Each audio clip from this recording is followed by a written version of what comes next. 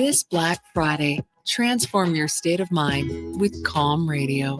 Enhance focus with timeless classical masterpieces. Unwind to soothing nature soundscapes. Or drift into deep rest with a sleep music. Charging Max Savoy, defended by Valensky. From Samuskevich at 6:30. Here's Calm every moment and reconnect with yourself. Visit calmradio.com. And begin your transformation today. I'm Rick Showers from Noble RV. Luca.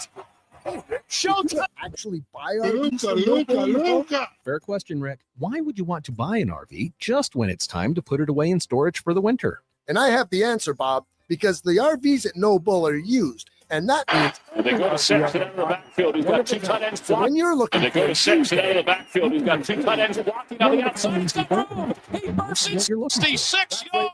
it also means when you find the right one, you grab it up before someone else does. Sometimes that's in the fall, but No Bull makes it easy because when you buy your used RV now, we include winterization and winter storage for free. We even get it prepared for spring camping at no charge to you. All you need to do is be ready for the great outdoors come next spring.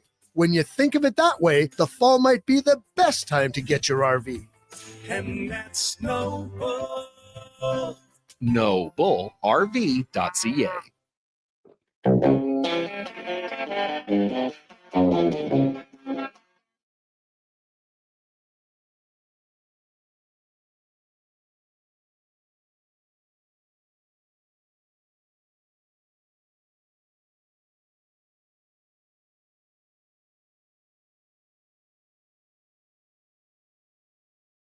Jason Gregor Show. It's 4-1 Edmonton. Another bad angle goal, and that's going to do it for Sergei Bobrovsky. Daniil Tarasev is coming into this game. On Sports 1440. In the other conference, Detroit has only lost 2. Good play by Luka. Here he goes. Showtime! Oh, Luka.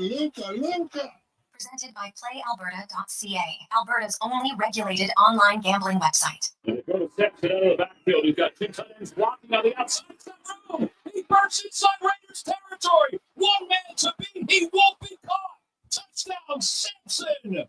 66 yards.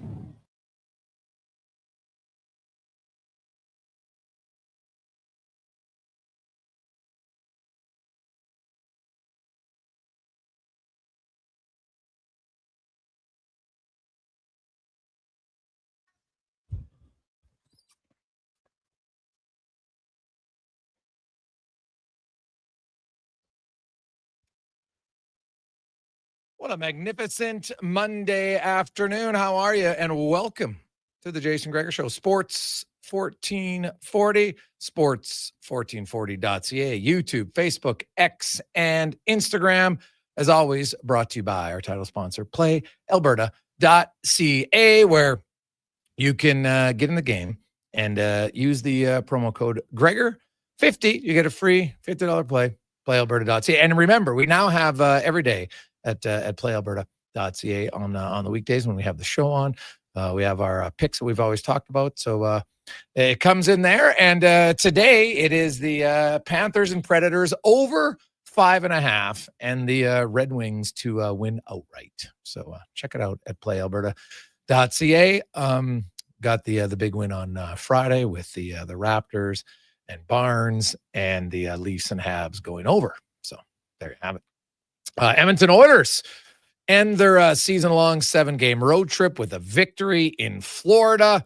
Oilers showing some signs. Obviously, it's still not exactly where where they want to be. I don't think, but they are slowly maybe trending in the right direction. They got 3 out of 4 points in Florida. Tampa maybe ran out a little bit of gas in that Tampa Bay game, but came into Florida.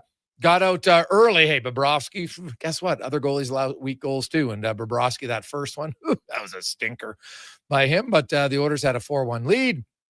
Kind of held on a little bit. Third period, I thought Stuart Skinner was their best player. And sometimes you need that from your goaltender. And, Evan Bouchard had another really solid game. I'll say this. In November, Bouchard's game has been really good. Like, really good.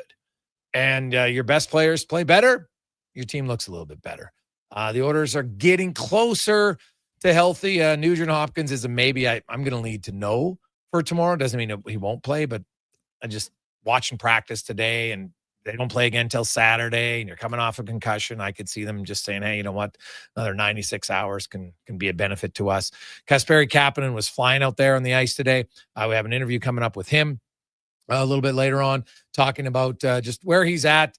And I think Saturday is a good chance to see him return to the lineup. Jake Wallman is either Saturday or next Tuesday for him. Lazar and, Phillips on LTIR, so he's out for at least 9 more games. Got to be out 10 games and 24 days total, so he'll be out for a while. And Curtis Lazar is at least another week. And when he does come back with everybody else healthy, then there's going to be some real competition in the lineup for the Edmonton Oilers. So we'll touch on that.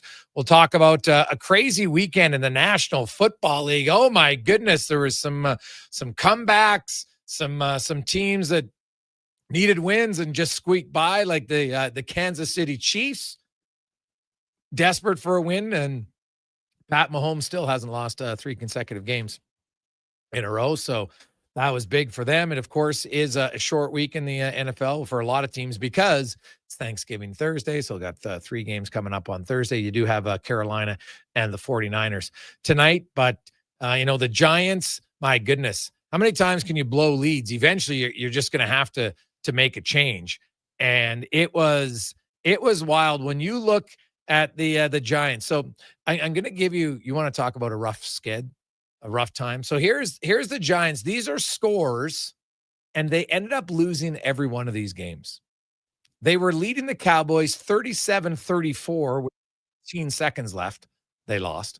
They were leading the Saints 14-3 late in the first half. They lost that game.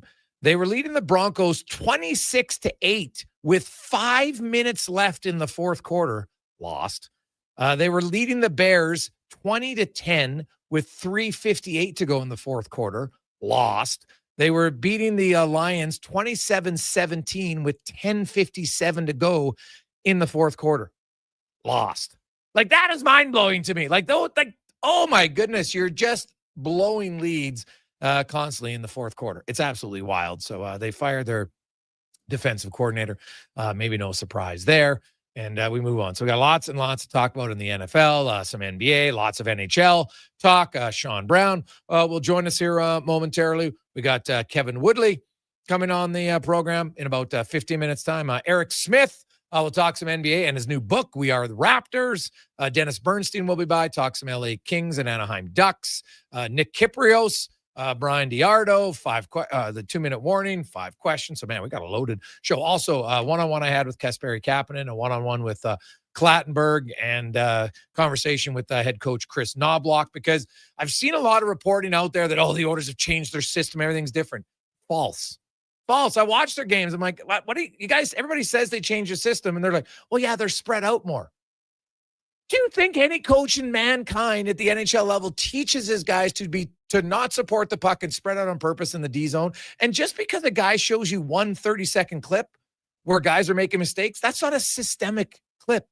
That's a mistake clip. But anyway, Knobloch confirmed today, we haven't made any changes. He goes, why would we? We've had the exact same 5-on-5 system that took us to 2 Stanley Cup finals. And he goes, hesitant to change it because we've had a lot of success. But he did make a change in practice today. I think the subtle changes are going to be try to protect the slot area a little bit more based on how they're doing it. And I also think there might be a little tweak in the neutral zone on and them not giving up the middle of the ice on breakouts inside the blue line. So we'll talk to Sean Brown about that systemically, because they hadn't made any change. They just weren't playing very good. I know it's easy to want to blame the coach. The players weren't playing good, full stop. They made some horrific decisions. Now, the last few games, they started to play a little bit better. Not to the level yet, but you're showing some signs of, okay, you know what? We're not just going to be loosey-goosey. And when your best players play better, usually you have a better chance to win. As we welcome Sean Brown into the studio. Brownie, how you doing? Good weekend. Yeah. You ever had a coach have a defensive system that had you guys spread out? No. Thank you very much. But I've played on teams where, like you said, when you struggle and you're not feeling good, everyone looks bad, right? Mm-hmm. And you're spread out just because you're just not playing well and making proper reads. Yes. So, yeah, they're not making proper reads, right? It's just simple. It's pretty tough too in today's game, right? With the amount of games and the amount of travel, like that's what you hear a lot of coaches talking about. They don't have a lot of practice time, right? So a lot of the time that they have, they're kind of using it to kind of rest and recover, and they probably just do a lot of their teaching through video.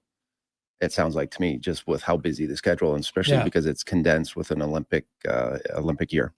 Yeah. So, but when guys aren't playing well, you lose confidence, you start making plays. Guys, you get a little lazier, you go for a stretch. And the other thing about the stretch pass is, because I've heard a lot of people talk about it, so I counted it the last few games. It happens like 3 times. That's not a system. That's an option at certain times. There's tons of options. It's not like a system says we can only break out this way, right? You have a foundation, but within your foundation, there's multiple different options. Well, yeah, that's when every coach is trying to teach some structure, and within that structure, like you're saying, I mean, the skill within that structure will beat, the reads and the forechecks and a system in itself. So, I mean, that's the one thing that the Oilers have a lot of, is a lot of talent and a lot of guys that, have the skill, have the ability to make some of those reads, and plays under pressure. And anytime you have those types of players in your lineup, it doesn't, the structure and forechecks and all that are obviously good, but those guys that can make those plays, that's why Bouchard is so valuable. And I know a lot of people have a hard time and, give him a little bit of grief, but the one thing that he does is he just makes those plays under pressure, and it beats that structure. So, yeah, I've been in that situation a lot where, you're not feeling overly confident about your game, and sometimes you start doing a little bit less. You start defending a little bit slower just because you're unsure yourself.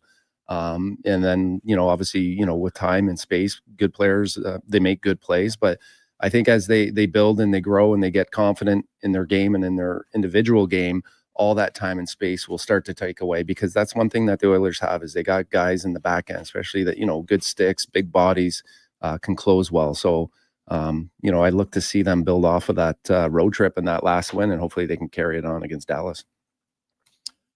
Well, Dallas comes to town. No Mikko Rantanen. Gets the automatic 1-game suspension for his second game misconduct in a span of 41 games, which I didn't even know was a rule.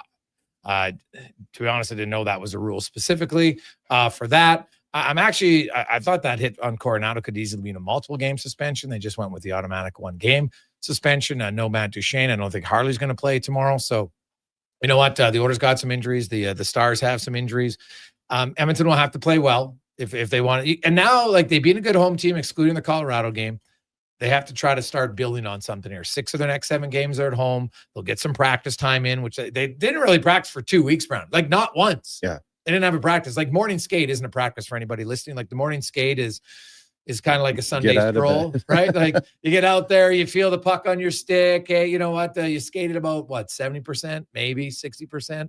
Yeah, no, it's literally just to kind of get you out, get a feel for the puck, get a feel for your equipment, and try to take that feeling into the game at night. But I think they're, like I said earlier, I think that a lot of what they do now is a lot of video preparation, right? And guys, sit down with their coaches and kind of go over 5-on-5 tactics, PP, PK, all the specialty teams. That's kind of the way the NHL goes now. Is, like I said, they're trying to save energy and stuff. Hey, one thing I got to ask you though, what do you think of Clattenburg and being called up? I had no issue with it. It's salary cap related too. People have to understand that. That was the only body they could afford to call up because of Noah Philp. You had to match his salary, right? Couldn't be anybody who made more than Noah Philp. So they didn't have the cap space to do it. Yeah.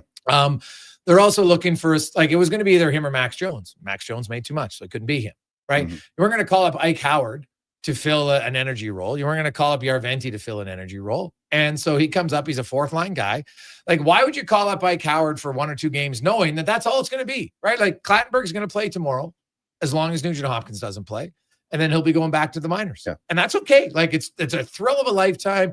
He gets in some games. It's a reward for how he's playing. I had no issue with it at all. And you know what? I thought he looked fine in his few minutes. He had a scoring chance, right? Actually, one time he looked off Tomasic. I couldn't believe it. I was like, wow, attaboy kid. But he had another chance in front of the net.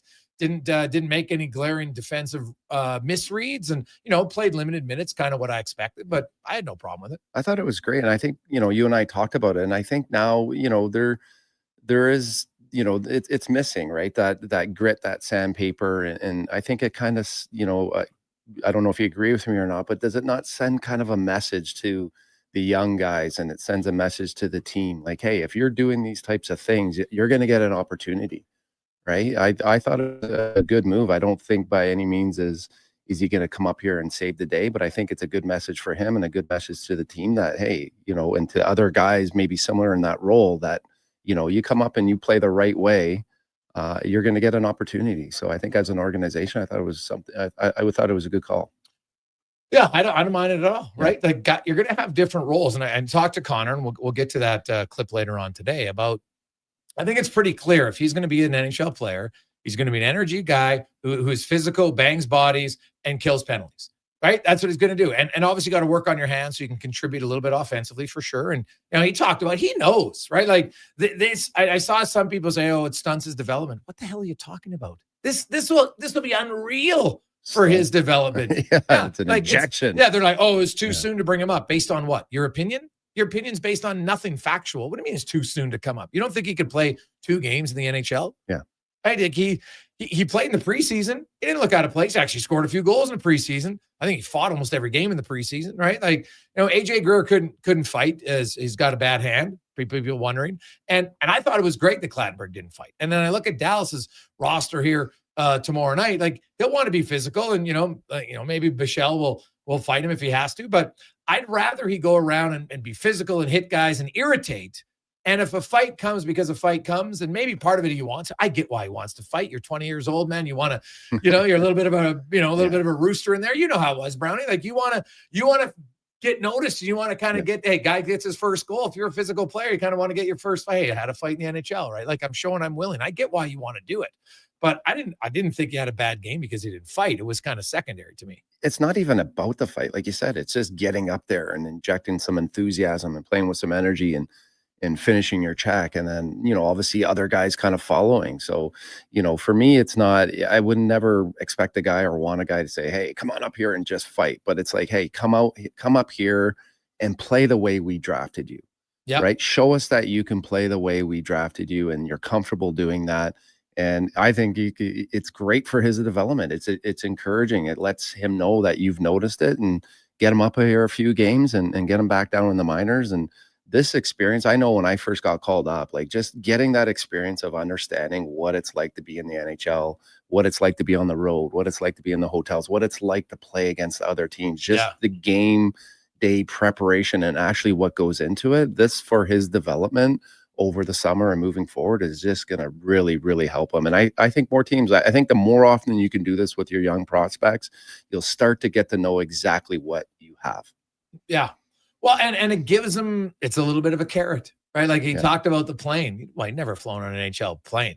And he's like, oh my God. Like, I asked him about the plane ride home. He's like, oh, geez, I was tired. I'm trying to sleep, and I'm so excited. On the seats are laying right out. You got all this food, right? Like, you're 20 years of age. And he had a shift with McDavid. Right? I talked to him about that too. And it was first thing his parents said to him were like, oh, we're so proud of you. And he's like, you were on the ice with McDavid. Yeah. Like, that's, he was a fan of the Oilers up until he became an Edmonton Oiler. You know what I mean? Oh, yeah. Right? Like, once you're drafted, now you're a fan. You go to camp. Hey, this is great. And, Connor McDavid, oh my God, this guy's unreal. But you're still playing in Bakersfield, but you're still kind of admiring him. And the next thing you know, I'll let people listen to his answer later about being on the ice with McDavid. But there's not many guys who can say they played an NHL game and were on the ice at the same time with McDavid on their team. There's just not many in the history of the game that can say that. Yeah, it's pretty special. And it was nice too. Like, I'm sure most guys have it in their contract that, when they play their first game, that their parents are, basically, I think from what I remember, my contract is they pay for your parents to get out there. It didn't quite work out at the exact moment for my parents to come watch me in my first game. But it was nice to see his family in the stands in Florida watching his first game, because obviously anyone that makes it to the NHL, there's a huge supporting cast, parents being the number one. So it was nice for him to share that moment with his family in Florida. And yeah, I've been in that situation before where you go from watching these guys collecting their cards to all of a sudden, being a line mate or being on the same ice with them. And, good on him. I mean, those nerves are real. And I thought he handled himself, and it only gets easier and you kind of settle in, like, just even watching him Hockey Night in Canada, like just walking out into your first warm-up pregame skate, right? It was pretty neat and special. Yeah. Oh, for sure. And hey, they found a way to win the game. It wasn't perfect, right? I thought Stuart Skinner had a pretty solid game for the Oilers. He was very good in the third period when they needed him. And so, small little steps from guys who have to improve their game, right? Like I think it's the first 2 games all season where the Oilers got solid goaltending 2 games in a row. And for the most part, pretty good defensive play. Like even Tampa Bay, they kind of ran out of gas, but there wasn't like the glaring errors that cost. And really, if Roslovic scores, which he should have, they win that game. Oh, in Tampa? In overtime, right? And then, in Florida, pretty solid game. So still not perfect. Yeah. And like the fatigue factor, how much can you describe how much of a factor you think, this like 16 out of 24 on the road? Oh yeah, that's tough. I mean, and they travel well, right? I mean, the planes, the charters, and where they stay, the food, and how well they get taken care of. But still, it takes a toll on you. So, yeah, that's the fact that they hung in there and grinded for that win in Florida was impressive, and that says something about the Edmonton Oilers. And just things haven't been great. The details in their game individually, it's been inconsistent. But the fact that I think we're going to look back here and they're just hanging around. Right. Mm-hmm. And that's the key. I mean, it's a long season, and there's lots of teams, in the NHL that, everyone kind of goes through this at some point. And if you can just kind of hang around, which they're doing, and kind of build off, and then eventually, like, you talked about earlier in the show, when your stars and your better players start playing better, right? I think we can look back at some point in time in the season and be like, hey, you know what? They grinded through November. It wasn't easy, but they hung around, and now look at where they're at. At some point, they're going to start to catch on. At some point, things are starting to click. Guys are going to come back. Guys are going to find their game. There's no way that, this is, I just can't see with the leadership in the 2 players that they have that they're not going to be able to change this round. And I think we're going to look back at this month and be like, the fact that they hung around gave them a chance later in the season. Yeah, exactly. Like it hasn't been pretty by any stretch of imagination, but it hasn't been ugly enough that they're in a big hole. They're kind of in a little crevice. Yeah. Right. And that's why I like that small adjustment, right? Yeah. By bringing up a young player, like I don't think you have to make a major adjustment. It's just bringing in some young guys and, and I think you kind of hang around, and then maybe at the trade deadline, you start to look at your roster and maybe make some bigger moves then. Yeah. I think they need another scoring top 6 winger. You think so? Yeah. And I said this in the summer, and I still believe it. I said, I felt that the Oilers wouldn't enter the playoffs this coming season with the same goaltending tandem. I said that in the summertime. I thought it'd be a change would be made before the trade deadline. I don't think they'll have both of them by the playoff run. I could be wrong, but that's what I've been thinking ever since like July 1st. But I just, where are you going to find this goalie? Like, they're not the only one that has some goaltending. Yeah, I know. I never said it was going to be like a full-fledged. That's why I said it's going to be one of the 2. Might be Pickard, which means the other guy who come in isn't a big name, but it doesn't always have to be a big name who comes in. Like, look at a lot of these guys who have found homes elsewhere and are playing well. And so you look at which organization and the thing about goalies, man, it's a lot of things. It just seems like, hey, right place, right time. And, you're in a system, and all of a sudden this, when the Oilers play better defensively, which they've shown they're capable of, their goaltender doesn't, and their team isn't built salary structure wise for their goalie to have to save them all the games. Gonna have to save them some games, just not all the games. So that's still what I think between now and March 6th this year, the NHL trade deadline. There'll be a move. We'll see. We'll come back. We'll talk goalies with Kevin Woodley next on the Gregor Show, presented by PlayAlberta.ca. Wow, get ready for a silly hockey fans. Your partner in power just skated onto the ice. EWEL.ca, the new e-commerce website for electrical wholesalers Edmonton, is ready for the power play 24/7, 365. UL skates to where the puck will be in 5 years. Now that's forward thinking. Killer selection, slamming products from the best brands, and legendary service. Don't sit on the bench. Get your account today at EWEL.ca and win that project. Plug into your partner in power. Get an EWEL.ca account today. Hey, sports fans, we've got a clear choice for you. At Crystal Glass, we provide customers with the perfect glass for any job. From home to auto and even commercial, installation or repairs, we're your team. Call 310 Glass or visit crystalglass.ca. Crystal Glass. Sure, your couch is comfortable, but watching the game is always better at On the Rocks. With crystal clear TVs, you won't miss a single play, and the specials are a major league win. Pre-game warm-up starts with specials 30 minutes before the puck drops. Get 69-cent wings and $5.75 Molson Canadian and Coors Light drafts. And play score and win every game for your chance to win big. Be part of the action this hockey season. See the menu online at ontherocksyeg.com. Scott McGilvery here, HGTV host and renovation expert. The one upgrade I know homeowners will love: better, fresher Culligan water straight from the tap. Culligan's Aquasential reverse osmosis filtration system takes your water to the next level. With up to 7 stages of filtration and 14 filter options, they're certified to reduce over 90 contaminants. Your tap water is about to get a major upgrade. Safer water that tastes great. Get started with a free in-home water test at Culligan.com. Culligan, water you love. When you have lifting and material handling needs, Northwest Crane delivers. Western Canada's Sandy dealer, backed by the industry's toughest warranty. 3 years, 3,000 hours, no compromises. They service all crane makes and models with skilled technicians and deep industry expertise. Alberta owned, with locations in Leduc and Grand Prairie, and fully equipped service trucks. Northwest Crane keeps your operation lifting. For more information on sales or service, visit northwestcrane.com or call today. Mr. Rooter watches the big game. Go deep! What you watching, Mr. Rooter? The Plumbing Olympics. Frankie Drain Dragon Sanchez is attempting to break the world record in the 100-meter snake. Watch! Wow! Did you see that? He snaked out a 50-pound clog. And in the middle of that wad, a gold medal. What theater? Yeah, that's very cool, Mr. Rooter.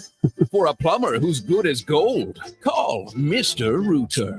I'm Grant Fedork from Leading Edge Physiotherapy, and people who suffer brain fog might think it's just going to be part of their life. But listen, I've seen a 38-year-old man managing a concussion read her kid a bedtime story without losing the plot, all because of cognitive rehab that rewires the brain like a GPS reboot. Your brain isn't broken, it's buffering. One missed beat in focus, memory, or balance snowballs into frustration, falls, or forgotten keys. Stroke, concussion, long COVID, even aging can all lead to brain fog. Cognitive rehab works. Check us out at leadingedgephysio.com before your next "where'd I put my phone" moment. Portions of this hour brought to you by Crystal Glass, your clear choice for residential windows. Locally manufactured and installed, Crystal Glass provides a beautiful product and incredible customer services for all of your residential needs.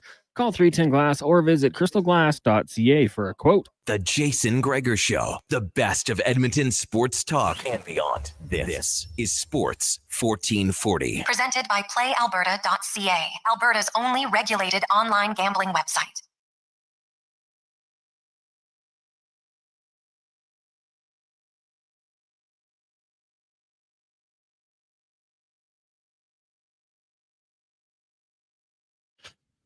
.226.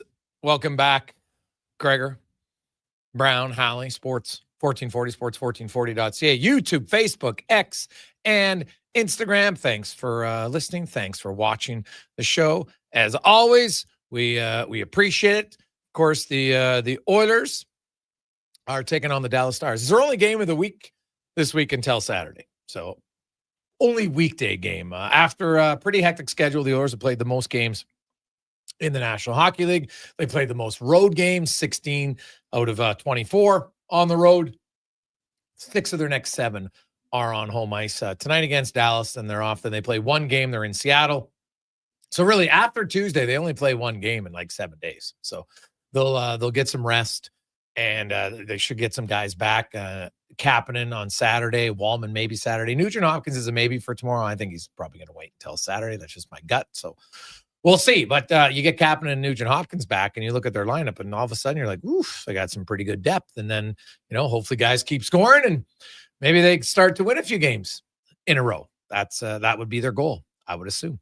Now let's go around the NHL, brought to you by McDonald's. Remind you, Tuesday, Thursday, Sundays, the Fan Day deal, where you can get Big Mac, McChicken, or a filet of fish for only $4.49. But you got to use the app. So check it out at McDonald's. From In Goal Magazine and NHL.com, Kevin Woodley joins us once again. Woodley, my man, how you doing? I'm good. How are you guys? Although I guess I'm a little scarred coming off of last night's game between Vancouver and Calgary. Calgary wins 3 in a row for the first time all season, and their fans are pissed because they don't want them to win. And here in Vancouver, actually, we've got a fan base as they drop further down, like 30th, 31st in the overall standings, that's starting to ask the same questions about like, hey, like you're trying to win and you're below a team that or falling towards a team that should be trying to lose. Like, what's going on here? So that was ugly last night. That was not pretty at all. So hopefully we get a little more positivity on the show today here. But players never I don't think an organization might have a plan to lose, but the players who are on the ice every night are like, I want to win. Like, I don't give a squirt about the first round draft pick. That's not keep me in the NHL. So it's always the manager can do it by weakening his lineup, right? You want to, if you want your team not to compete, then trade away Garland, trade away Kiefer Sherwood, and then you'll have a chance to get to bottom out if that's exactly what you want. But let's talk about a few things. Man, things change quickly in the goaltending position. Georgiev was an NHL goalie last year, Kevin. Started out in Colorado, got traded to Buffalo. Now he's out of the league and just signed in the KHL. What happened? Yeah, honestly, I liked him coming out of the Rangers. Every time he had a chance behind Lundqvist, it looked like he was a guy that was ready for more opportunity. Didn't react all that well when Shesterkin got there and sort of got passed over in terms of his play. And you heard a few things about maybe behind the scenes as well. Colorado was a good. I covered their series against Seattle, like against the Kraken, the year that the Kraken upset Colorado in the playoffs. I covered that series in person, and I didn't think Georgiev was the problem in any way, shape, or form. I thought he was fine. I thought, okay, build on that, and he didn't. I mean, if I could break it down tactically and technically, he just looked rigid. That was one thing that we saw even when he was with New York.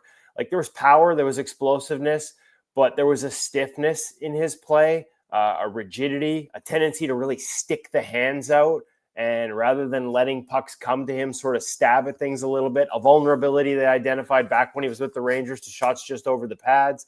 I don't know if all of that just came to fruition, if it was a combination of, you clearly lost the team in Colorado. You go to San Jose, a bad team, and you just can't keep them afloat, and it just kind of snowballed. If I'm breaking it down in terms of how he plays, though, it was that rigidity. Like, the game's become too fluid, too dynamic east-west. And if you've got a lot of sort of stiffness in your movement, it's really hard to keep up. So I was driving home yesterday from our Strathcona Classic, and I'm listening to the radio, and I'm like, man, I know that voice. And obviously it was you covering the Canucks Calgary game there. Maybe talk a little bit about Dustin Wolf and how he's doing. I know he signed the big contract. He's a young goalie with lots of upside. Maybe talk about him a little bit.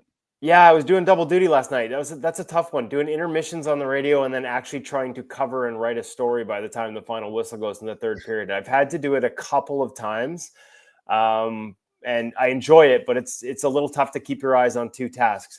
I did enjoy watching Dustin Wolf through a closer lens last night. Like, the Canucks were all over them in the first period. They had 6 high-danger chances. They scored once. Wolf stopped Jake DeBrusk on, which was pretty much a 2-on-0 drop pass from Quinn Hughes after breaking in. Stopped him on a breakaway on the power play. Made a save in the second that I just love. Like, Vancouver's really activated their defense this year, and for all their troubles defensively, and they are near the bottom of the league defensively. Offensively, they're creating more, and they have this great play where backside D, Filip Hronek activates and gets a good seam pass, and he's in a great shooting position. And I think most goalies do one of two things coming across on that. They either slide or drop into a butterfly, or they come across into their post and they use a reverse VH, even though the play's a little higher in the zone. And what Wolf did was come across on his feet, and Hronek had beaten him early in the game with a high glove shot. And instead of using a butterfly, he used an old school traditional VH. The reverse VH is named because it's the opposite. So the lead pad against the post stays straight up in the air with that edge engaged. You put your glove over top of it, sort of build that short side coverage vertically. Now, you've also got coverage along the ice in case Hronek tries to funnel something backdoor, because that back pad is down and sealed. And if he does try and go with a pass backdoor, that lead edge is loaded. It's usually a post-play technique, but he used it on an open look on a guy coming downhill on a backdoor play and basically give Phil Hronek nothing on the play. And it was just one of those examples of a guy using an old school technique, having another tool in the toolbox, using his edge work, and just really fun to watch. Overall, this season for Dustin Wolf started terribly. He was underwater by the metrics. We could see it in the play. He was getting beat. They were giving up a lot in the slot, middle of the ice, where his size and conservative depth, as much as that allows him to almost never get beat laterally, it does expose some top of the net, and it was getting exposed early. Part of it is an adjustment by the Flames defensively. Part of it is an adjustment by him. He has looked really good from about November 1st on. There's been some blips, but overall the numbers since then are more towards where we expect them, top 10 in the league. And the guy that was, people were talking about like Hockey Night in Canada, they're looking for a backup goalie in Calgary. They're searching the market. Devin Cooley, despite a bad training camp and maybe losing the faith of his own organization, leads the National Hockey League in adjusted save percentage right now. So once he got the chance, and that's tough, that kind of pressure, late bloomer, that long to get into your opportunity, and the whole market's talking about how they need to replace you, and you have to sit on all that noise for 2 weeks between starts, and he delivers in each start so far. Like, hats off to Devin Cooley for what he's done there in a backup role. Yeah, he's played very well. No question about it. It was an interesting weekend because we saw two teams have post consecutive shutouts with two different goalies. Colorado did it with their two goalies, and Scott Wedgwood's been unreal for them. He started 11 of 12 games in October. Then Mackenzie Blackwood's come in. Now, Wedgwood still started. Mackenzie started the first game of the month, but Wedgwood still started 6 of the last 10. They've yet to put Blackwood in consecutive starts. So my question is, Kev, when they do, how much of a split do you see this ultimately being now? Like, is it going to end up being 60-40 in favor of Blackwood because he's paid to be their starter? They probably think he's their starter. What do you think they do there? I'll be curious to see, to be honest. I don't have the answer, Jason. I don't know which way they'll handle it. I'll be curious to see how they go, in part because one of the questions that surrounds Mackenzie Blackwood, who, if you've seen him in person, like, he's just a massive human being, right? Like, I've had other goalies that played with him. I remember Eddie Lack in New Jersey telling me this guy could be an NFL linebacker. He's so big. He's also been susceptible to injuries in his career. And I think a part of that is just the sheer size of him and the amount of force that's generated in a butterfly drop. Like, it's just not a good position for the human body. And so I'd be looking at it like, hey, as long as I can keep both guys on their game, and even if that's a 50-50 split, which we're seeing around the league, I mean, we're kind of seeing Dallas go towards it right now with Ottinger and DeSmith, right? They're coming in there tonight. They've gone back and forth a little bit more of late. Seeing other teams do that, why not? Like, if you can keep both guys sharp and get to the finish line with Mackenzie Blackwood feeling good about his game, feeling good about his health, considering that he may also end up on Team Canada and having to go overseas and the extra stress that'll cause on his body, I don't know why you wouldn't continue down that path, have both guys as options going into the playoffs, even if it creates a question once the playoffs start, but have a rested Mackenzie Blackwood who's physically healthy when it matters the most, and maintain, rather than risking losing what Scott Wedgwood is doing by parking him on the bench more regularly, have him as an option who still feels sharp and good about his game going into the postseason. I'd keep playing them both. Minnesota also had consecutive shutout. Oiler fans, I know they're freaking out right now, and I get it because they traded down 2 spots to get Xavier Bourgault, and then Minnesota took Wallstead. And now Wallstead, his first 2 stints in the NHL were like a lot of young goalies, not great, but this year he's made 8 starts. He's 6-0-2. He's now got 3 shutouts in his last 4 starts. He's playing very well. Gustafson's game is all of a sudden, he's like, oh, wait, this guy's playing good. I got to up my game. And Minnesota is looking like a juggernaut all of a sudden. What do you make of the goaltending? And what do you make of Wallstead? I think he's the first goalie, or only the second goalie since like 1944. The other one was Martin Jones, to have 3 shutouts in his first 8 starts of the season. Obviously, he's not going to sustain that, but how good could this guy potentially be? Well, first of all, he has one of the best nicknames in goaltending right now. Like Wallstead, the Wall of St. Paul. Like, I'm all about that. Give me that all day long. I like that. So I don't know, to be honest with you. Like, the next question is, you've shown you can do it in the NHL, and full credit to him, because you're right, it didn't go well his first couple of times up, but he left there and learned from it and got better and adjusted. We had this conversation about Stuart Skinner years ago, like the importance of that first start, even when you head back to the minors afterwards, because you get your eyes open to what you're facing. And Wallstead, to me, like, I've always wondered if there's enough sort of athletic upside. Like, everything he does reminds me a little bit of Spencer Knight. Like, it's so technically clean and perfect. Was there enough athletic upside to have another level in him? And he's showing that.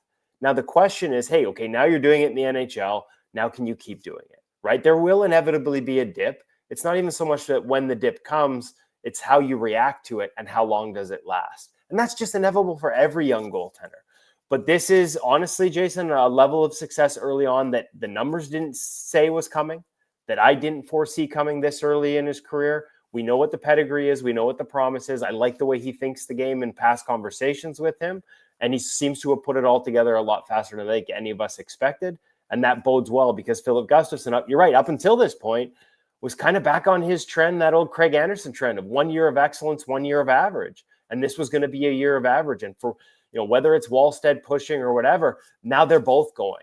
And much like Colorado, that's a nice problem to have. So you talked about the Chicago goalie about being technically sound. When you look at the Oilers goaltending, both of them, right? Like, are they more technical goalies, or do they have some athleticism that combined with their technical ability makes them good? Like, where would you say that with our goaltending, where would you say they're at? Well, I mean, it's a range, right? And there's so many different aspects that go into that. And everyone is sort of like a sliding scale. But on the sliding scale between technical and more flow and feel, Calvin Pickard is on the extreme of the other side, right? Like, he is not a technician. There's still some things he does well technically. Every goalie has technique. Like, you can't get to this level without having it there. But his reliance on it, like, he's not a guy who's just there to put himself in position. He plays a lot of flow, a lot of extra movement, a lot of feel. And so, yeah, I wouldn't consider him on that sliding scale a technical goalie in any way, shape, or form. Stu sort of goes more towards the technical side a little bit. I think they're trying to unlock a little bit of the athleticism that we've seen, trying to maybe take some of that. I talked about it with Georgiev, right? That rigidity. There are times where it looks a little stiff. And I do think we've seen from him that he is capable of being a little more reactive and a little more sort of just athletic in the crease. The one thing that ties the two together, or that sort of middle ground between reliance on athleticism and being more technical, like putting yourself in position, that's the tactics, right? Like the tactics that put yourself in a position to get hit.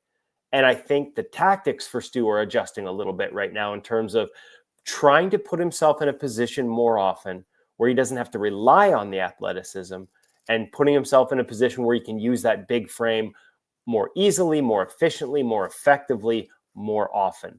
And, again, like, I know it hasn't gone as well as everyone hoped early on. The Oilers defensively are nothing like what they were last year. And I ran some numbers for you, Jason. But at the end of the day, there's also an adjustment between those two things for Stu that's going on right now that I think you got to understand is not a snap the fingers adjustment. It might take some time. Yeah. Who would you say is the best technical goalie in the league? Oh, on the spot with that one. I'll say I don't know anything about goaltending, but I'll say Hellebuck for me watching him. Yeah, there's, absolutely interesting thing there, right? Like, he'll tell you, like, his whole philosophy is big and boring. Like, that's a phrase that Connor Hellebuck uses, and that's what he's trying to do.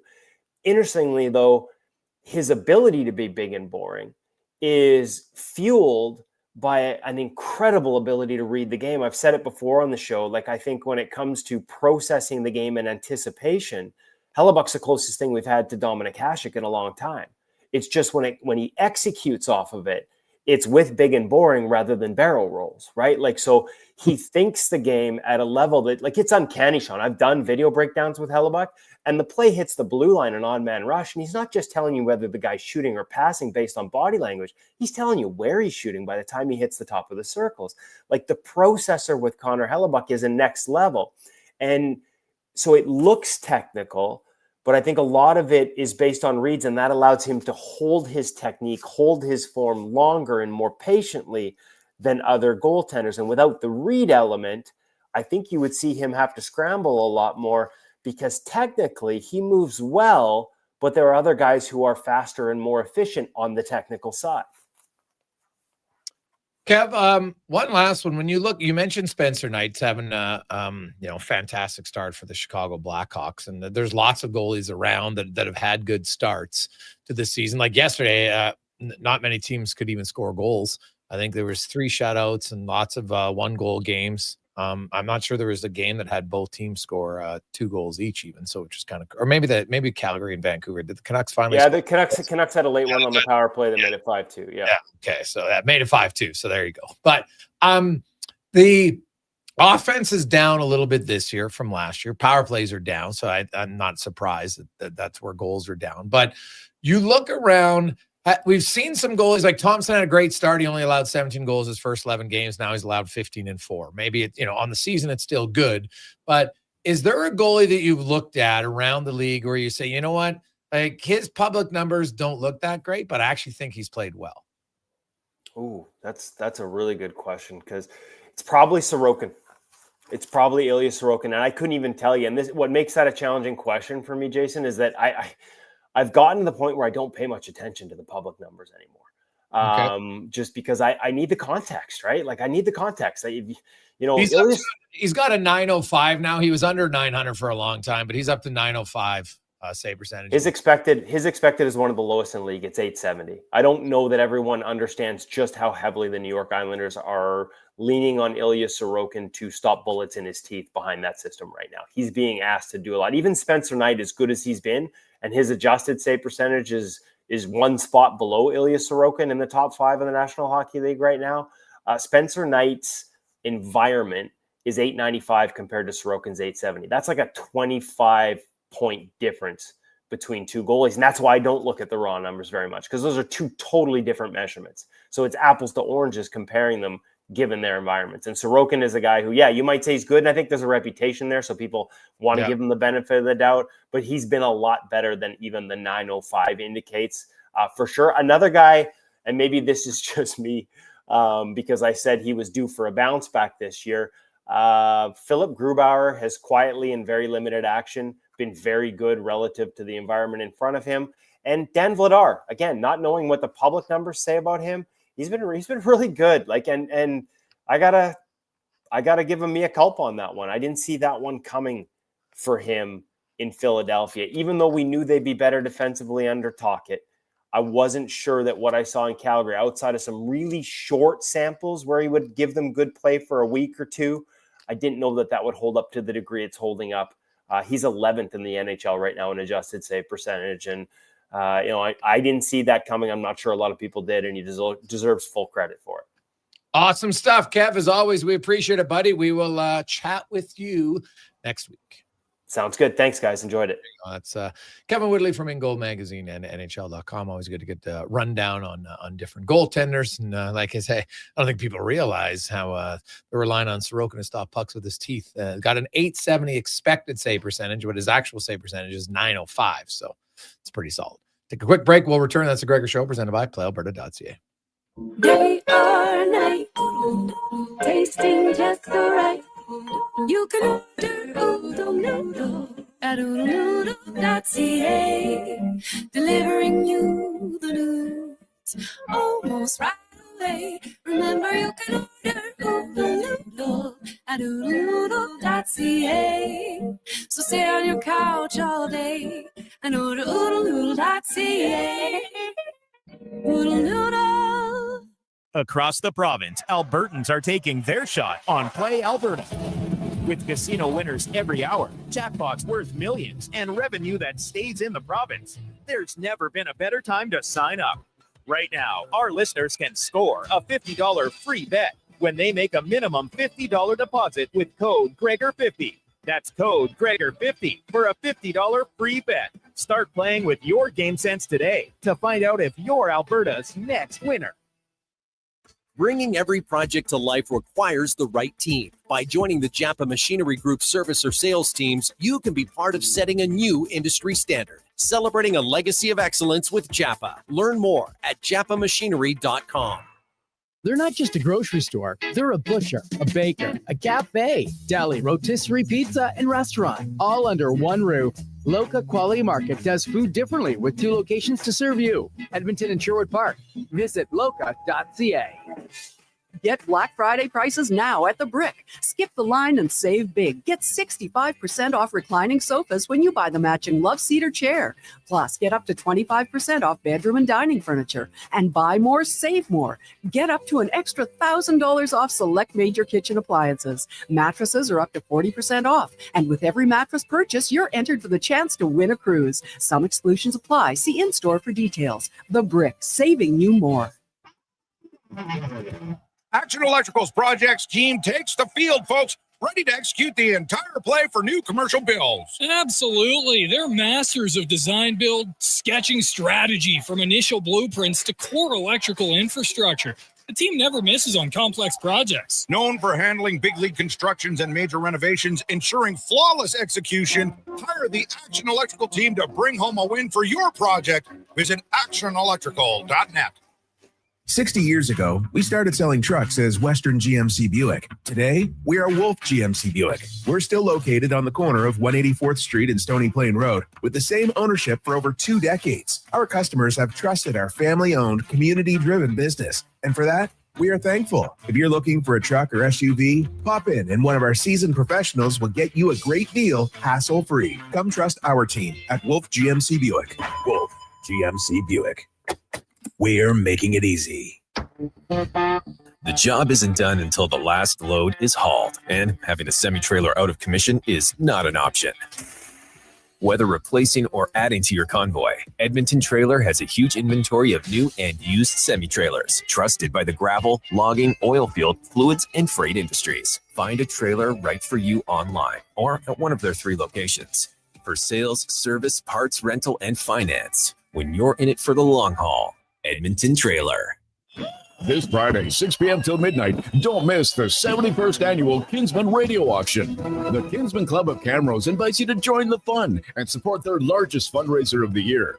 Bid on a huge selection of items donated by generous local businesses. All proceeds will help the Kinsmen serve our community's greatest needs. The Kinsman Radio Auction. For details, find them on Facebook. You can also join the bidding in person this Friday night at the Bailey Theater on Main Street, Camrose. Details on Facebook.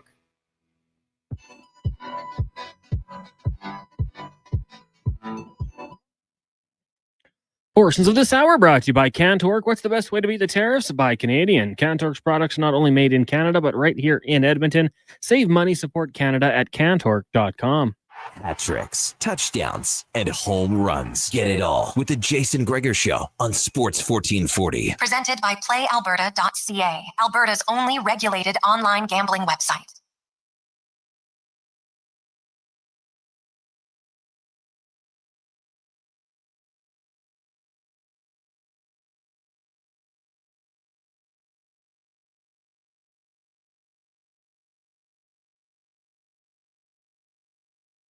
Jason Gregor, Connor Halley, Sean Brown, Sports 1440, sports1440.ca, as well as YouTube, Facebook, X, and Instagram. Thank you, as always, for listening, watching, being part of the show. We got a lot of texts flying in, 833-401-1440, 833-401-1440. Hey, Gregor, don't bring up Wallstead. Bothers me and many other Oilers fans. I get it, Aaron. I understand it. But unfortunately, there's he's in the league now. We can't ignore him. And I get the frustration from Oilers fans because I will say that was one, like I saw it the minute the trade was made. There was lots of people saying, what are they doing? There's a goalie they could have drafted. They opted not to. And it's worked out. And Kevin even said probably maybe quicker than even some of the goalie people thought. So that's, it's good for them. I never jump on board to say, hey, is he going to be a better NHLer right now than Xavier Bourgault? Yeah, because he's in the NHL. And Bourgault is not in the NHL and doesn't look like he might ever be in the NHL. So it's a mix. Now, how good can he be? That I don't know. But it's clear he's an NHL goalie. Even if he doesn't play another game, he's played in the NHL at this point, and he's already got 3 NHL shutouts. So not bad in a season where he's only made 8 starts this year. So it's, that is one where those of you who were adamant they should have picked him, you were correct. Good on you, because clearly that was a swing and a miss by but that regime is not here. This head scout's not here. The GM's not here. It's new guys. So Hey, the guy who just played Connor Clattenburg was drafted only a few years ago. So how many fifth rounders? I should look. How many people from that draft class of Clattenburg are from fifth rounders? I'm going to say not many. He was a fifth round pick? Yeah, he's a fifth round pick. So Wow. 2 years ago. So the fact that he's in at 20 already got in a game and is probably going to play a second game maybe tomorrow. That's a good start for him. No question. Yeah, he's the only fifth rounder. Who's any fourth rounders, Con? Fourth round, nope. Third round, nope. Second round, just one. Harrison Brunicky. Okay, so first rounders and 1 second rounder, and now Clattenburg is the fifth rounder. Any sixth and seventh rounders? 1 seventh rounder. Who's that? Nikita Prishepkov. Nope.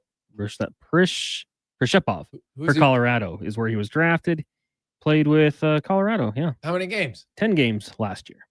And now he's not in the league this year? This year he's played 1 game with the Eagles in the AHL. Oh, okay. All right. See, there you go. So, hey, not bad for Clattenburg. It's early on, but it's a good start for him. Let's get to the oil report now. Brought to you by Go Auto, where, hey, if you're looking for an automobile, no better place to look than GoAuto.ca. They have over 15,000 vehicles to choose from. As someone as picky as Sean Brown could even find a vehicle at GoAuto.ca. Now, speaking of Mr. Clattenburg, here's a conversation. I caught up with Mr. Clattenburg a few days after he made his NHL debut, and you still couldn't wipe the smile off his face, nor should you. Obviously, he's pretty excited, 20-year-old, and you saw maybe if you were watching the broadcast or not, some of the questions Gene had asked him about his dad, so we kind of got into that. Connor, I heard your interview. You're saying you didn't really believe it when you originally got the call. Your dad did an interview and said it was a really emotional call. Can you kind of take me through how excited that was for you to call your parents and tell them? Yeah, I know. It was just the first thing I thought of was just calling them and letting them know. And I think he was working, so he had to step away, and I could hear all those things going on in the background. But it was just emotional for him, emotional for me, and same with my mom. They just supported me through this whole thing. So it was just the first people I could think of. You have a very unique style that some would say a little bit of an old school guy who wants to play physical. There's definitely spots for that around when you bring that. What about the other elements of your game? We saw you score in the preseason. Like it's not just that you're physical. Does that part come natural, and now it's just working more on developing the skill in the other areas of your game? Yeah, for sure. It's just a lot of hand stuff I need to work on, and just get better with the puck in my hands. But I'm always trying to get better at being away from the systemly, being good defensively, offensively. Even when I hit, it creates chances for other guys. So I want to make room for my line mates as well. And if I get the chance, I just bear down on any chance I get. Have you always, from a young age, been a guy who likes to agitate? Yeah, I don't know if it just started with me and my sister fighting. I don't know, but it's just something I always like to carry on, and it just fires me up each game to be able to get in there and stir something up. I saw the interview where your sister said you've always been a pain in the butt. So obviously you have a good relationship now as adults, but do you credit your sister for adding to your grittiness a bit? Yeah, I think I definitely started off with her and just carried in my gene, I guess, to just keep playing that way. And it's been fun doing it every day.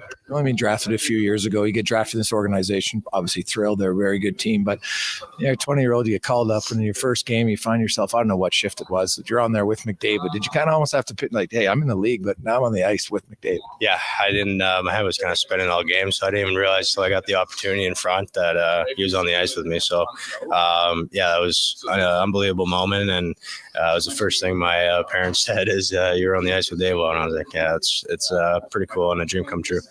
So maybe on the flight home, is that when it's a long flight? Is that when it's sunk in? Like, hey, I made it. Now I want to stay here, but I made it. Yeah, definitely. Yeah, just sitting down on that plane and how nice that plane is. Yeah, it's like the seat just lays flat. So it's definitely something I want to continue doing, and it just makes it even better having travel like that. So you look ahead to tomorrow. What did you like about the first game? And do you feel that tomorrow will be easier just because you're a little bit more comfortable? There won't be as many nerves. Yeah, definitely. And Florida's one of the top teams, and they won the Cup multiple times, and they're a hard team to play against. And it's a good game to step into. It's a fast game, and even tomorrow, it's a good team again. And I think I'll feel better going into tomorrow's game, just having one game under my belt, and I know what to expect. So, just taking it in tomorrow.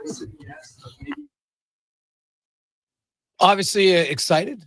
I think he knows the big picture, and you get a few games in, and obviously he wants to stay as long as he can. But the reality of Nugent Hopkins and Kapanen get activated, they're coming on the roster like Captain Obvious here, right? So two guys got to go off. Doesn't take a rocket science to figure out who that's going to be probably. So, but he got in.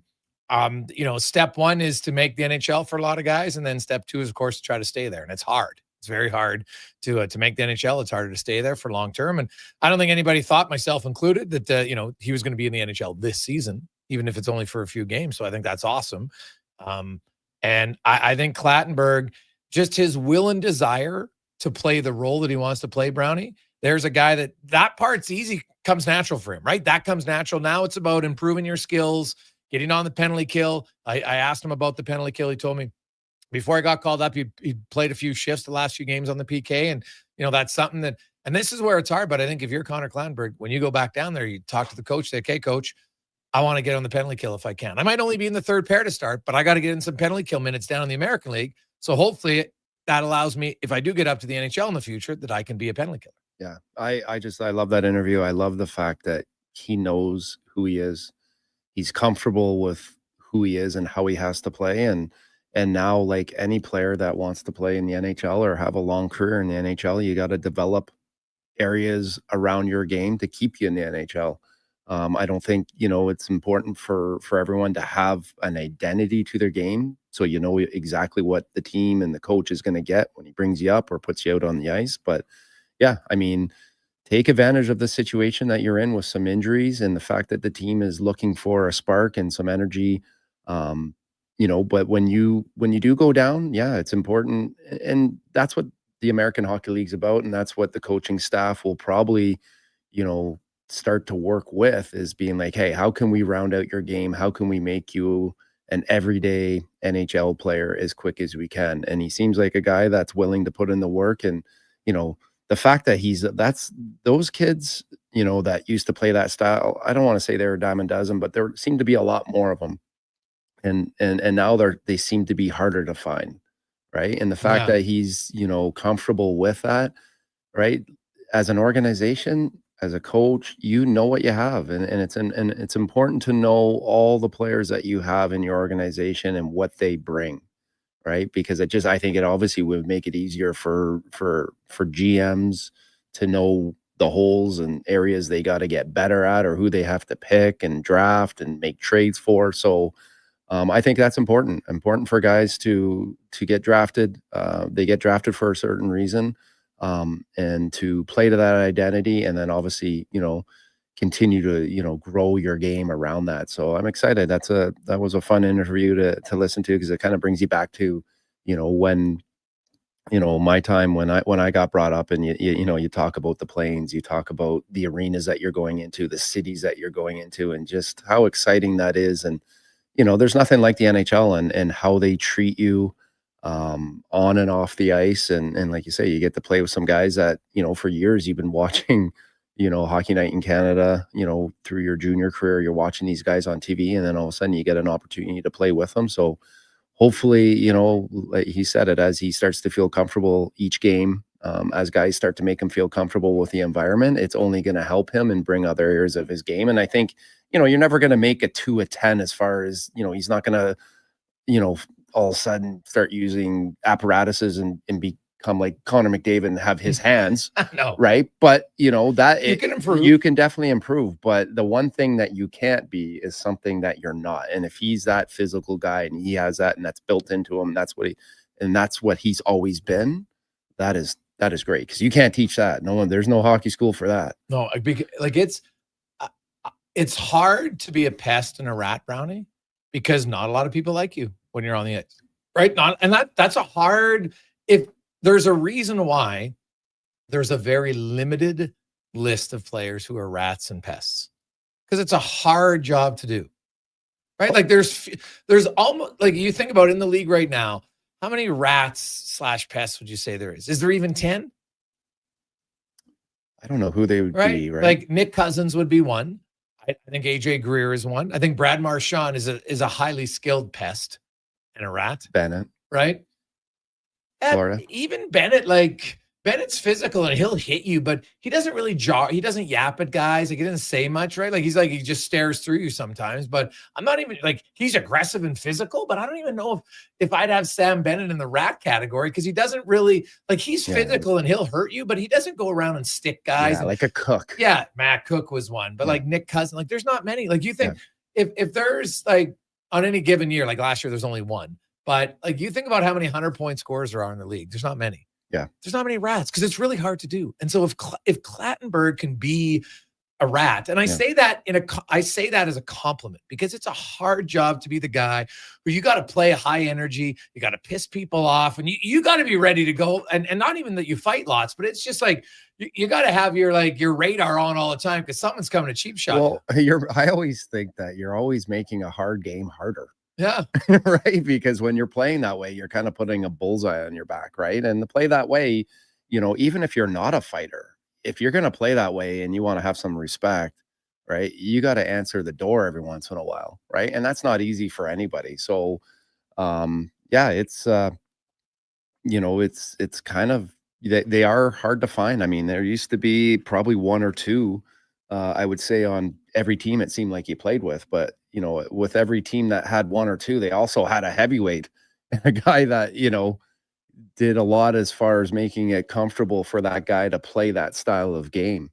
The one thing is he's not just a rat, he's willing to back it up. And when someone is able to play the style of his game and, get in there and play physical and, with that comes, times where you have to stick up for yourself and your teammates, and the fact that he's willing to do that, like I said, I mean, that guy is valuable, and I'm glad that the Oilers have that guy in their organization, and it's now time for them to work with him to enhance his skills and find a way to make sure he can get up here and add that different dimension so that he can stay in the league for a long time. Yeah. Let's get to the con man and a sports 1440 update brought to you by Legacy Heating and Cooling, home of the no payments, no interest for 1 year on your furnace. Stay warm all winter. LegacyHeating.ca. This is the Sports 1440 update. 7 games on the ice tonight in the NHL. Got the Lightning hosting the Flyers, Red Wings in Jersey, Rangers hosting the Blues, Blue Jackets up against the Caps, Preds host the Panthers, Golden Knights in Utah, and the Sens taking on the LA Kings in the NFL. Week 12 concludes with the Niners hosting the Panthers. That gets going at 6:15 in the association. Should be a good one. Raptors, Cavs at 5. You also have the Pistons taking on the Pacers. Heat host the Mavericks, Nuggets taking on the Grizz, Bucks and Trailblazers, and the Jazz taking on the Golden State Warriors. Canadian curling trials action tonight. Draw 8 will have the Coulee Ring taking on the McEwen, Jacobs versus McDonald, the Dunstone and Gushu, and Epping and Kleider. Coming up in hour 2 of the Jason Gregor Show, we'll ask 5 questions and talk some Toronto Raptors with Eric Smith. I'm Connor Halley. This has been a Sports 1440 update. Sports 1440, a Stingray radio station broadcasting on Treaty 6 territory. Download the free iHeartRadio app and listen to CKJR wherever you go. Sure, your couch is comfortable, but watching the game is always better and on the rocks.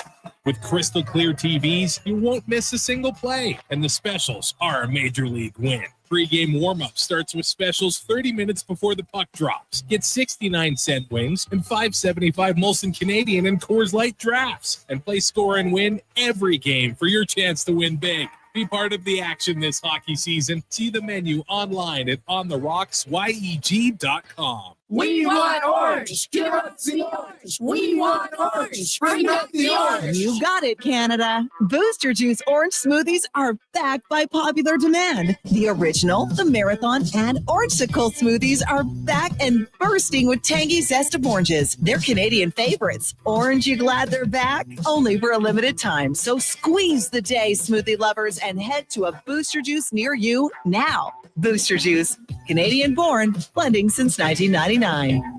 Stories are told to make a point, and GS Construction takes them very seriously. We're not talking about fairy tales. GS Construction looks at the story old pipes tell us, a tale of time and pressure and endurance. So when those old pipes are ready to end their story, GS Construction starts a new chapter by repairing or rebuilding, or in some cases, renewing the underground infrastructure that supports our modern lives, making sure every community's story continues on safely and reliably. For more, visit gsconstruction.ca. Sports 1440 is proud to support the Camrose Kinsman Radio Auction. Tune in Friday from 6 p.m. to midnight, live from the Bailey Theater on our sister station, New Country 98.1. All proceeds go to the Kinsman Club of Camrose to serve the community's greatest needs. For more, visit sports1440.ca. You got a go-to coffee spot, a trusted barber, even a lucky game day jersey. But when it's about looking your absolute best, there's only one name you need. Mr. Dirk. Family run since 1939. We're experts in crafting impeccable tailor-made suits and offering a wide variety of everyday styles. Pair that with personalized one-on-one fittings and the convenience of on-site tailoring. Mr. Dirk elevates your style game. Visit our Edmonton store or explore MrDirk.com. Score big on style with Mr. Dirk. Japa Machinery Group knows that XCMG may not roll off the tongue, but Japa's team will help keep your construction jobs rolling on time and on budget with heavy equipment sales and rentals. Visit japamachinery.com to find out more. Got a car you're ready to part with? Find out what it's worth. Fast, easy, and totally free at Go Auto. We're talking top dollar trade-ins, whether it's a little worn or still rocking that new car smell. Just a few clicks, and boom, you've got your value. Text value to 780-777-7777 to start. That's value to 780 all sevens. Why, guess what it's worth? Let Go Auto show you the money. Top quality flooring, locally owned, and Canadian products from Beaulieu. Yeah, that's CFI. CFI what? No, CFI, Custom Floors Inc. From free estimate to professional installation, contact Custom Floors Inc. at customfloorsinc.ca. Portions of this hour brought to you by Japa Machinery. Japa is digging deep on their 50-year history of supporting Alberta's construction industry with their line of special edition blackout excavators. Visit japamachinery.com for all the details. The Jason Gregor Show, the best of Edmonton sports talk and beyond. This is Sports 1440. Presented by PlayAlberta.ca, Alberta's only regulated online gambling website.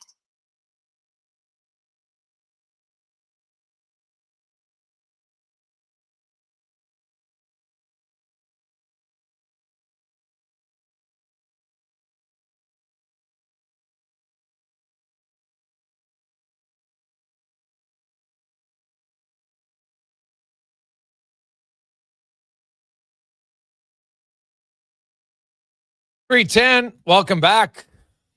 Jason Gregor, Sean Brown, Connor Halley, Sports 1440, sports1440.ca.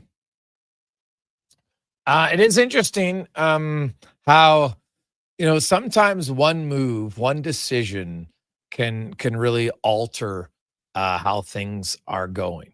I don't know how many of you remembered the exact date, because I didn't.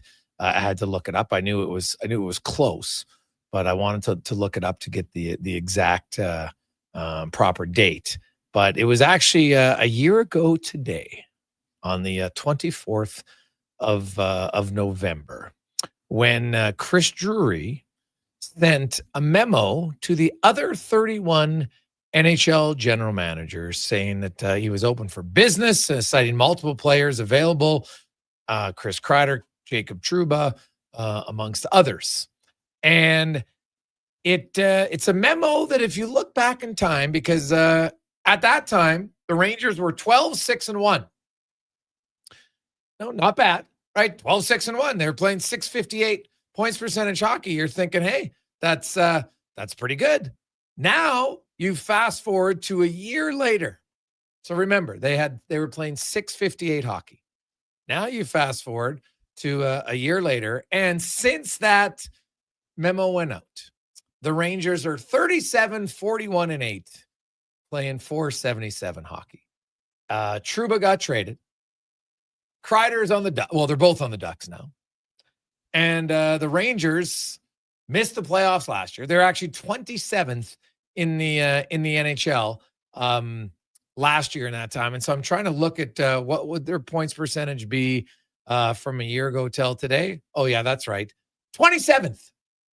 So be careful what you wish for. Be careful what you wish for. I know there's lots of Oilers fans. Oh, I can't believe it that people are actually buying into the Chris Knobloch should be fired statement that's coming out right now. Like there's so much BS that's being spread around right now. Oh, the Oilers to change their system. No, they didn't. They hadn't changed their system at all this year from last year. Why would they? Been very successful. They went to the Cup Finals.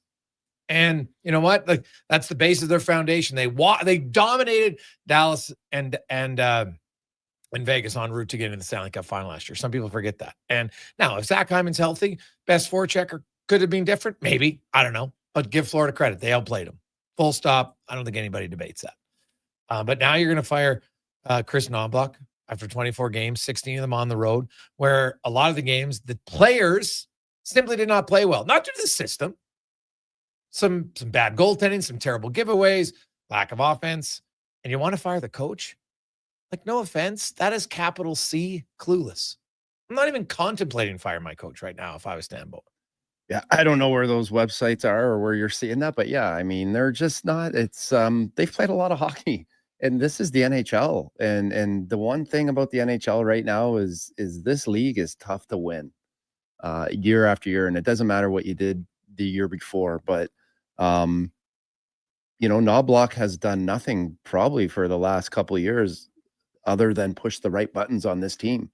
And I have all the confidence in the world that, every team, throughout a season goes through slumps and times where they're not playing well. And it's unfortunate that the Oilers for the last number of seasons just continually get off to a slow start. But I think with having those two best players, it's just a matter of time before they kind of build off this. Getting through a road trip like that, where it's that long and that big of a grind, and the fact that their last game against Florida, like that's not an easy game to play. No. Right. I thought if anything in the third, you dread the third period, right? You can grind through the first, two, but you're like, oh man, that third period, it's tough. And, good on them for, that's not easy. So getting back here, playing tomorrow against Tuesday against Dallas, it's going to be good. I mean, if they can come off to a good start, get a win and build on, that's the key, is they just got to find a way to just continually build. Yeah. Right. And if they can do that, with the two best players and goaltending, get some confidence, they're a team, obviously can, turn this around and they can go on a run here. They're a dangerous team. 833-401-1440, 833-401-1440. Oof. Now this is a big story. I want to get to the bottom of this one. Hey, Brownie, is it true that you're going to be playing for the Toefield Satellites? Oh, no, absolutely. No, not at all. Brownie needs to lose about 10 pounds. So I went out there for a skate just to burn some calories. And I actually made a horrible call. So my buddy, Jeff Van Engelen, he runs the team. So I texted him. I was like, hey, do you mind if I come out for a skate? And I don't know how many guys they have on the roster. I think they have like 30 guys, whatever. Obviously everyone's working and it's busy and it's Toefield and it's out of town. So they're always missing players. So, I went out there and I was like, you know what? I want to get into I want to battle a little bit. I want to get into some drills. Holy Jesus. I take that back, man. I was sucking wind. So I was like, Jeff, he wanted to do some conditioning. So he was drawing up a drill. I was like, oh, that drill sucks. Let's do this 2-on-2 continuous. It's kind of fun. And so anyway, we did this drill. There wasn't enough bodies. There wasn't enough air in the building. And I thought of the drill, and literally I look behind me. I'm taking a knee. I look behind me. Everyone else is taking a knee. Nobody wanted, nobody wanted to go. Yeah. Oh my God. I was dying. It's just amazing how. Well, you forgot that there wasn't 4 lines out there. We're out here with 8 forwards. This drill's going to be great after a minute. Yeah. Yeah. It was tough, but it was fun. But anytime. You know what it's like you can play hockey and you can play shinny, but when you start leaning and touching guys and getting into the battle, it changes and it becomes a different game. So it was fun being out there. It's Toefield's I think I know it's their first year in the league. So they got it. You know what? I almost felt like it was going back in time to a breakout hockey camp, because a lot of the kids that were on the ice, well, they're men now, I finished their junior career and finished school and kind of getting into the real world. So it was a lot of the kids that I've worked with in the past that are now playing in that league. So you won't, well, why, buddy, why not look at it as a challenge? Jaromir Jagr's still playing. Why can't you just get in shape? Just go out for, skate for a month. We should do it as a challenge. You could see like this could be your New Year's resolution. Yeah. I do. I do like playing, and it is fun doing drills and stuff, but I'm trying to get over, I'm still struggling with this sciatic. So if anyone out there has any suggestions or ideas on helping me get through this, Your sciatic's still bugging you? It's still bothering me. Like I still have a hard time feeling, my toes on the right. And I'm done. Like it's so frustrating. You're done with yoga? Well, I don't do, I stretch. I've stretched more now than I have ever stretched. Are you more like, can you touch your toes? Oh yeah, I can touch, but it just doesn't feel like it's releasing. So your hamstrings tight? You can play the guitar on them. They are so tight. It's crazy. Well, isn't that normally, like they say tight hamstrings usually leads to a lot of back problems? I believe it. Yeah, literally, like my hamstrings, the more I stretch and roll out and, your hammies aren't loosening up? They're not loosening up. So have you went to like a masseuse today? Try to loosen up? I've had active release and shockwave. Oh yeah, shockwave, all of it. I've had it all. And it just, it was to the point you where I think tight. Yeah. I could get surgery or get a needle, but obviously I'm not going to do any of that. So I'm just going to try surgery for what? On my back. So I guess like my disc is kind of deteriorating and just a few things going on. So, well, that's pretty serious. Yeah. Like deterioration, but that's kind of normal for lots of athletes. Well, like yeah. I mean, athletes, it's a wear and tear on your body when you're playing pro sports, right? Well, so that's like, you wouldn't be the first. Have you talked to guys who have, are you just worried about if you have the surgery, it can go wrong? Is that no, if I can deal with it, I would rather not have surgery. I mean, I can deal. It's not so bad that I can't deal with it. I'm just. But don't you think it'll get worse? Like when you're 60, you'll need it for sure. Yeah. And well, then recovery time will be harder. Yeah. I don't know. I don't want to have to get surgery if I don't necessarily need it. I think I will probably adjust some things in my life. If I can't play hockey anymore, that's not the worst thing. Okay. So yeah, it's just like, you're right. I mean, I think that, as an athlete, it's good to be healthy. And one thing that I think when, you're trying to be an elite athlete in your training, it's not normal for your body to be training like that. Like that's probably not overly healthy for you too. Right. So at the end of the day, it's not, it could be worse. My body's in pretty good shape. I think just over a period of time, when you put your body through the stress that I did, and I wouldn't change it, it just kind of comes with it. But I said, if I have to I can get around the ice and I can have fun and I can play. It's just the competitive days and trying to overcompete. I'm good for coming out to the satellite practices, but I would never. You wouldn't I don't need anyone. No, especially in those leagues, because they're running around like they're still fighting and carrying on. Like it's not, no thanks. I don't really need to. No, I get it. I get it. Yeah. I mean, look at what happened to Smitty last time he played senior men's, right? Didn't he? Oh, yeah, he got rocked. Like, yeah. It's kind of a young man's game. Mm-hmm. I know where I'm at in my life. All right. And I'm okay with that. No. That's totally fair. Yeah. So, well, you know what? We had a lot of texts, people wondering. So, no, Brownie will not be suiting up for the satellites. Yeah. The Toefield Satellites. Sick name, by the way. They got a pretty good team out there. Do they have like just a big satellite as the logo on the front, or what do they have? Jesus, I'm trying to think. They had some practice jerseys. I didn't have one. I didn't get one. They didn't even offer one. Well, buddy, you're just a newbie. You're not worthy of the Toefield satellite practice jersey yet. That's what I'm here. You're still, buddy. You're like in the lower leagues. You couldn't even finish your own drill. You couldn't even finish your own drill. We're actually doing an angle drill, and one of the coaches out there, I think he was trying to tell me something about the angle and the poor. I don't know if he was suggesting that I don't know how to angle or use my stick or get up the ice more. I was like, man, I'm far from being coachable right now. I can't even get in the lane. What are you talking about? Hey, boys, Pete Vandermeer's still playing. He's 50.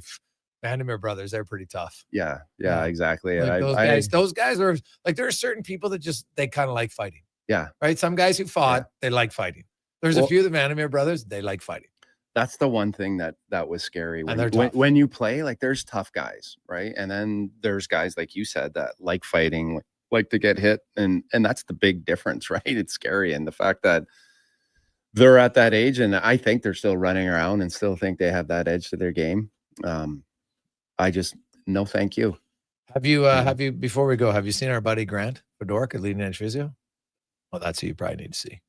He's fixed a lot of people.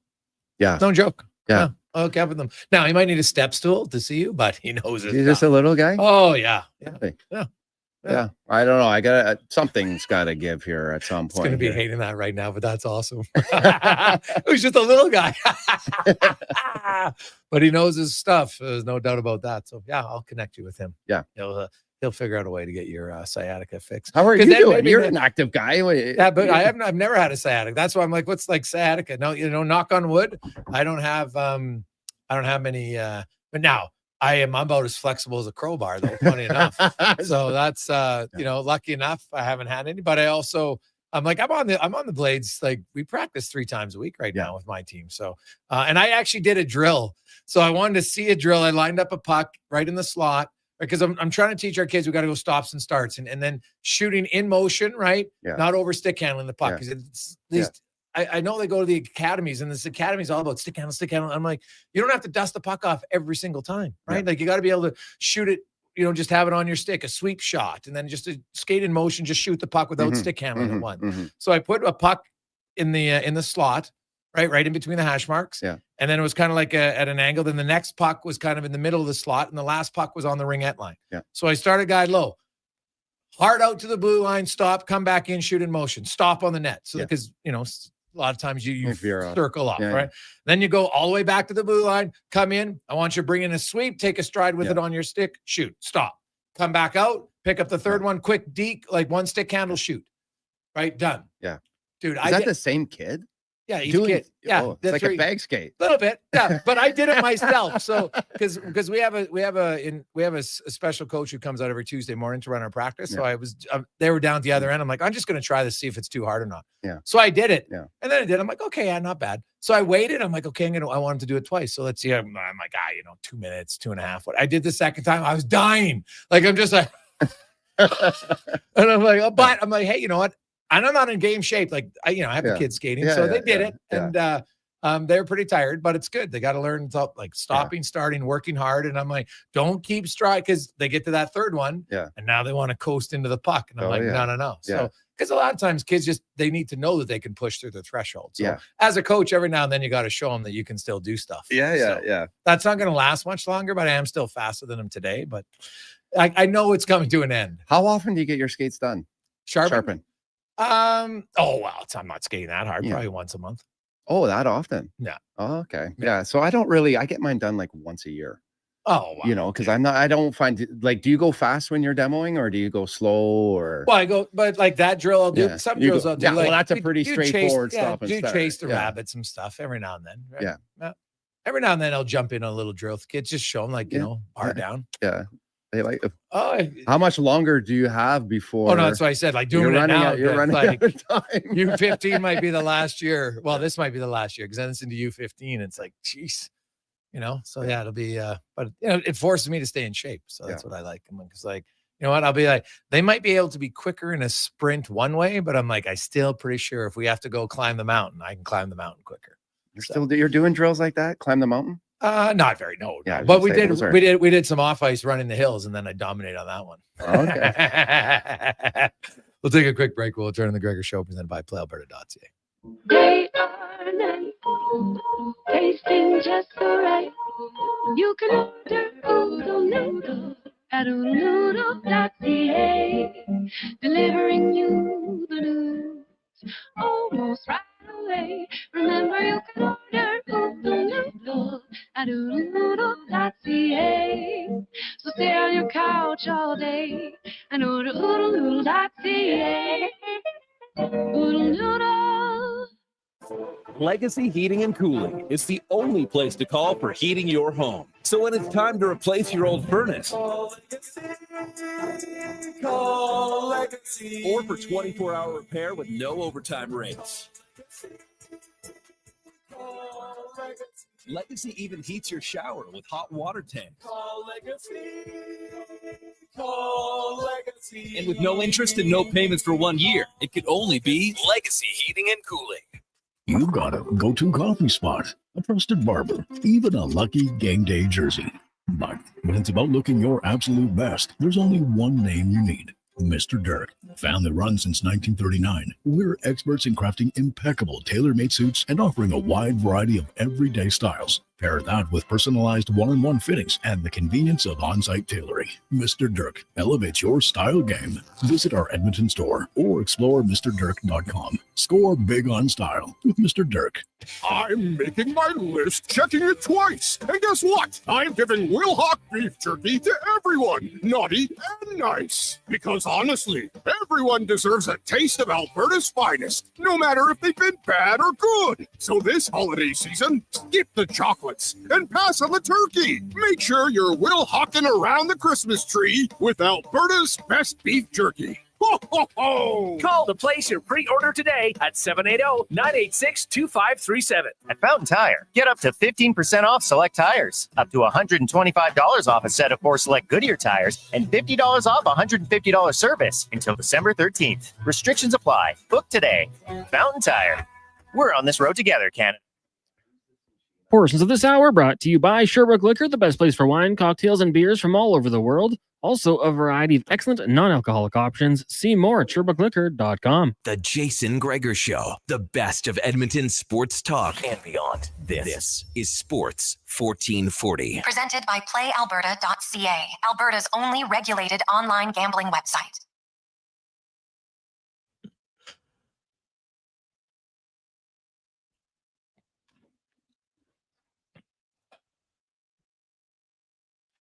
$329. Welcome back. Sports 1440. Well, we got a lot of texts about the Tofield satellites. Who knew? Who knew? Tough league out there. Hey, they're looking for guys. Yeah. Yeah, absolutely. If you got some skill and probably some toughness, I'm sure they'd take you out there. Okay. Good group of guys. They had some beers after the skate. Oh, well, it's kind of normal. Yeah. I remember growing up as a kid, and Tofield used to have behind and the rink's obviously been upgraded. This is a long time ago. But I still remembered because we played a game in there. We had a guy on our team, Russell Beatty, and he could just like the guy, not maybe the most skilled player, but fast, and he hit everything. That's what he loved to do, in your Bantam, which now U15. And I remember they used to have behind the one end of the rink in Tofield, they had like chicken wire, like thick wire up on the. And he went in there once and he hammered this guy against the boards, and his helmet ran up against the chicken wire, and like sparks were flying all over the place. And you're just like, what kind of rink are we playing in here right now? God, it could be one of the coldest rinks. Yeah, well, dude, that's honestly, that place was like Phoenix compared to Mundare. The Mundare Arena. Yeah, because you're new to rep there, right? Yeah, but Mundare Arena in the 80s, that was a cold. Like I remember we had kids on our team crying on the bench; their feet were so cold. Oh. And like I remember you brought a thin toque and you'd wear it under your helmet. Like it was so cold in there. It was unreal. And I've never had my feet that cold, but I remember kids on our team, like, I don't know, Mite or Pee Wee, and like sitting on the bench, like, you're hitting, my feet are killing me. Like, oh, it was the coldest barn I've ever played in. I know some people say Redwater. I never played in Redwater. Oh, okay. But the Mundare Arena, without question, is by far the coldest arena I've ever played. Not even close. Not even close. Now, our next guest, I learned from reading his book, never played hockey, but was a huge basketball guy. So I don't know if there's like an equivalent to the coldest hockey rink. Like what would be like, would it be like, what's the most uneven basketball court? I'm not sure, but we'll find out as we get to our big guest of the day, brought to you by Silent Ice Sports and Entertainment, innovative sports leader. They own the Seattle Thunderbirds, of course, also owners of the Spruce Grove Saints, HSL, and more. Started the women's league, girls hockey. They do a lot for hockey. Silent Ice Sports and Entertainment. Eric Smith, longtime reporter of the Raptors. He's now the author, We the Raptors, celebrating the 30 years of the Raptors, 30 players, 30 different stories. It's fantastic read. Eric, welcome to the show, man. How you doing? I'm good. How you guys doing? Excellent. So what would be, I know you grew up, when I read your forward that you didn't play hockey growing up, but so what would be the equivalent of like, was there like the worst basketball court that you played on? I mean, there are a lot of bad basketball courts. I'll tell you, when I first started playing a lot, it was like just the hoop in the driveway. That was kind of part of the intro in the book, as well as I talked about the old plywood backboard that I had on the eaves trough of my parents' house above the carport. And it was like a banner day when we upgraded to the Huffy plexiglass or fiber plexiglass backboard on the pole, cemented into the ground on the driveway. That was a massive upgrade, let alone playing on some of the rougher courts around the GTA and whatnot before basketball really took off. And now you go driving around, at least in Southern Ontario and in the Greater Toronto area, there are basketball courts all over the place, and they're paved nicely, and there are glass backboards, and you have actual mesh. Man, back in the day, you were lucky if you had a chain mesh, let alone a rim that just had nothing on it, with divots and grooves all into the playground and whatnot at a school that might actually have a basketball hoop up. So it certainly has changed as the sport has taken off over the course of the lifetime of the Raptors and the growth of basketball, again, especially here, but I'm sure in Alberta and across the country as well. Well, Eric, I know we've had you on the show for decades, coming on my show for years. And honestly, I didn't know you. Like, I knew you were obviously a basketball guy. I didn't know that it was like really entrenched. Like, basketball was your thing, and I was a crazy sports nut about it at a young age. So for you then to get to cover basketball is a thrill, and then to write a book about the franchise for 30 years, like that, like when you look at things you've done in your career, that's got to be near the top of the list as far as entertainment and something that you're really passionate about, I would think. Oh, absolutely. By the way, I'm in the arena right now getting set for the Raptors and Cavaliers. I know it looks like I might be in a hostage situation or something, but I'm in one of the offices down in the bowels of the arena at Scotiabank Arena. And quite honestly, just before I even answer that question that you just asked me, just to sort of tie in the hockey angle, not that we have to make everything about hockey here, but even thinking back to when it all started for the Raptors, part of the book, we write about how the court used to be at then Skydome, Rogers Center, when the Raptors first started in 95, 96 and playing at Skydome, and the court being essentially between home plate and first base, if people could get a vision of what the dome looks like. That's where the court was, and they had temporary stands built sort of around second base, third base, and then down the third base line. That's where you would have the benches and the court dimensions itself, if I'm painting the picture accurately. But in those first couple of seasons, the Raptors also played neutral site games at then Copps Coliseum in Hamilton and also at Maple Leaf Gardens. So for a guy that was like, let's just be clear, I didn't play hockey, but I still loved hockey. I probably played street hockey every day of my life. I loved playing goalie in street hockey. I used to paint the mask and have the old couch cushions for pads on my legs and whatnot. And as a guy that grew up a Leaf fan, a Sabres fan, a Gretzky fan, whatever it might be, to be in Maple Leaf Gardens and in the bowels of that arena and seeing that place up close and personal, but also under the dimensions and under the guise of a basketball game, not just a hockey game. And I can remember specifically Shaq and the Lakers coming to town. That was one of the games at Maple Leaf Gardens back in the day where the Raptors, before Air Canada Center opened, they played the Lakers, and there's Shaq in a tiny little visitors locker room that was maybe the size of probably fit about 8 people in it. I don't know how a full hockey team ever would stay in there, but there were the 7-footers of Eldon Campbell and Shaquille O'Neal trying to cram their way into a visitor's locker room. So anyways, going back to your question, seeing it kind of come full circle for me as a kid that grew up with this love and this passion for sports in general, but for baseball and basketball being my two primary sports as a kid and as a young athlete, to get a chance to cover the Raptors and to then ultimately become a broadcaster with the team. And now I'm in my 21st season as the play-by-play voice of the team, and to have won a championship or seen the team win a championship back in 2019, to now write a book about this and to reconnect with so many of the players that I covered over the 30 years. It's been quite the ride, to say the least. And, knock on wood, it only continues to keep going for another 5, 10, 15 years, however long they'll let me do this. What I find unique about that book is, you got 30 players in 30 years. You covered a lot of guys, right? So you got to know certain ones, and I'm sure there's, man, you know what? Was there one guy, like, who are the, and not necessarily, everybody always want, like Kyle Lowry, you want to talk to the big stars, I get it. But who, like, you knew the team intimately, and sometimes some of the best storytellers are kind of like, those, the glue guys on the team, the bench depth, third and fourth liners in hockey. Who are some of the guys that you were adamant that you had to get in the book? To be clear as well, so the audience knows, that's what the whole root of this book was. If it's fair to call it a thesis, I'm not smart enough to really write something with that involves a thesis. But the general theme of the book was to write a book about the guy behind the guy. I kind of steal that line from the old movie Swingers with Vince Vaughn and Jon Favreau. And I say this respectfully to Sean, like, glue guys, right? Grit guys and the depth guys on a team. So when we talk about the Toronto Raptors specifically, I won't put either of you on the spot, but I will say and most people seem to agree with me. The top 5 for the Raptors are locked in whatever order you want to put them in. It's Kyle Lowry, it's DeMar DeRozan, it's Kawhi Leonard, it's Vince Carter, it's Chris Bosh. Those are the 5. We can argue about the positioning of those guys. But with due respect to those guys, we've heard from them a ton, and rightfully so. They are the best of the best in franchise history. But what about Jose Calderon?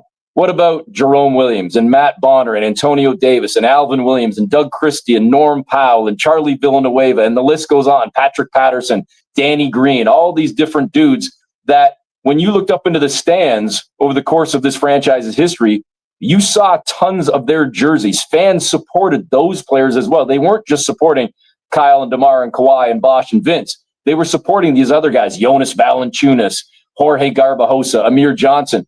Fans loved those guys as well. So what if we wrote a story or a book about those guys and put together a collection of 30 short stories involving those players? What if we got their lens and their perspective on the top moments in franchise history and got it from their perspective, not just from the regulars that we always seem to hear from?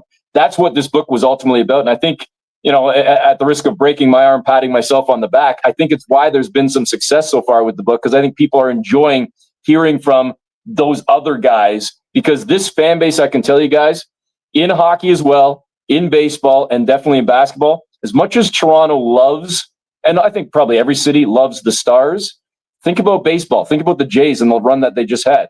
Yeah, people in Toronto love Vlad and they love Bo Bichette, and go back in history, they love Roy Halladay and they love Vladimir Guerrero or Jose Batista, but they love Ernie Clement.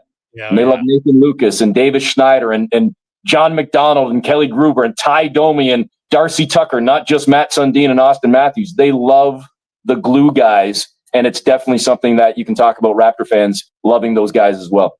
So who was your most, because you knew them all way better than a lot of us, who was like the one glue guy you're like, okay, I got to have this guy for sure, hands down? Yeah.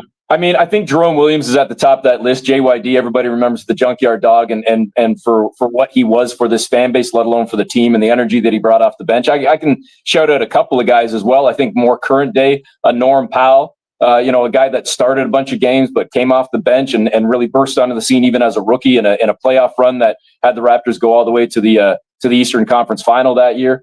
I think those are a couple of guys that stand out. But even going back in history a little bit, a guy that was kind of running alongside Damon Stoudemire back in the inaugural season, and Doug Christie, who's now the head coach of the Sacramento Kings. There's a lot of those dudes that I think came in. I mentioned Amir Johnson. I mentioned Matt Bonner.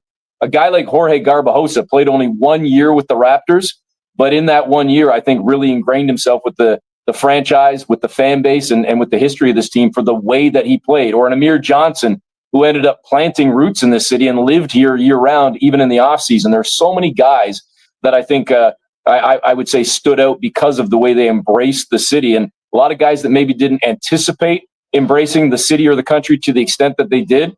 That's sort of what comes out in this book as well, the passion that they had for the Raptors and for the fans and ultimately for the country of Canada. Eric, I have a couple questions for you. When you interviewed some of these guys, I don't want you to give too much of the book away, but was there anything that was unexpected or surprising? And the other thing is, you talked about, one of the guys staying back and living in Toronto or in that area. Is there many guys that actually have stayed back and made Toronto their home? Currently, guys that are in retirement, I'll answer the second part first. The only guy that I know of that still lives here is Matt Bonner. He actually, he's broadcasting now and working with Sportsnet, but he lives here year round and he's got his kids up here and everything else. Alvin Williams spends a lot of time here as a Sportsnet broadcaster, but he lives full time in Philadelphia. So in terms of guys living here now in their post-playing days, no. But a lot of guys did stay here and lived year round when they were currently playing with the Raptors. As far as the first part of your question, Sean, I'll say the one that stood out more than any. A lot of these guys I knew quite well. Might not be like bosom buddies and breaking bread with these guys, but there was a professional working relationship with them. But I would say maybe about a third of the guys in the book, they knew me, I knew them, but did they really know me that well? Did they really remember me? And a guy like Chris Childs, when I reached out to him, I thought he was a great kind of glue guy to have because he was a veteran player that came over from the New York Knicks. The Knicks had beaten the Raptors the year before. Then Toronto goes and acquires Chris Childs.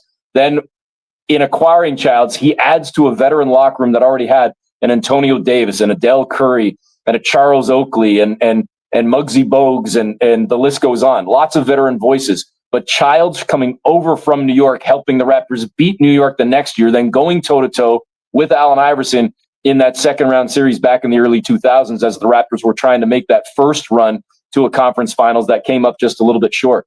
That was why I wanted Chris Childs. What I didn't expect in the interview with Chris was how candid he was about his personal life and his battles with substance abuse and with addiction and how it almost ruined his life, literally, let alone his family, and nearly broke up his family, his wife and his children and everything else, and how a longtime coach in the NCAA and in the pros, a former Raptors assistant coach, a legendary coach in basketball circles, John Lucas, was responsible for getting Chris into a rehab program, which not only, again, got his life back on track, but got his career on track and opened the door for him to be able to go from the minor leagues ultimately to the pros and having an NBA career. And I did not anticipate Chris being, or a lot of other players being, as sort of forthcoming and candid as they were about their personal lives, again, beyond just the X's and O's or the lines on the floor or their time in Toronto. We really did get into a lot of deeply personal discussions with a lot of players that I think sort of gave a better lens of these guys as people, not just as athletes.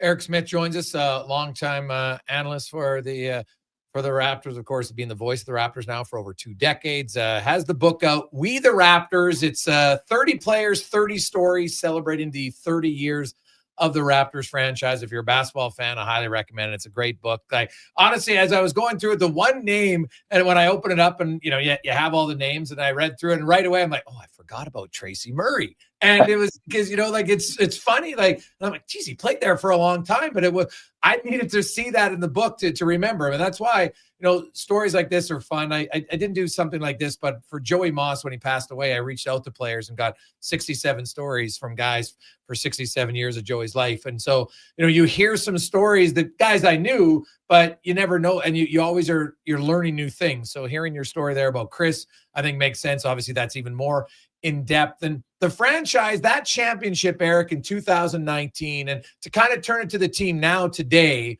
who are playing great right now. And I think a lot of people, there was a few who thought the Raptors would be good. I don't know if they thought they'd be this good early on, but that 2019 championship, how much, and when you look at the whole history of the franchise, if you don't have that year, is everything different? Do you think, does that just say, okay, you know what happened like 30 years? We won once out of 30, which, and you think about it, there's 30 teams. Your odds are 1 out of 30, right? So they're right there, and they've had good years. They had bad years. I even remember, Lowry and his forward, joking about the Wiggins tank, which I didn't even remember. So clearly you've had good and bad, but like, having lived it, how much did that even maybe help in this book because you had a championship to somehow base everything around or connect to?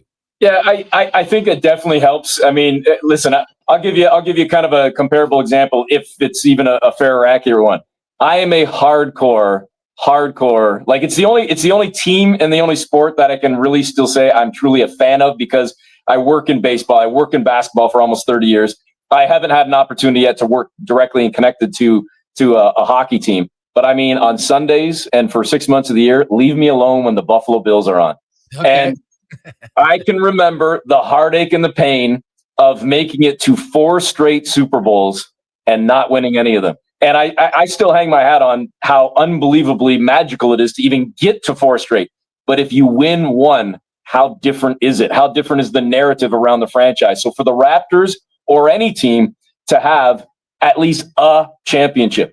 One of the crazy things about the NBA, and folks can Google this and check me on this, I believe it's now sitting at exactly half. It's either 15 or 16, I believe, NBA teams have won the title. So there's still half the league that has never won an NBA championship. So to say that you're in the portion in that group of teams that have, that automatically stamps you and gives you validation and credit that a lot of clubs can't say, a lot of fan bases can't say. So I think 2019 was huge. I think, unfortunately for the Raptors, they weren't able to ride that wave or that momentum because of the COVID pandemic hitting. If you remember back to 2020 and early March of 2020, the Raptors were among the top 3 teams in the league, even without Kawhi Leonard, and were knocking on the door of being the number 1 team in the Eastern Conference. And many people believe they had a chance to have a real shot at least getting to a finals again, maybe putting a repeat on the line again without Kawhi, without Danny Green, who had also left. They were having a hell of a run, but COVID hits, world shuts down. They make it to Game 7 when the bubble restart finally happens. And then even though they did make the playoffs a couple of years later when they got Scotty Barnes after their year in Tampa, it's been a little bit of a dip trying to rebuild and retool and get things back on track. But you can never take away what that 2019 team ultimately was and how it will always be remembered. I hope I'm wrong. Or no, I don't want to say wrong. I'm not, because I don't want to sit here and say the team's never going to win. I hope that they just simply win again at some point. I hope I'm alive long enough for that to happen. But even if it doesn't, I mean, living in this city, all I hear about is 1967 with the Toronto Maple Leafs. We know we were here and we were alive to see 2019. Even if it doesn't happen again, I hope it happens multiple times, but we were around to see it. And I think that just stamps you and gives you that level of credit that a lot of teams can't say in pro sports, period, let alone in the NBA specifically. Eric, great stuff, man. We appreciate it. Quickly, do you have any update on RJ Barrett? We have to ask you about that. Yeah, he's not playing tonight. He's dealing with a knee issue. I think they're calling it a sprain right now. That's the latest update I have. I don't know if it's more info coming in terms of a timeline or whatnot, but definitely not playing in tonight's game. All right, and the book, this is great for Christmas for any of the basketball fans in your family, or even if you're not a Raptor fan, you just like sports stories. It's a fantastic read. We the Raptors, great stuff, Eric, and continued success. Indigo, Amazon, you name it, you'll be able to find it. Thanks for the support, guys. Appreciate it. Betcha. There is Eric Smith, longtime voice, now author for the Raptors. The book We the Raptors, actually very good. I didn't read all 30 of the stories. I've read about 12 of them so far, and I liked all of them. I hadn't read the Child's one, but now I want to, for sure. We'll take a quick break. We'll come back. Gregor Brown, Connor Halley with you. Sports 1445 questions next. Hold up. Are you pulling my beard? Booster Juice has 2 new booster balls for the holidays this year. That's right, Santa. The Eggnog Booster Ball and Caramel Pecan Pie Booster Ball are 2 new flavors to put some extra jingle in your step. So are you a pie guy, Santa, or a nog guy? Both! Good call. That's extra jolly. Happy holidays from your friends at Booster Juice. Canadian-born, blending since 1999. You know your neighbor, right? The one who watches your house when you're away, who keeps their yard looking nice, who says hello every day. That's us. GS Construction. Now, we probably don't live right beside you, but we do live in your community. And when it comes to water and wastewater infrastructure, moving along smoothly, we're the ones doing that work. GS Construction has been doing it since 1974, over 50 years. So you could say we are your neighbors who wear hard hats and work boots. To find out what your neighbors do, visit gsconstruction.ca.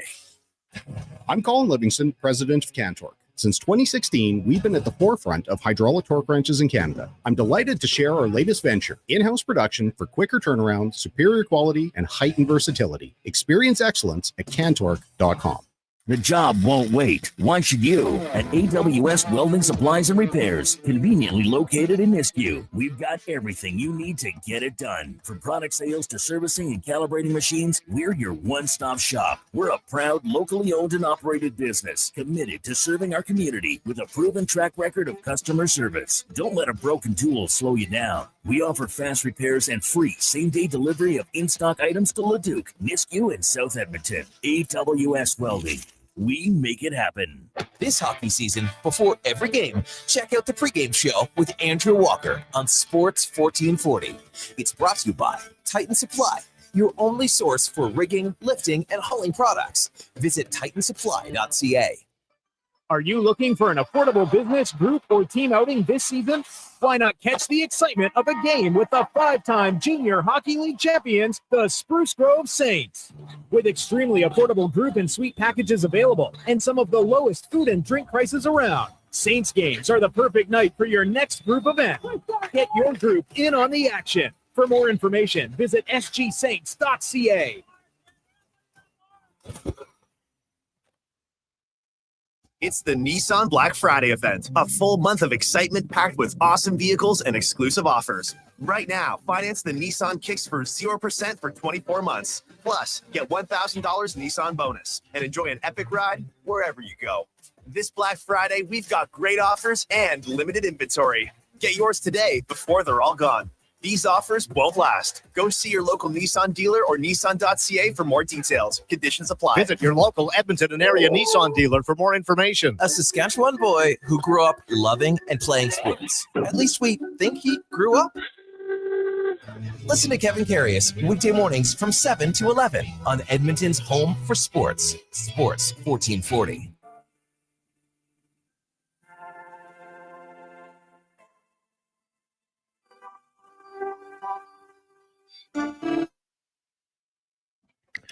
Portions of this hour brought to you by Papa John's. Enjoy a taste of Hawaii with Papa John's Aloha Trio. Try the classic Hawaiian, Super Hawaiian, or Hawaiian barbecue chicken pizzas for only $19.99 each at papajohns.ca or on the Papa John's app. From puck drop to kickoff, it's the Jason Gregor Show on Sports 1440. Presented by PlayAlberta.ca, Alberta's only regulated online gambling website.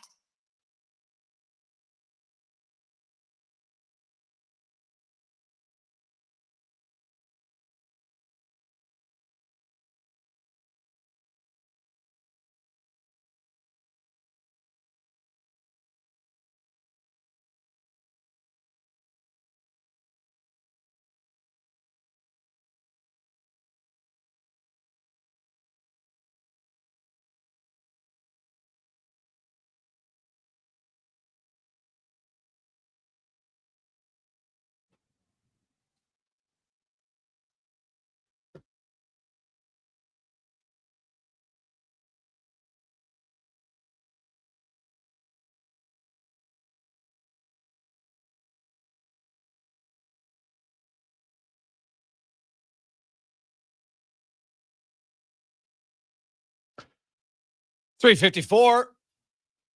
Jason Gregor, Sean Brown, Connor Halley rolling through on a lovely Monday afternoon. A light week in games for the Oilers. They have played the most games in the National Hockey League, so they probably need a little bit of downtime. They'll play tomorrow against the Dallas Stars. No Mikko Rantanen, as he is serving an automatic one-game suspension for earning 2-game misconducts in a 41-game span, which is kind of wild. Actually, probably thought he could have deserved more than a 1-game suspension on a hit on Coronado. I didn't love that one at all. The other one, hey, if you watch the replay, him and Mayfield do have their feet get tangled up. You're on one skate. That one I can kind of understand. The Coronado one, I'm sorry, I don't buy into it a second. Oh yeah, he stopped skating. So what? He's then still followed through and lifted his shoulder up. Like, trust me, he did not let up at all. So to me, there was no doubter about that one. Let's get to 5 questions now. Brought to you by The Brick, where Black Friday prices you can get at The Brick. Skip the line and save big. 65% off reclining sofas when you buy the matching Love Cedar chair. Get an extra $1,000 off select major kitchen appliances right now at The Brick and thebrick.com. It's time for 5 questions on the Jason Gregor Show. All right, guys, question number 1. Very small sample size. What did you like about Connor Clattenburg's game on Saturday and the overall game for the Oilers? Yeah, I mean, it's always tough. I think he touched on it, right? You know, you're playing your first NHL game against the defending champs, but, you know, it's I thought he handled himself well just for the limited minutes. Just the fact that, you know, when you're playing limited minutes, it makes it tough because it's hard to get into a routine. So I didn't expect a ton, but what he did was exactly what he needed to do to give himself another opportunity. Yeah, you know what? He didn't. I thought he was fine. He had a few shots. Actually, had one really good chance. The thing that probably stood out the most was when he had that 2-on-1 with Tomasek and just looked him off and just fired it. Hey, I don't mind a guy shooting, but Tomasek was wide open there. But nonetheless, you know what? He was engaged. I thought he didn't look out of place whatsoever. Obviously it's hard in limited minutes, but I thought in the limited time on the ice, he did fine for himself, made his family super proud, and has probably earned another game tomorrow. And then he'll go back to the American League and continue to work on the other elements of his game. Because I think the one thing is his will and desire to play physical, be aggressive is obviously there. Now it's just working on the other things. And, it gives them someone in the organization that they have nobody like. And that to me is what's a good thing for Clattenburg. Question number 2, of course, the game tomorrow and then off for a while. So in that time off, what do you think Coach Knobloch and the staff are looking forward to working on with the group at practice? Well, I think they want to fine tune some things. I still believe they don't love how much they're giving up in the low slot areas defensively. I think that's been an area where they just, and again, I asked Chris directly about it and we'll play his answer. They haven't changed their system, but they are starting to make some they haven't had a practice in 2 weeks. The whole road trip didn't have one practice, right? They just had morning skates and Brownie knows those aren't a practice. So, I think kind of rehoning on some things. You're not going to change the world in a few practices. You just kind of have one focus, maybe 2. Yeah. I think that, obviously there's no question they're working hard. It's probably just kind of working smart and just allowing everyone to kind of do their thing, right? Not try and overdo and do too much. I mean, at times you can see when they're back checking there, I think at times they're unaware of certain guys in certain areas of the ice, and it's a little puck watching. And I think they're just trying to do, maybe a little bit more than, they should, and trying to do other guys' jobs. It's just the product of just when a team is struggling, you're not feeling overconfident, you start doing too much, you're working hard, you're just not necessarily working smart. So probably some of those little details as you're coming back in your zone, kind of head on a swivel and just making sure you're trusting each other to do their job. You find your guy and just having those guys covered would probably be something that I would probably look for them to make some of those adjustments with. Question number 3. I think hockey fans would agree the takedown AJ Greer on Trent Frederick, a little greasy on Saturday. Was there a greasy move you guys had in your repertoires while playing? Oh, Brownie probably had a few.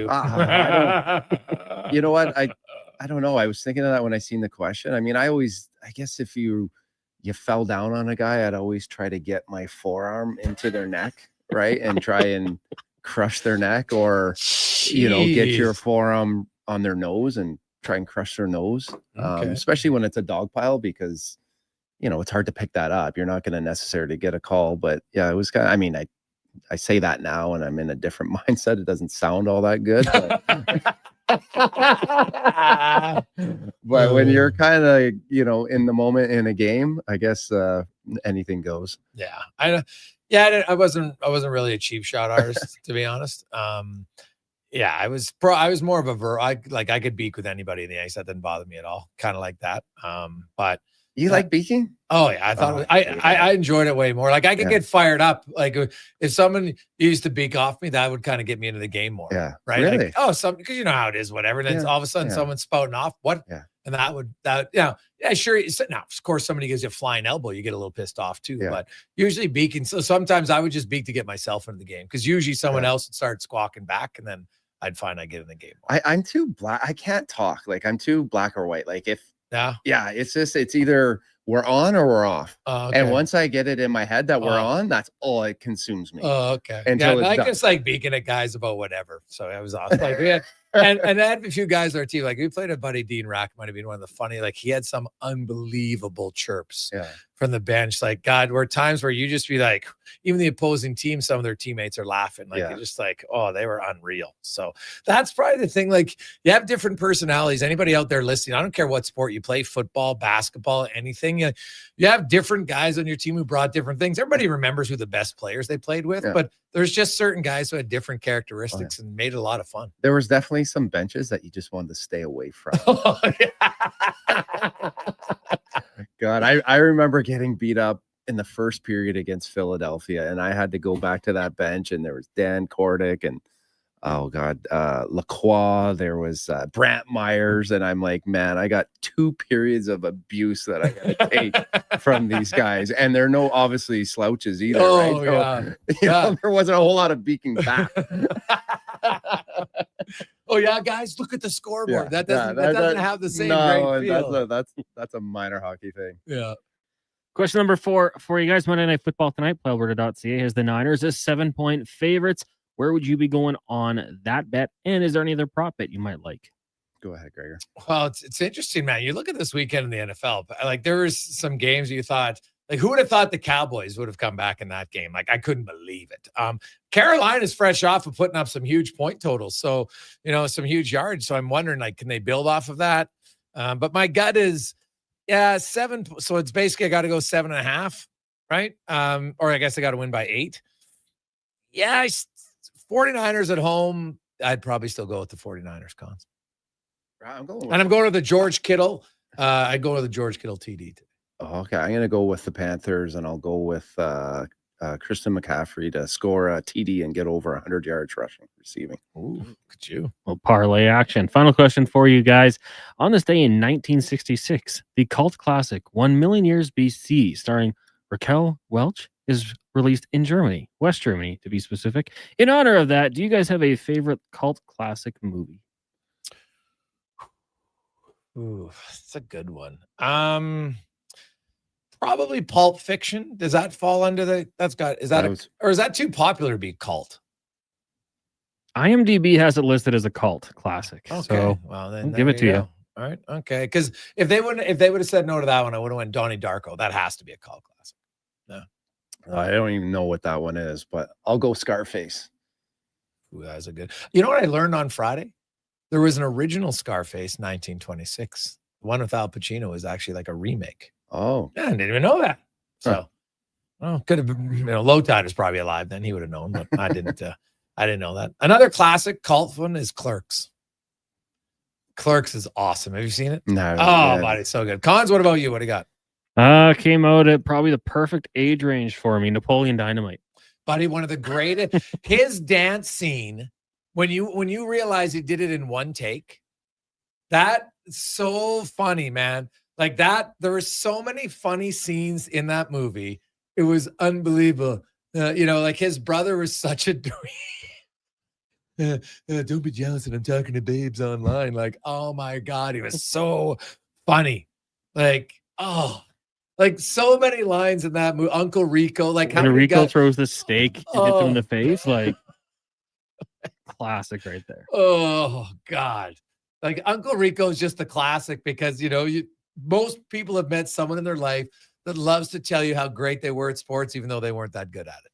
Right? Oh, that was Uncle Rico to a T. But that dance scene, and then my favorite part about that was when I got a meme made because I couldn't do it. When Struddy was doing Battle of the Blades, and he made it to the final, and we had like a watch party downtown, and we had made Vote for Strud's shirt, but it had Struddy superimposed his head. Oh my God, I think I still have it. That's one of the favorite things we've ever done. Oh, it was so awesome.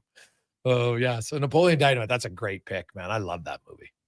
I'll have to. You haven't seen Napoleon Dynamite? No, I knew that was going to come. I knew it was coming. God, I knew it. You have kids. What type of life have you lived? I'm actually. I'm trying to watch Wedding. Does Wendy know that you're this lame? She doesn't watch movies either. Yeah, but so she's not a guy. Like she has an excuse. You don't. I know. Well, I'm trying to watch Wedding Crashers with my daughter. Oh, what do you mean you're trying? That. Well, I'm just trying. Well, trying to find time. Well, I'm trying to get her to find time to watch it with me. Get her to watch Napoleon Dynamite. Well, there you go. So maybe I'll get that funny. One It is. It's kind of dry at times, right? It's a little bit slow at times, but there's so many funny lines in that movie. God, it's good. Well, if Collins is seeing it, I feel like I have to see it. Yeah. I own the DVD. I'll look for it. I'll bring it in for you. When he crashes over the bike ramp, oh my God. We got a lot of votes coming in. Clockwork Orange. All right. Okay. Hey, guys, is Sandlot one? Oh, that is a great movie, by the way. I watched that with my son the other day. He's getting the age now where we kind of bring into some movies. I hadn't seen The Sandlot in such a long time. Oh, classic movie. So. Like, especially when he goes to the pool, fakes that he's drowning. Veteran. I got to get caught up on my movie. I got a lot of movies to watch, apparently. What did you do when you were playing? I don't know. Most guys, all I heard is they're sitting. They got all this downtime. They're watching movies. Yeah, you know what? My son is he watches a lot of movies too. And I'm just not that guy. It's not like you were reading books. Yeah. I don't know what I do with all that. Exactly. You're just writing love letters to Wendy. Oh, what a romantic. Well, we're snuggling. And watching Brokeback Mountain, one of Brownie's favorites. You gotta watch it. If you haven't seen it. Oh, yeah, so good. Brownie, have a good one. What do you think happens tomorrow? Oilers, Dallas? Do they got some momentum, or is this? Do you believe in the first home game after a long road trip is hard? It is hard. It is. What's hard about it? Well, I mean, it's always tough when you've been gone that long, and a lot of these guys now have families and stuff. So, obviously they're missing their families and their kids, and getting back in that routine. And it doesn't just, it's probably just a mental thing, Okay. right? So I think if they can just kind of get through that first period, and then kind of build off of that second and third. So, but I think they've definitely done enough that they can, there's lots to build off of. And at a young Clattenburg, like I said, maybe if he gets a second game when they have a lull, there's an opportunity for him to kind of get in there and inject a little bit of enthusiasm. All right. Let's get to the con man and a Sports 1440 update brought to you by Fountain Tire. Ooh, the weather's getting chilly. Don't wait until you're slip sliding through those intersections. Get your winter tires now. You can save 15% off fountaintire.com. This is a Sports 1440 update. 7 games on the ice tonight in the NHL. You have the Sens in LA taking on the Kings, Mammoth hosting the Golden Knights, Panthers in Nashville, Blues taking on the Rangers, Devils host the Wings, and the Flyers up against the Lightning. In the NFL, Week 12 wrapping up, Niners and Panthers from Santa Clara. That gets going at 6:15. In the association, the Raptors up against the Cavs. Tip-off 5 o'clock. Toronto will be without RJ Barrett in this one. You've also got the Pistons in Indiana. Heat host the Mavericks, Nuggets taking on the Grizz, Bulls and Pelicans, Warriors host the Jazz, and the Timberwolves taking on the Kings. Coming up in hour 3 of the Jason Gregor Show, we'll hear Cam Tate's 2-minute warning. Also, we'll be joined by Dennis Bernstein of the 4th period and take a look at the Oilers matchup with the Stars tomorrow night. I'm Connor Halley. This has been a Sports 1440 update. Sports 1440, Stingray Radio Station. CKJR broadcasts from West Edmonton Mall and Wetaskiwin. Download the free Stingray music app and listen wherever you go. Across the province, Albertans are taking their shot on Play Alberta. With casino winners every hour, jackpots worth millions, and revenue that stays in the province, there's never been a better time to sign up. Right now, our listeners can score a $50 free bet when they make a minimum $50 deposit with code Gregor50. That's code Gregor50 for a $50 free bet. Start playing with your game sense today to find out if you're Alberta's next winner. Hi, Mike here from Northgate Chevrolet Buick GMC. Snow, colder weather, shorter days. November is officially here. But it doesn't all have to be bad news. If you're thinking about a new or used vehicle, now is the time. Massive savings, 0% financing, and don't forget tires at cost. Yes, that's right. We sell winter tires at cost. There's lots to celebrate in November. And Welcome back. We'd like to thank all of those Jason who have Gregor fought Show. and served for our country. Stop in and see us today, 13215 97th Street, or visit us online at northgategm.com. You're in Northgate country. At Papa John's, our butter chicken pizza is a Canadian favorite, and we think we know why. We start with a velvety, tangy, and subtly sweet sauce. Then it's our better ingredients: fresh, never frozen original dough, juicy grilled chicken, and crunchy green peppers and onions. Sounds delicious, right? Well, it's butter chicken made better. Order your large butter chicken pizza today for only $19.99. Better ingredients, That's better beef from 1440. Papa John's. Proudly locally owned and operated. Planning your next event? Jason Gregor, Sean Let Brown, local call. Quality Market cater. From made-to-order meals to gourmet platters to full Now you can chef save tasting 50% off experiences, Fountain they make entertaining effortless. Visit loca.ca to start planning today. More Edmonton families than ever are struggling as food prices skyrocket. The Holiday Hamper Foundation provides festive meals for 2,000 homes in need. Your donation ensures a turkey is on the table for every family. Donate today at holidayhamper.ca. It's week 3 of Canadian Tire's early Black Friday sale. These prices won't go lower this year. Maybe too low. Freezing. Save up to 50% November 20th to 27th. Conditions apply. Details online. You're listening to The Jason Gregor Show on Sports 1440. Presented by PlayAlberta.ca. Legacy Heating and Cooling jingle auditions take one for Gene Principe. Are you ready, Gene? Ready? I'm not just here to make a thermo a couple of bucks. I'd never just microphone it in. Take one. Call Legacy. Call Legacy. Nice. Boom! I'm a musical genius. Legacy's going to love this for furnace season. What's not to love with no interest and no Principe payments for 1 year? Are you always like this? Yep, unlike a furnace, I have no filter. Legacy Heating and Cooling.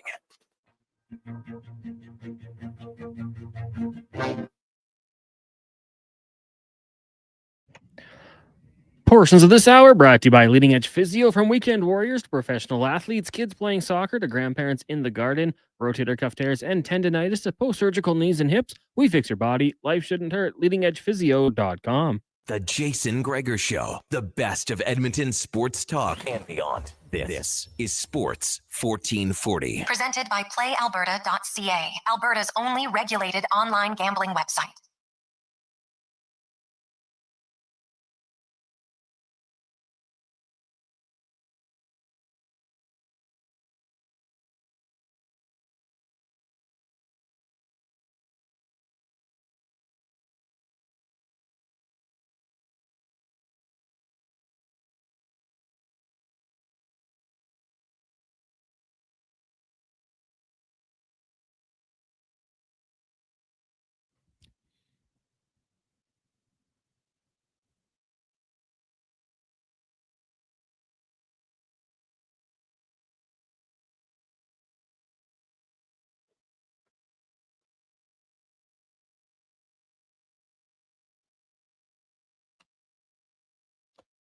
It's after 4 o'clock. How are you? Welcome back to the Gregor Show. Sports 1440, sports1440.ca, YouTube, Facebook, X, and Instagram, as always, brought to you by PlayAlberta.ca. Remember, you have the new Jason Gregor Show daily special where you can get in on. You get some odds boosts, a little bit better for you if you think it's worthy. Check it out. PlayAlberta.ca. Go to sports and then click on the Gregor Show on the left-hand side. And tonight has the Panthers and Preds over 5.5. And parlayed with a Detroit Red Wings victory. So get some pretty good odds at that. Check it out at playalberta.ca. The Edmonton Oilers practicing today for the first time in 2 weeks. They will take on the Dallas Stars tomorrow. No Mikko Rantanen. No Duchesne. Doesn't look like Thomas Harley be in the lineup. No Kasperi Kapanen. No Jake Wallman. Philip Lazar still all out. Ryan Nugent-Hopkins is a maybe for tomorrow. My gut instinct says probably not. You know what? Coming off concussion, you got, basically, if you don't play him tomorrow, that gives you an extra 96 hours till you play against Seattle. So why would you do it? I guess that would be my thought process in that. So, but we'll see what comes of it. He was flying out there today, skating really well. So maybe he's ready. It all comes down to, did he get the clearance 100%? From the doctors to return to play. It's really only his first practice. That might play into it too, right? I know he was skating on his own when the team was on the road, but he only had the one skate with the team. So sometimes they like to have a few more. So my gut tells me no, but the door hasn't been slammed shut completely yet on him playing tomorrow or not. Let's continue on with the Oilers, because I want to listen to Kasperi Kapanen. Now, Kasperi Kapanen jokingly told me, hey, man, if it was up to me, I'd be playing tomorrow, but he understands. He hasn't. That was his first practice really with the team in almost a month, and a few more practices he feels he'll be ready to go. I also learned him and his wife are expecting their first child in February, because I asked him, I said, man, have you been able to do something when you have this much more time off? And he says, you know what? No, we're just kind of nesting, getting ready, because his wife is due in February. So for the Olympic break, he'll be celebrating, hopefully being a new father. And for both him and his wife, none of their siblings have kids, so they'll be the first grandchild on both sides of the family. So pretty big moment for the grandparents. They'll be pretty fired up, he said. So that's it's good news for Kasperi Kapanen and his family coming up in February. But here's a conversation I had with Kapanen just on a lot of things for him, and kind of what he's learned about himself as a player and what he looks to bring when he returns to the line. Okay, Kasperi, last year when you came in the playoffs, you had a lot, and even this year up until that injury, it seemed like you'd kind of found that consistency in how you wanted and kind of maybe what your role was here. How frustrating was it to get injured when you did, and how do you feel now?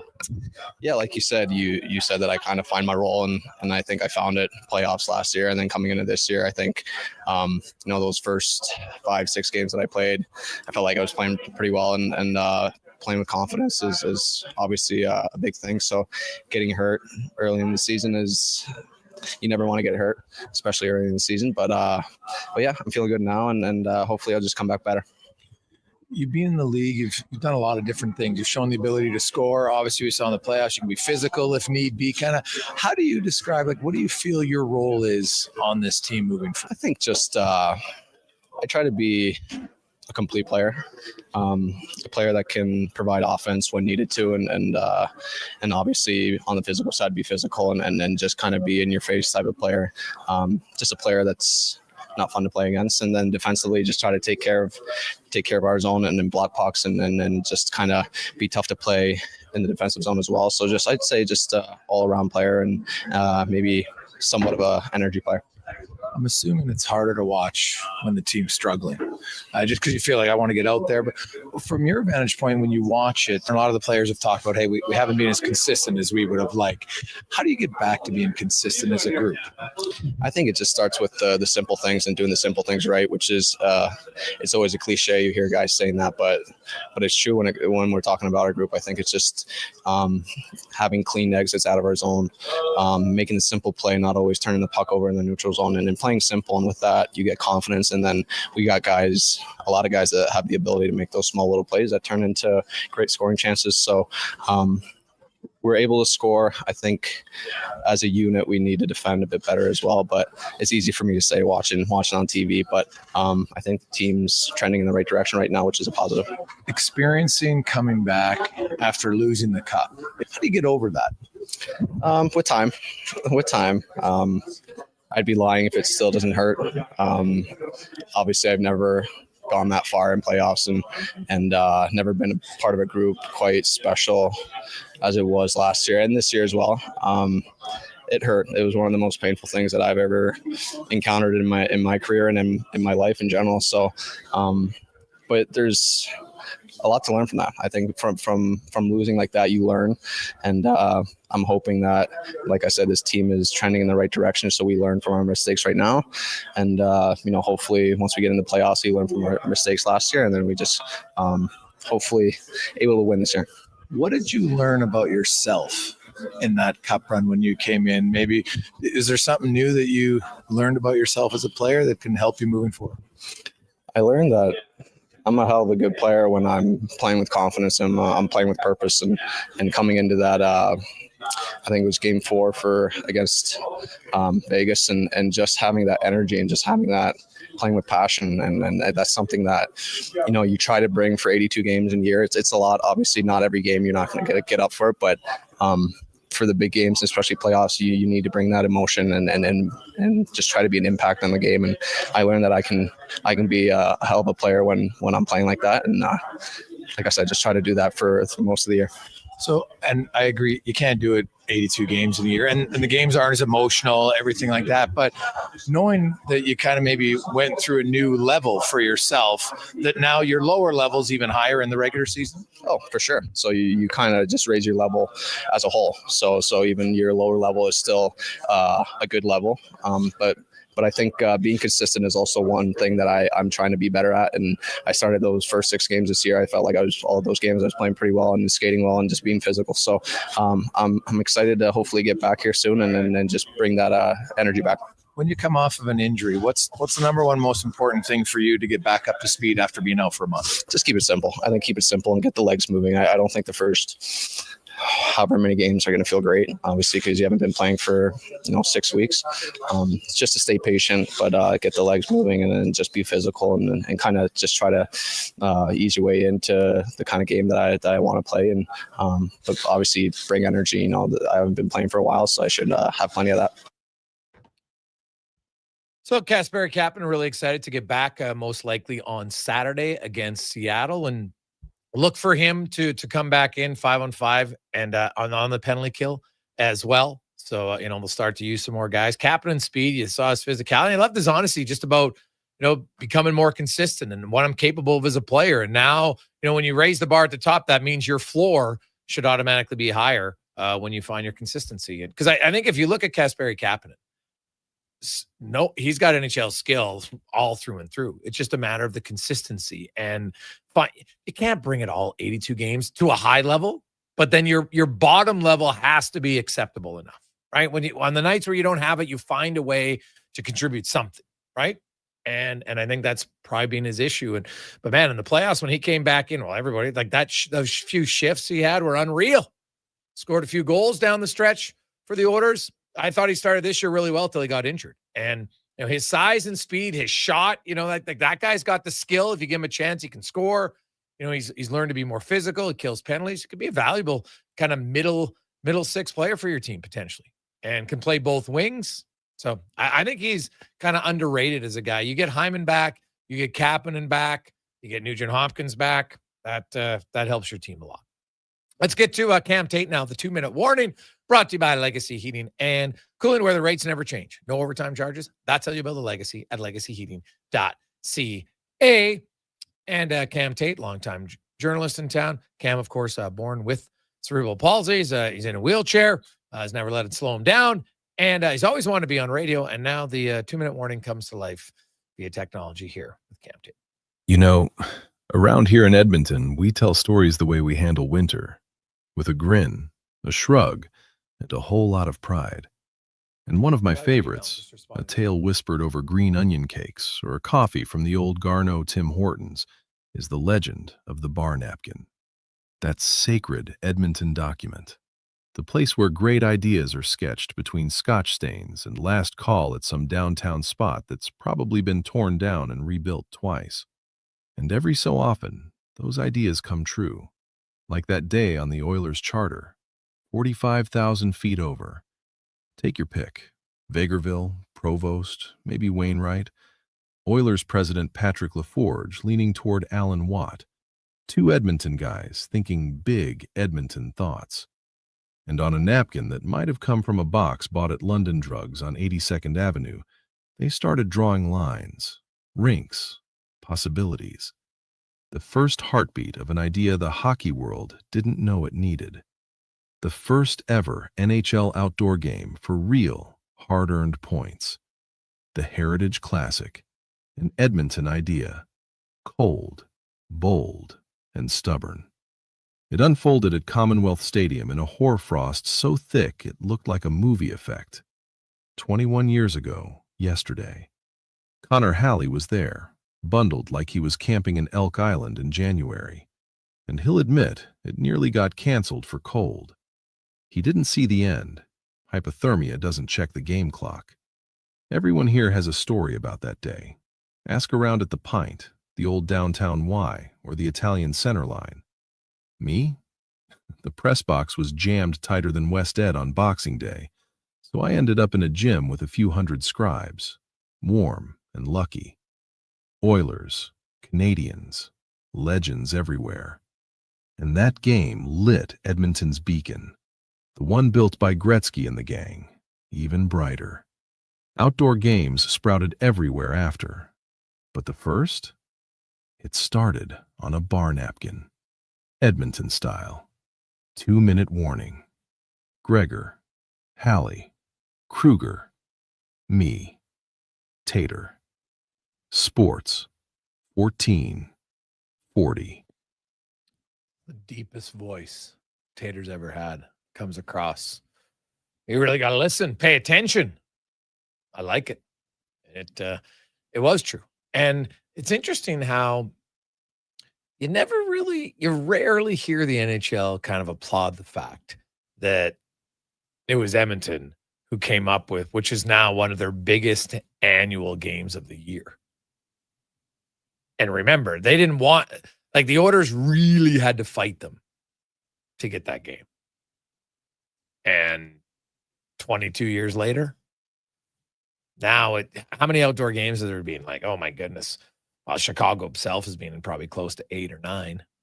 And, you know, it's huge. It's become a massive event for the NHL, which is great. But they never really seem to ever honor where it came from. I just kind of find it's not lost on me that Bettman and them, who totally didn't want to do it, will ever even give credence to and respect to say, hey, you know what? Kudos to them. Like when I would think any of the big anniversary, and I know that they just had one in Edmonton, which was good, which is nice.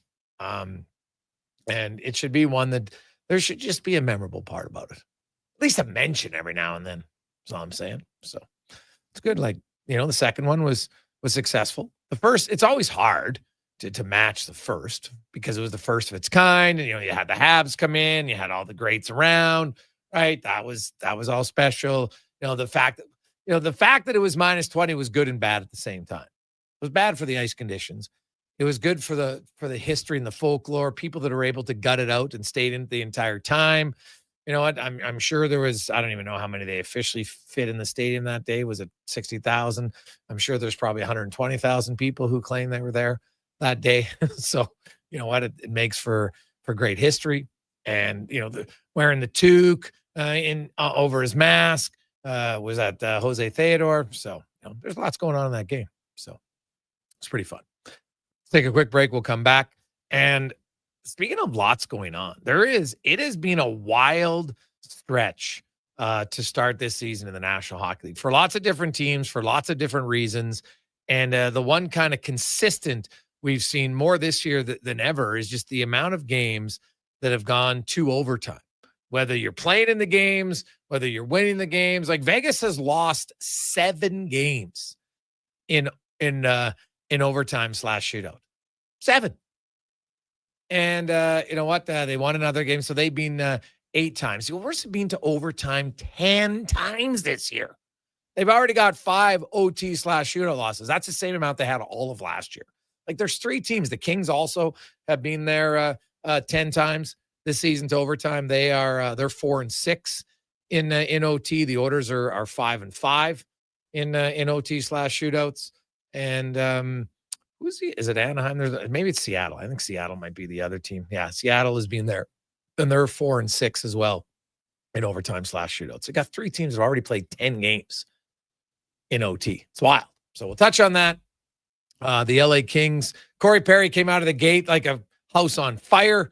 Now only has 1 point in his last 6 games. But his numbers are still good. You take Corey Perry's number, 7 goals in 16 games. It's unreal.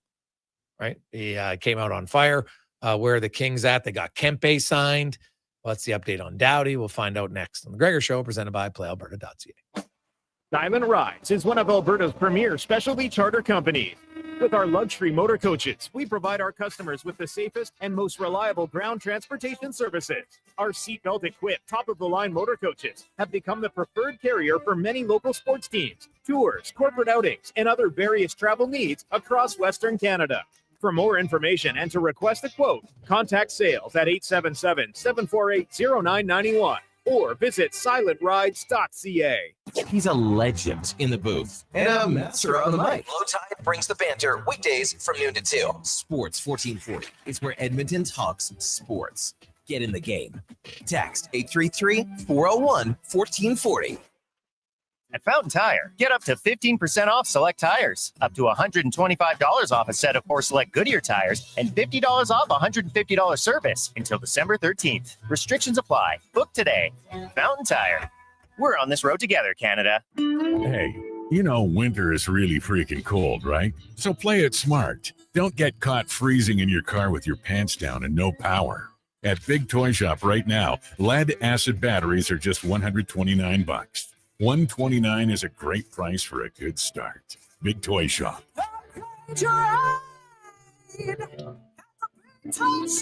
Power up and save some bucks at Big Toy Shop, 8315 Argyle Road, 780-298-2797. Born from work, built for play. Carhartt's all-new Super Ducks Tech Jackets are built for hard-working people who can't sacrifice mobility for durability. This ultra-tough gear fights off wind, snow, and cold, while full-swing technology flexes with every move and still packs 3M insulation for maximum warmth. Try your new Carhartt Super Ducks at JobSite Workwear. 3 locations in Edmonton and online at jobsiteworkwear.ca. ShopSite Workwear, tough for tough jobs.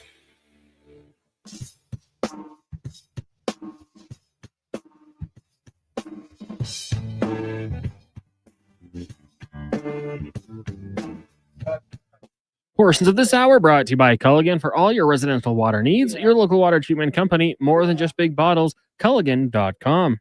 The Jason Gregor Show, the best of Edmonton sports talk and beyond. This is Sports 1440. Presented by PlayAlberta.ca, Alberta's only regulated online gambling website.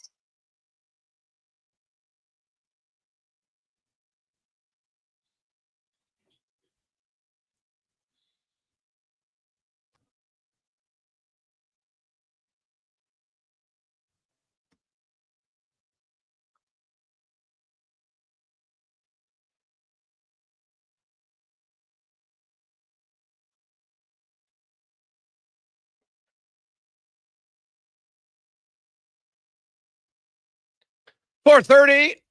Welcome back, Jason Gregor, Halley, Declan Kruger, running things online.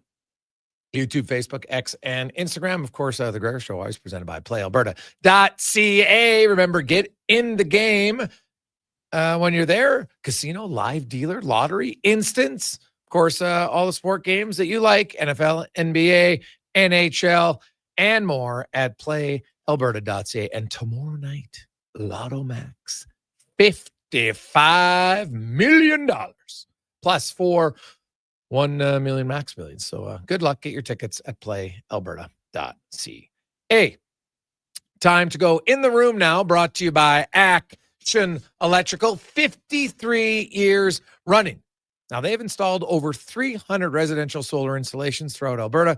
Right now, you can get paybacks between 6 to 8 years or better. You get a 10-year interest-free loan available from the Government of Canada. So check it out, actionelectrical.net. And we're joined by a longtime NHL reporter from the fourth period. Of course, covers hockey out in California very well. Dennis Bernstein joins us once again. DB, how you doing, my man?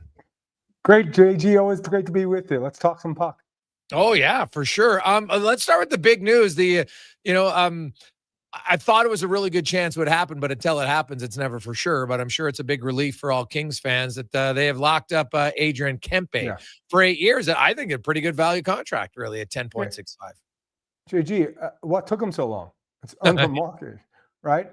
Yeah, Nescash, Kyle Connor, and he came in at 10.65. Something that had to be done. If you don't sign that guy, just rebuild, right? He's your best player. He wanted to stay here. He wanted to sign for 8 years.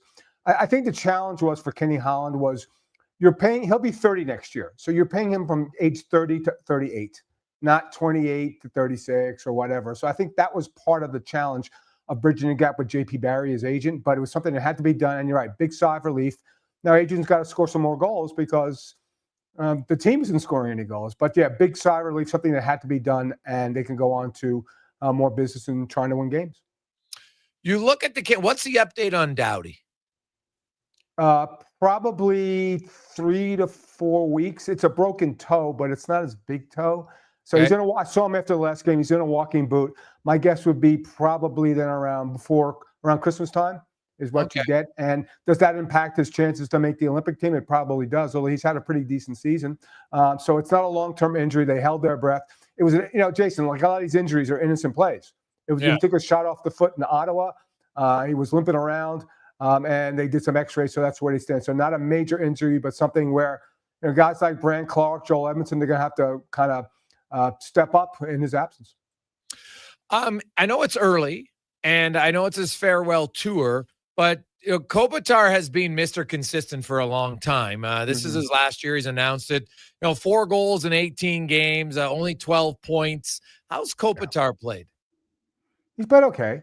Jason, look at all the centers. I think they've scored I think Macklin Celebrini has more goals than the entire Kings center depth. So that's Kopitar, that's Byfield, that's Deneau, who hasn't scored yet this year, and Turcotte, but now they put in Sam Helenius in tonight. So I think it's just a function of the team not being able to score goals. He's been okay, but Jason, at some point you can't be the number one center anymore. In your 20th season, Quentin Byfield's got to be the number one. So if he gets 65 points, I think it's fine. Now, that means Quentin's got to get 70 to 75. Quentin's scoring a lot of goals, but I think Quentin has 4 goals. So there's something going on systemically about the Kings. Maybe it's something in the water here in Los Angeles, but the centers aren't scoring any goals.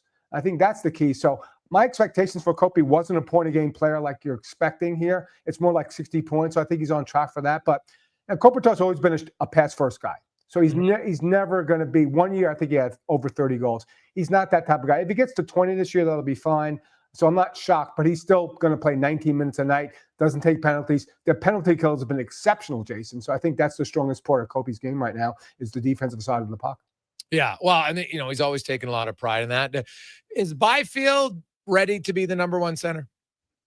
Yeah, he is. He's got to shoot more. He's still a little deferential. Last year, he was deferential to Kopitar. Now he's deferential to his teammates because now he's playing with Kempe and Fiala. He's got to shoot the puck more, right? And if you look at the edge stats the NHL puts out, he's like in the 99th percentile for speed. He's one of the fastest players in the league. So it's just, I think he's got to learn the soft spots in the offensive zone that get you goals.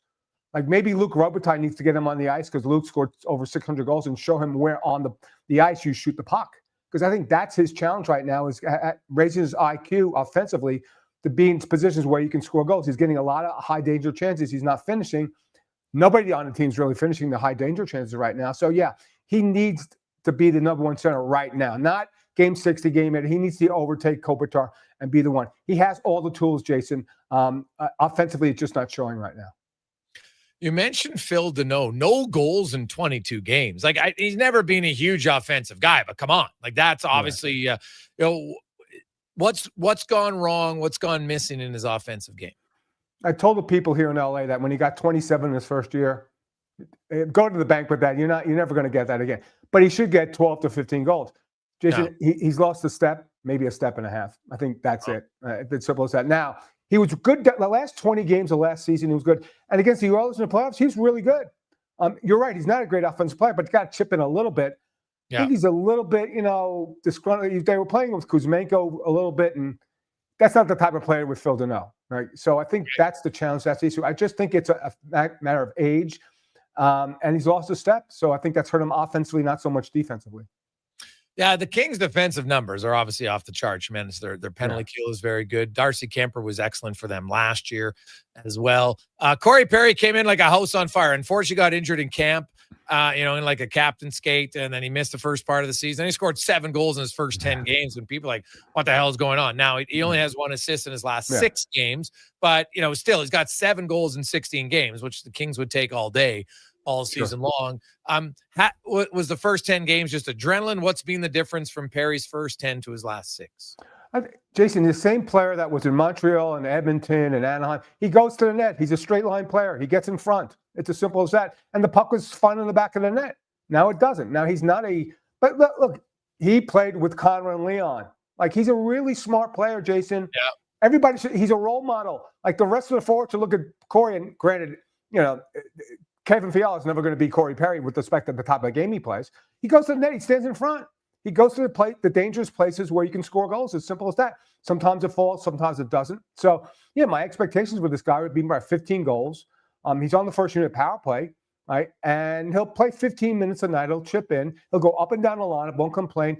He's been I joke, Jason, you mentioned the goal scoring. For 10 games, he was our MVP. He was the best player. Yeah. He shouldn't be, right? He shouldn't be. But I thought it was a great ad. A faction of Kings fans, and a lot of them said, I'll never root for Corey Perry ever. I'm like, so if he scores an overtime game-winning goal against the Oilers in the playoffs, you'll cheer for the Oilers? Is that what you're going to do? Like, he's been a great addition for this team. You've interviewed him. He's a good guy in the room. It's a really nice ad for Kenny Holland here. He's really helped the team. Looking at the Kings, though, they're 5th in goals against. The defense is still their strength. They're 27th, though, in offense. It's exactly the same number, 2.68 goals for per game, 2.68 goals against. They're like the Oilers. They've each played 10 games in overtime. It's wild this season. The Oilers have given up a lot of leads. Unfortunately, the Kings just haven't been able to score goals enough. When you look at it, how much of that is lack of talent? Is that just like the Kings' identity? They're still defense first and always will be, or what? When your DNA is check for your chances, Jason, you're never going to lead the league in scoring. Never. It's not going to happen. Now, I'll say this. They're a winger short. Like Kuzmenko is not the same player he was at the end of last season and in the playoffs. He's not. And he's never been a goal scorer. So they need a goal scorer, right? And their power play is just abysmal right now. As great as I think the penalty kill hasn't given up a goal in like 10 or 11 games, right? But the power play, they had a 5-on-3 the other night against Boston. Then he get a shot on goal. Like and here's the challenge. Adrian Kempe, who's probably the best shooter on the team, is playing the point on their 5-forward power play. Why? Like you're the furthest from the net. And then not only that, Jason, they're getting scouted. So the forwards on the penalty kill of the opposition, they're being aggressive. And he's starting to turn the puck over at the blue line, and they're getting odd man chances against them. You got to get Adrian Kempe closer to the net, right? Yeah. He has, if you look at his shot totals, the most of his shots are from distance, from furthest out, low danger chances. That player. They have to change it. I think tonight they're still going to go 5 forwards on the power play. That's what's really killed this team. They might be in first place in the division if they had a decent power play. It's just abysmal right now. I think part of it is I'd put Brant Clark on the first unit. Let him be the quarterback. Yeah. Right. Let him be the quarterback. Get Kempe closer. Maybe take Kopitar off and put him on the second unit or Kuzmenko. So I think that's it. But yes, Jason, this is not a highly skilled team. You have 2 goal scorers, Fiala and Kempe. That's it, right? Everybody else is good. So if Kenny Holland's going to make a move at the deadline, it's got to be for a score unless Kuzmenko finds some traction here, and he hasn't through 22 games. Yeah, their power play is 14.3%, which is not ideal. You mentioned their penalty kill is great. I can't having your best shooter farthest from the net makes absolutely no sense. That is mind blowing. I don't get it. To figure it out. Do they got anybody in their system you think is ready? No, they don't have these. Jason, next year they're going to need to do a 2C. Kopitar's retiring. They don't have an incumbent in 2C, so I don't see anybody. They have solid players that are 200-foot players, like Alex Laferriere. Right? That's the type of player they have in the system. Right? They don't have the next big-time scorer. They don't have an 80-point scorer on this team. So it's going to be a challenge, and that's look, here's the thing. If you went down the list of, and I'll go back to Rob Blake, of all his second-round picks for the last 8 years when he was there, I don't think any of them came to fruition. Any of them. And he didn't trade the picks for players. So, and that's the challenge right now, Jason, because what's going to happen in this league? Right? Everybody thought, free agency is going to be a big bonanza. Wait, everybody kept everybody. There's nobody on the market. You're going to have to either draft and develop or trade. So I think the way Kenny's got to embellish this offense would be through trade. Nobody's making trades right now because there's so much parity in this league. So they're going to be challenged. So there's not the next wave of players that are going to take place of Kopitar and Doughty. It's going to be a while. So there's going to be a challenge next season because the Sharks are coming. The Ducks are coming right now. It's going to be tough for the Kings here in the next couple of years. Dennis Bernstein joins us from the fourth period talking LA Kings. Warren Fogle had an unreal year last year for the Kings, 24 goals, 20 of them at 5-on-5. He's only got 3 points this year in 17 games, all goals, 2 goals, 5-on-5. What's gone wrong with Fogle? He was a slow start. Then he got hit by Foligno in Chicago and banged up his shoulder. So he was out for 3 or 4 games. But I love this. He's the best guy. Like he's a valuable player. Even though he hasn't scored a lot, Jason, he's a very valuable player. He made the Danault, Moore, and line with him a really good third line last year. So I just have patience with folks. He's going to he was second in the team on even strength goals last year to Kempe. So I think it's a factor of they haven't found traction. Danault's not really playing well. So I think it's a function of his line mates on the injury. But I think once he finds his stride, maybe in the next 5 to 10 games, he'll start hitting the back of the net more because they need him to score because of what we talked about, the lack of offense from the top 6.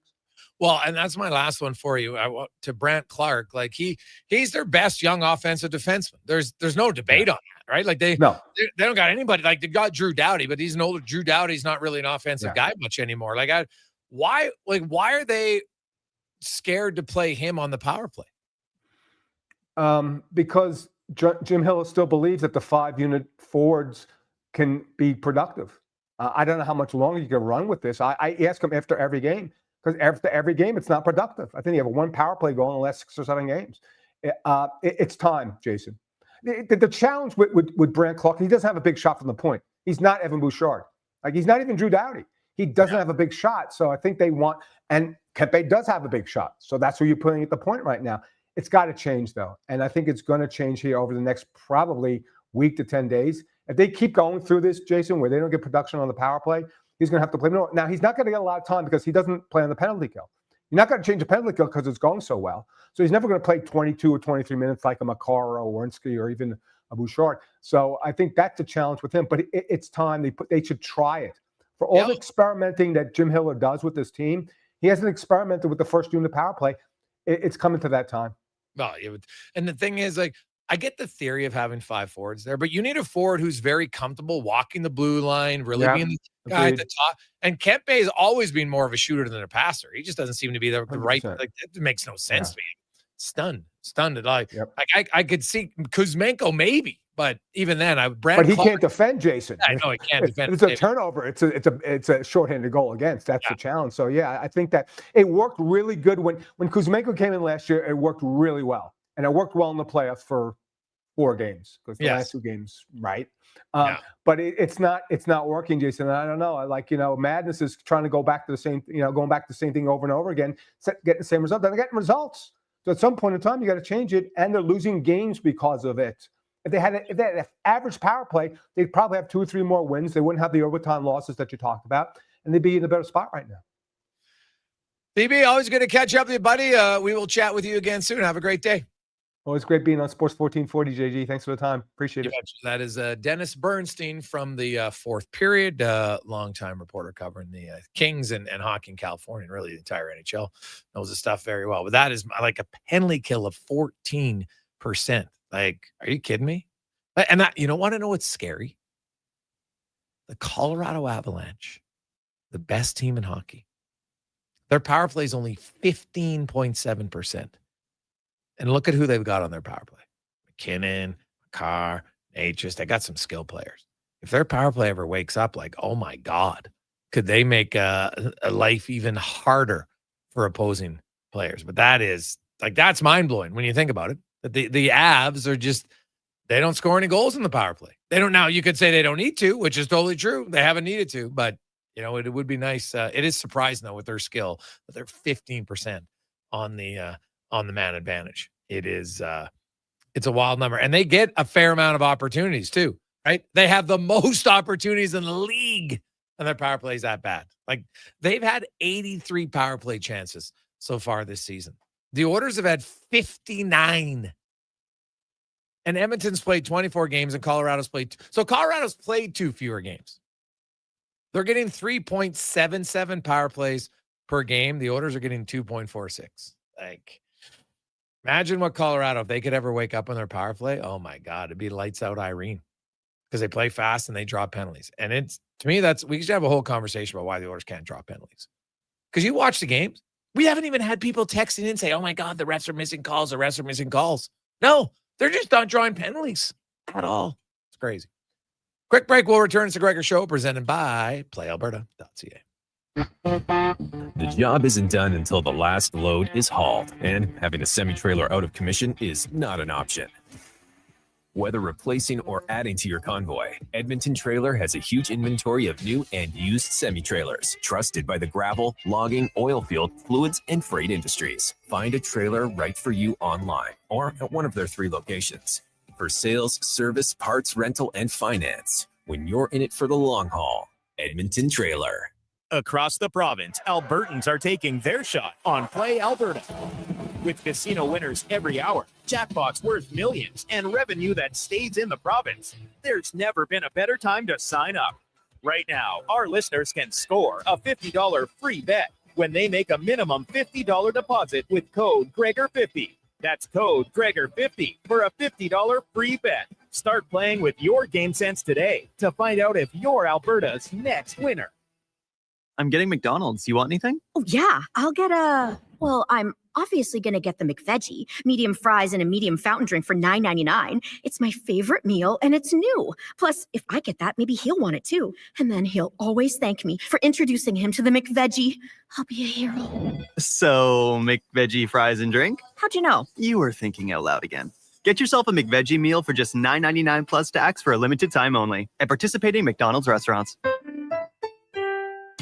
Get Black Friday prices now at The Brick. Skip the line and save big. Get 65% off reclining sofas when you buy the matching Love Seater chair. Plus, get up to 25% off bedroom and dining furniture. And buy more, save more. Get up to an extra $1,000 off select major kitchen appliances. Mattresses are up to 40% off. And with every mattress purchase, you're entered for the chance to win a cruise. Some exclusions apply. See in store for details. The Brick, saving you more. You matter. Your mental health matters, and you're braver than you think. Not Alone is an organization focused on creating a space of acceptance and support through tough, meaningful conversation. My name is Tyler Smith, and you are never alone. NotAloneCo.com. It's okay to not be okay.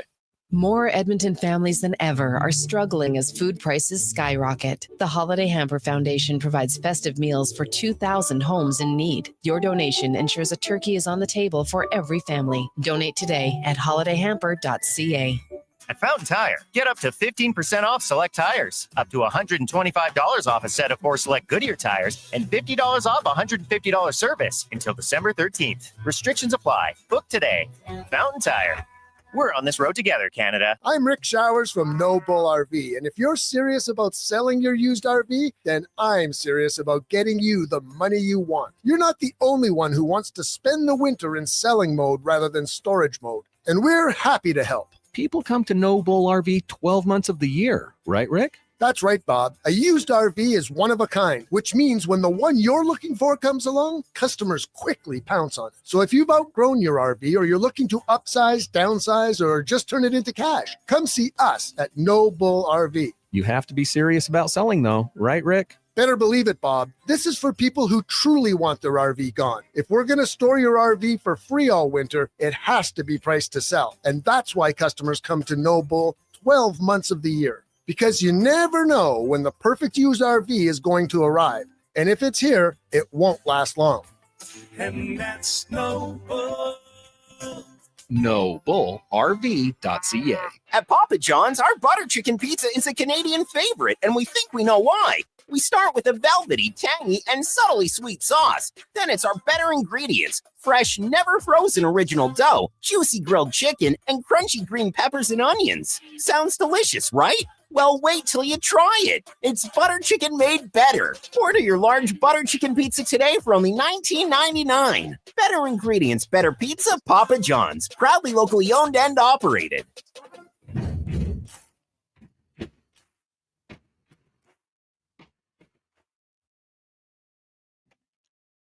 Portions of this hour brought to you by Cantork. What's the best way to beat the tariffs? Buy Canadian. Cantork's products not only made in Canada, but right here in Edmonton. Save money, support Canada at cantork.com. The Jason Gregor Show, the best of Edmonton sports talk and beyond. This is Sports 1440. Presented by PlayAlberta.ca, Alberta's only regulated online gambling website.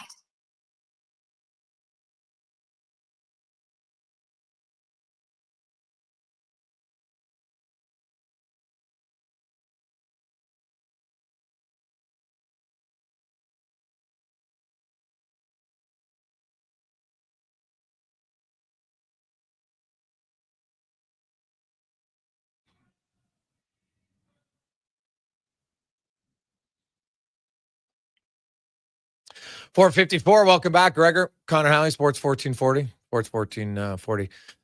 CA coming up. Nick Kipros, Brian Diardo, also Chris Knobloch. Will be by because Knobloch, I had a good chat with him. Let's get to one of his right now cons from Chris Knobloch in the O Report, brought to you by Go Auto. Because there's been a lot of talk about it, so I want to ask, because I watch the games, I think, as close as anybody else does. And I kept hearing everybody saying, "Oh, the Oilers have changed their system, change your system." I'm like, I don't see the system change. I don't see what they've changed. I see a lot of mistakes. I see guys out of position, but that's not a systemic change.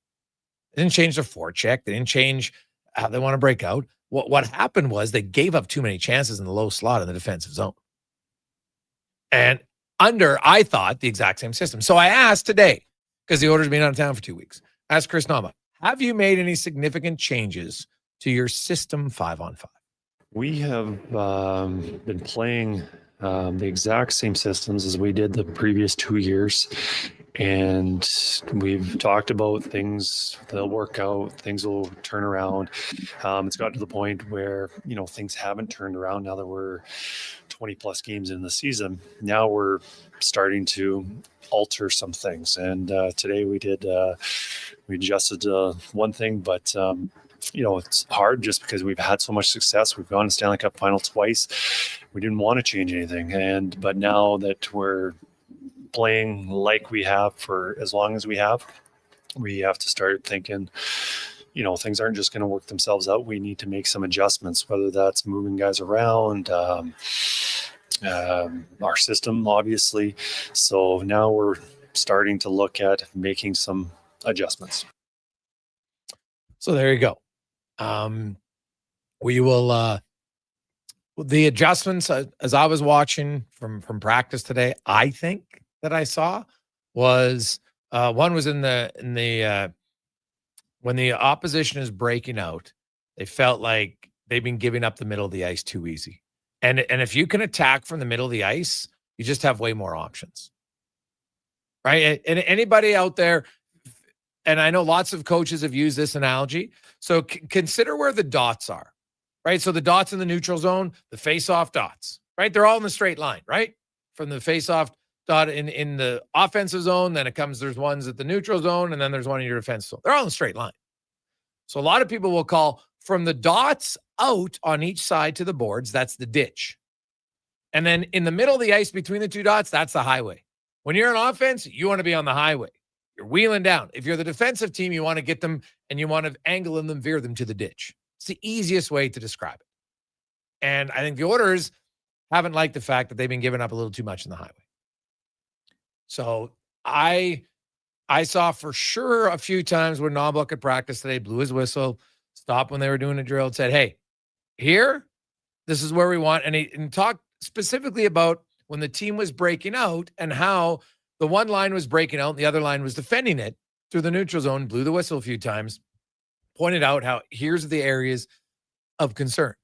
And both times it was in the middle. So that's the one thing if you're watching for closely tomorrow, it's that. But I think too often people, what happens, and I know I've got all these emails, oh yeah, this Jack Hahn guy. Yeah. So here's the thing. Because a guy takes one or two stream shots of a video and says, oh, this is what they're doing, that doesn't mean they're doing it all the time. Like a lot of people have talked about, oh, the Oilers in this stretch pass out to center. Well, I counted. If you do that 3 times in a game, that's not a system. That's a one option play at a certain time of the game. Now, do I like it? No. But you do it sometimes when you're changing, right? It's just, hey, this is the way to get off the ice. Just here we go. We dump the puck in. Now we can change. Or this 200 feet from our net and we regroup. Okay, fine. But it's not like they're doing it all the time. And so they were showing videos of, oh, look, the Oilers, there's 2 spread out. That's clearly their system. What? You actually believe an NHL coach is instructing his team to spread out in the defensive zone and not support the puck? At what level? What are we talking about? And so just because the guy says, oh, you know, I worked for an AHL team for one time. Yeah, great. You worked there for a year. Why aren't you working there anymore? Maybe because you make claims that this is a systemic thing. There's no system in the world where you're taught your guy, hey, guys, everybody's spread out in their own zone. We don't support the puck. Like what? Come on. In U13, they're not teaching that. You teach your guys support the puck because the longer the pass you have to make in your D zone, the spread out you are, you can't support the puck. You're going to have turnovers. And a lot of times the players just weren't making good decisions, right? It's okay to, people have been scared to want to admit the Oilers just haven't played very well. I think they have more talent and more skill and more smarts than they've shown on a continual basis through the first 24 games. And it happens. You get into a funk. Now, key is if you have a choice, you can either get out of the funk or you stay in the funk, and then it's 40 games and 50 games, and then you're like, oh my God, we might miss the playoffs. So the Oilers, they need to get out of the funk. And I thought Tampa and Florida was the first time this year that in consecutive games, the Oilers have had solid goaltending and pretty solid defensive play. They didn't give up a ton in either game. And when they did, their goalies made some solid stops. Right? The goalies weren't perfect. They don't need to be perfect. But they were solid. For both of those games, you look and say, hey, our goalies, one chance, we won the game. The other one, hey, only allowed 2 goals, gave us a chance to win. One of them being in overtime. You only allow 1 goal in regulation. Your goalie's giving you a chance to win. And I don't know if we can say that they've done that in any consecutive games up until the last 2. So that's something to build on. Now, they have to do it again. You can't just do it twice and then not do it for 2 or 3 because that's the old dance of mediocrity that they're still stuck in. To get out of the dance of mediocrity, it's got to be like 3 or 4, and then maybe have a game where you don't love, and then it's 3 or 4 good ones again. We'll see if the Oilers can get there. That, to me, is where they got to be at. Let's get to the Con Man and a Sports 1440 update brought to you by Loca Quality Markets. 2 locations, Sherwood Park and Edmonton. They can make you eat better, eat healthier, more convenient. 200 chef-prepared meals for you to order. Loca.ca. This is a Sports 1440 update. 7 games on the NHL schedule tonight, including the Flyers in Tampa. Devils host the Wings. Rangers taking on the Blues. Jackets in Washington. Preds hosting the Panthers. And the Ottawa Senators in Los Angeles taking on the Kings. In the NFL tonight, Week 12 wrapping up. Niners and Panthers from Santa Clara. Kickoff 6:15. In the association, Toronto Raptors in action hosting the Cavs. He'll be without R.J. Barrett, who has a sprained knee. You've also got the Pistons in Indiana, and that's hosting the Knicks. Mavs take on the Heat, Bucks host the Trailblazers, and it's the Rockets up against the Suns. Coming up in hour 4 of the Jason Gregor Show, we'll look around the NHL with former NHLer and analyst Nick Kiprios, talk some NFL, Brian Diardo of CBS Sports, and hear more from Oilers head coach Chris Knobloch. I'm Connor Halley. This has been a Sports 1440 update. Sports 1440 in West Edmonton Mall and Wetaskiwin. CKJR is a Stingray radio station. Download the free radio player app and listen wherever you go. And here comes Action Electrical Service Team sprinting onto the scene. These are your first responders for any electrical emergency. That's right. With their fleet of service vans and specialized gear, they assess, they service, and maintain electrical lighting and automation systems. They're all about rapid response. Quick diagnostics and repairs to restore power and safety fast. Hire the Action Electrical team to bring home a win for your project. Visit actionelectrical.net. Welcome back to the Gregor Show. Let Go Auto do the math with our free car loan calculator. No pressure, no awkward convos, just quick answers on your budget and payments. Bad credit, no credit? We got you. Text check to 780-777-7777. 454. Welcome back, Gregor. Connor Halley. 780 all 7. Find out what you qualify for and start shopping with confidence. Go Auto. Drive what you love with payments that make sense. 3 locations, endless sports action. Sully's Sports Bar and Lounge.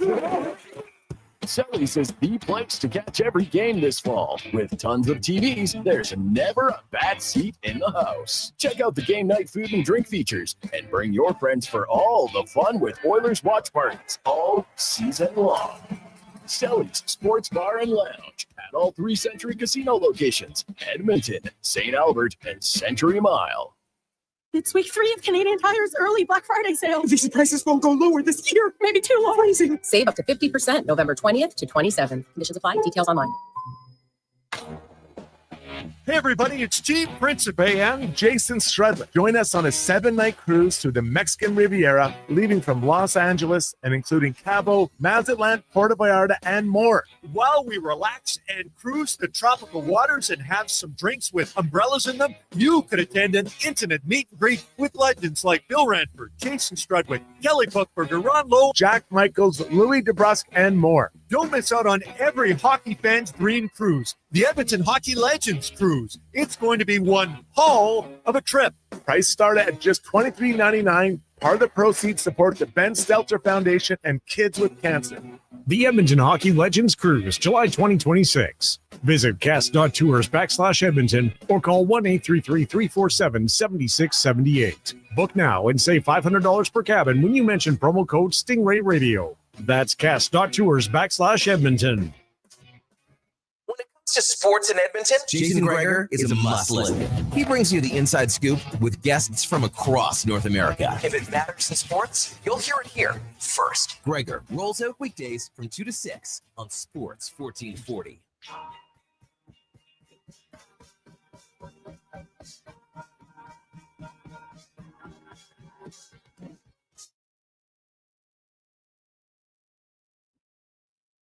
Portions of this hour brought to you by Elks Nation, 2 weekly podcasts with Eddie Steele and Declan Kruger breaking down the green and gold, the most in-depth WE football coverage on YouTube and anywhere you get your podcasts, elksnation.ca. The Jason Gregor Show, the best of Edmonton sports talk and beyond. This is Sports 1440. Presented by PlayAlberta.ca, Alberta's only regulated online gambling website.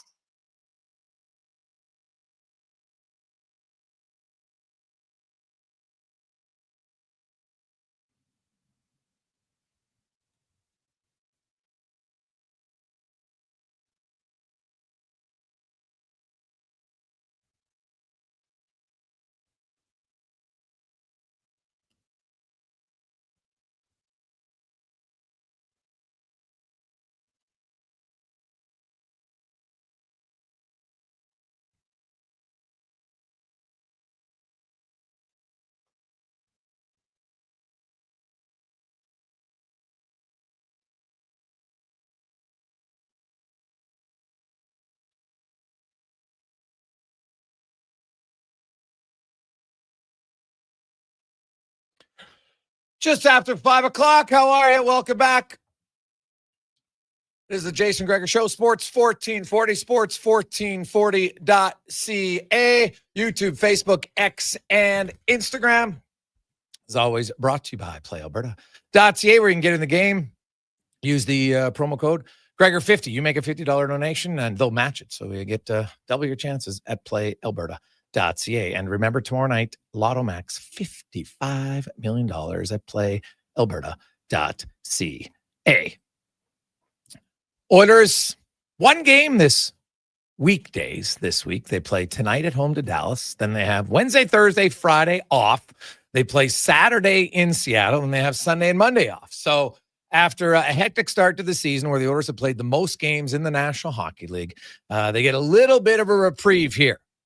So you think about it, Sunday, Monday, Tuesday, they play, what do they play? 2 games technically this week, but they play 2 games in a span of 10 days. So that is time to recoup, get some practice time in. Obviously, teams will be able to create a little space, which probably makes those 2 games this week even more important to kind of stay in the hunt, while other teams will be playing 3 or 4 games. The Oilers will only play 2. You got Seattle, who is currently 3 points up on them. Seattle has 2 games in hand, and they play the Dallas Stars, who are currently 5 points ahead of the Oilers. They've also played 2 fewer games. So big game tomorrow night against the Dallas Stars, who will be without Mikko Rantanen. Gets the automatic 1-game suspension. Hands up if you knew the rule of 2 game misconducts in a span of 41 games leads to a suspension. Because I didn't know about it. But that's what happened to Rantanen. I could argue might have deserved more for the second hit on Coronado on Saturday night in Calgary. So back-to-back 5 and a game for Rantanen. So usually we do the filling in on the spec report, now brought to you by GS Construction, your underground infrastructure specialists. From easy things like running water to ensuring that road you're driving home on, that's what they do at GS Construction. Former NHLer, Stanley Cup winner, longtime hockey analyst, Nick Kyprios joins us. Nick, welcome back to the show, my man. How you doing? I'm good, Jace. How are you, man? Hey, I'm excellent. Better than. So let me ask you something. Yeah. You didn't know that rule. I'm the first to admit I didn't know that rule. Let me ask you something. Did the Dallas Stars know that rule? I don't know. Probably not. Because if that wasn't worthy of a suspension on his hit on Romanov, then they should have pushed hard to have it rescinded, the game misconduct. They've been known to rescind the game misconducts before. Yeah, well, no, that's a totally fair point, right? Like it wasn't like I looked in the NHL, I was like, okay, he gets an automatic 1-game suspension. I thought the Coronado play, like I said, oh yeah, but he stopped skating. I'm like, yeah, so he coasts in because he's flying, and then he finishes the hit and he lifts his, like, he torqued him into the boards. I don't like hits from behind, so maybe I'm a little biased on it, but to me, that's worth even more than an automatic 1-gamer. I would have given him 2 or 3. I hate hits from behind. And I think we see him more often now than ever. Yeah, I'm with you on that. I'm all in on, give him a game or 2 on the hit. Well, 1 game, right? I mean, he wasn't hurt, played after that. So 1 game would have been sufficient on that hit, opposed to the comparison on the New York Islander Romanov. But yeah, he was on a bit of a mission on that back check to go in then hard. He had some purpose on Coronado. You look at a few teams, and here in Edmonton, they played the most games. They played the most road games. They've been one of the worst teams when it comes to giving up leads in the National Hockey League. But they don't find themselves in too deep of a hole at 10-9-5. They'll get a little break. They got some home games coming up, and I think a lot of people feel like the Oilers haven't played their best. They're like, their defense hasn't played nearly up to their capabilities. I think their top 4 guys, they're coming. Bouchard in November has been very good. Ekholm's coming. Nurse has been better than he was early on. Wallman hasn't played enough. But what about Toronto and the Rangers? 2 teams that, hey, you played for both of them, Nick, and they got 22 points and 21 points. Yeah. Which one are you concerned about most, or is it equal for both?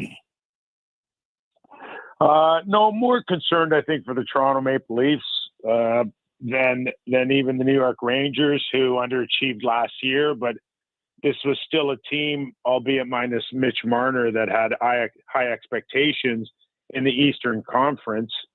And, depending on where you were against the Leafs in Florida in the second round, even going into the third period, it was touch and go on whether or not they could beat the Florida Panthers.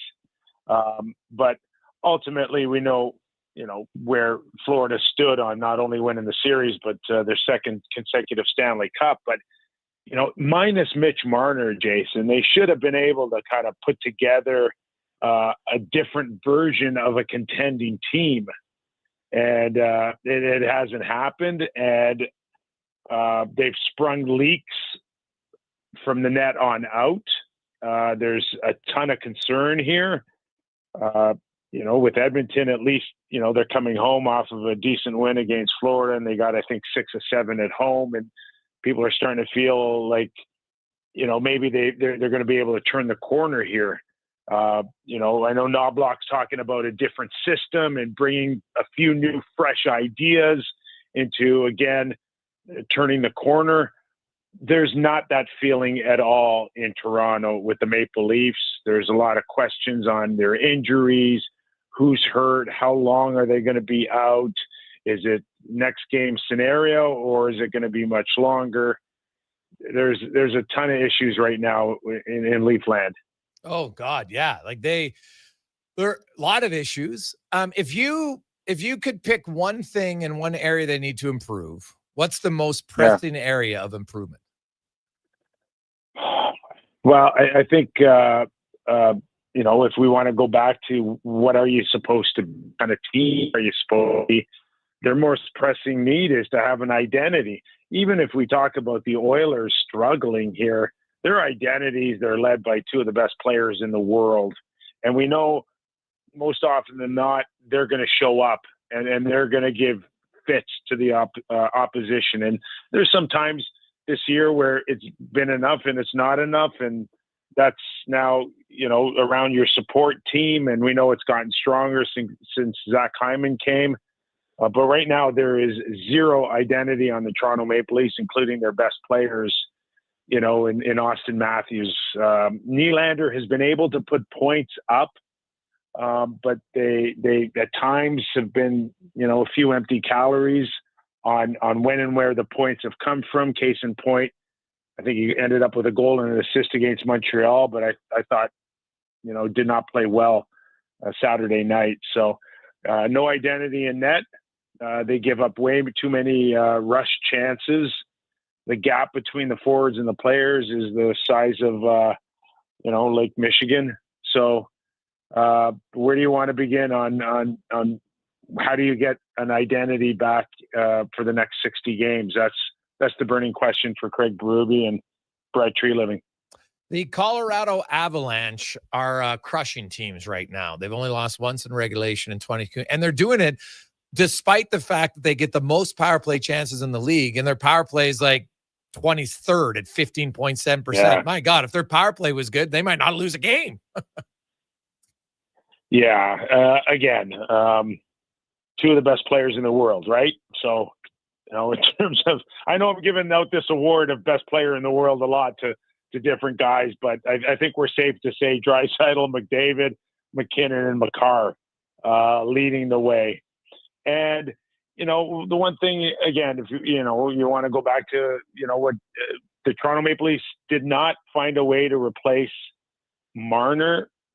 And I'm not saying that, Nakesh is, at the end of the day, is going to be able to replace Rantanen, come playoff time, but he's certainly doing a good enough job to at least not making it an issue for the first 6 or 8 weeks. And he still should be in a position to score, 80, 90 points with this high octane team, but outside of that, they're getting good goaltending, which again, you're always worried about that. But the Woods have been doing a good job, both of them. and they look fine. They look fine. They definitely look like the best team in the league, and by a wide margin right now. Yeah, they look really good, and it's stunning to me that their power play is as anemic as it is at 15.7%. Like if it was even average, 15.7 is like 24th. If it was even average, my God, they might not have lost a game. So they're playing very well. And don't underestimate, sorry, Jason, but don't underestimate too their ability to improve this roster come March, right? At the trade deadline here. I don't think that they ever truly replace Kadri.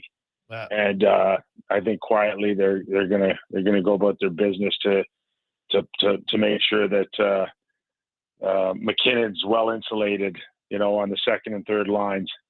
Oh God, yeah. No, I think they'll be. Hey, they're going to be going for it, no question. I think with the way their team's going, they changed a lot of their team last year, and like what was it, 9 players during the season? It was kind of ridiculous amount, and it led to them not getting where they wanted. But this year they come in, they also get their captain back. Nick, and I want to ask you this: like Landeskog is not their best player, but what about his presence? He's a little bit more of a laid back guy than Nate McKinnon. And Nate McKinnon's, I love him as a player. He's really fiery. He's super competitive. He's really demanding all the time. Do you think having Landeskog around kind of just, brings things down? Not that there was a negative about it, but some guys are so hardwired. Like he's a thoroughbred and he's got to go all the time that maybe some guys having Landeskog, does that ease things up, do you think? Oh, listen, there's no question sometimes that even, Nate can get a little too excited. And if there's one guy that can calm him down or at least be at the level of making him kind of look at a bigger picture, it's Landeskog.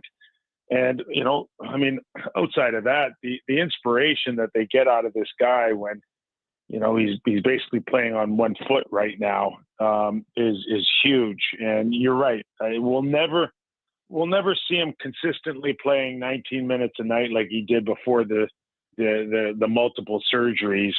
But the mere fact that he can still come to the rink every day and be someone that guys can lean on through his experience and view of the game or life, I think is just huge for the hockey club. And Jonathan Toews, he's not the player that he was in Chicago, but what he's able to do for the Winnipeg Jets as well, coming in as just a guy that's head and shoulders above everyone else when it comes to worldly experience around the NHL.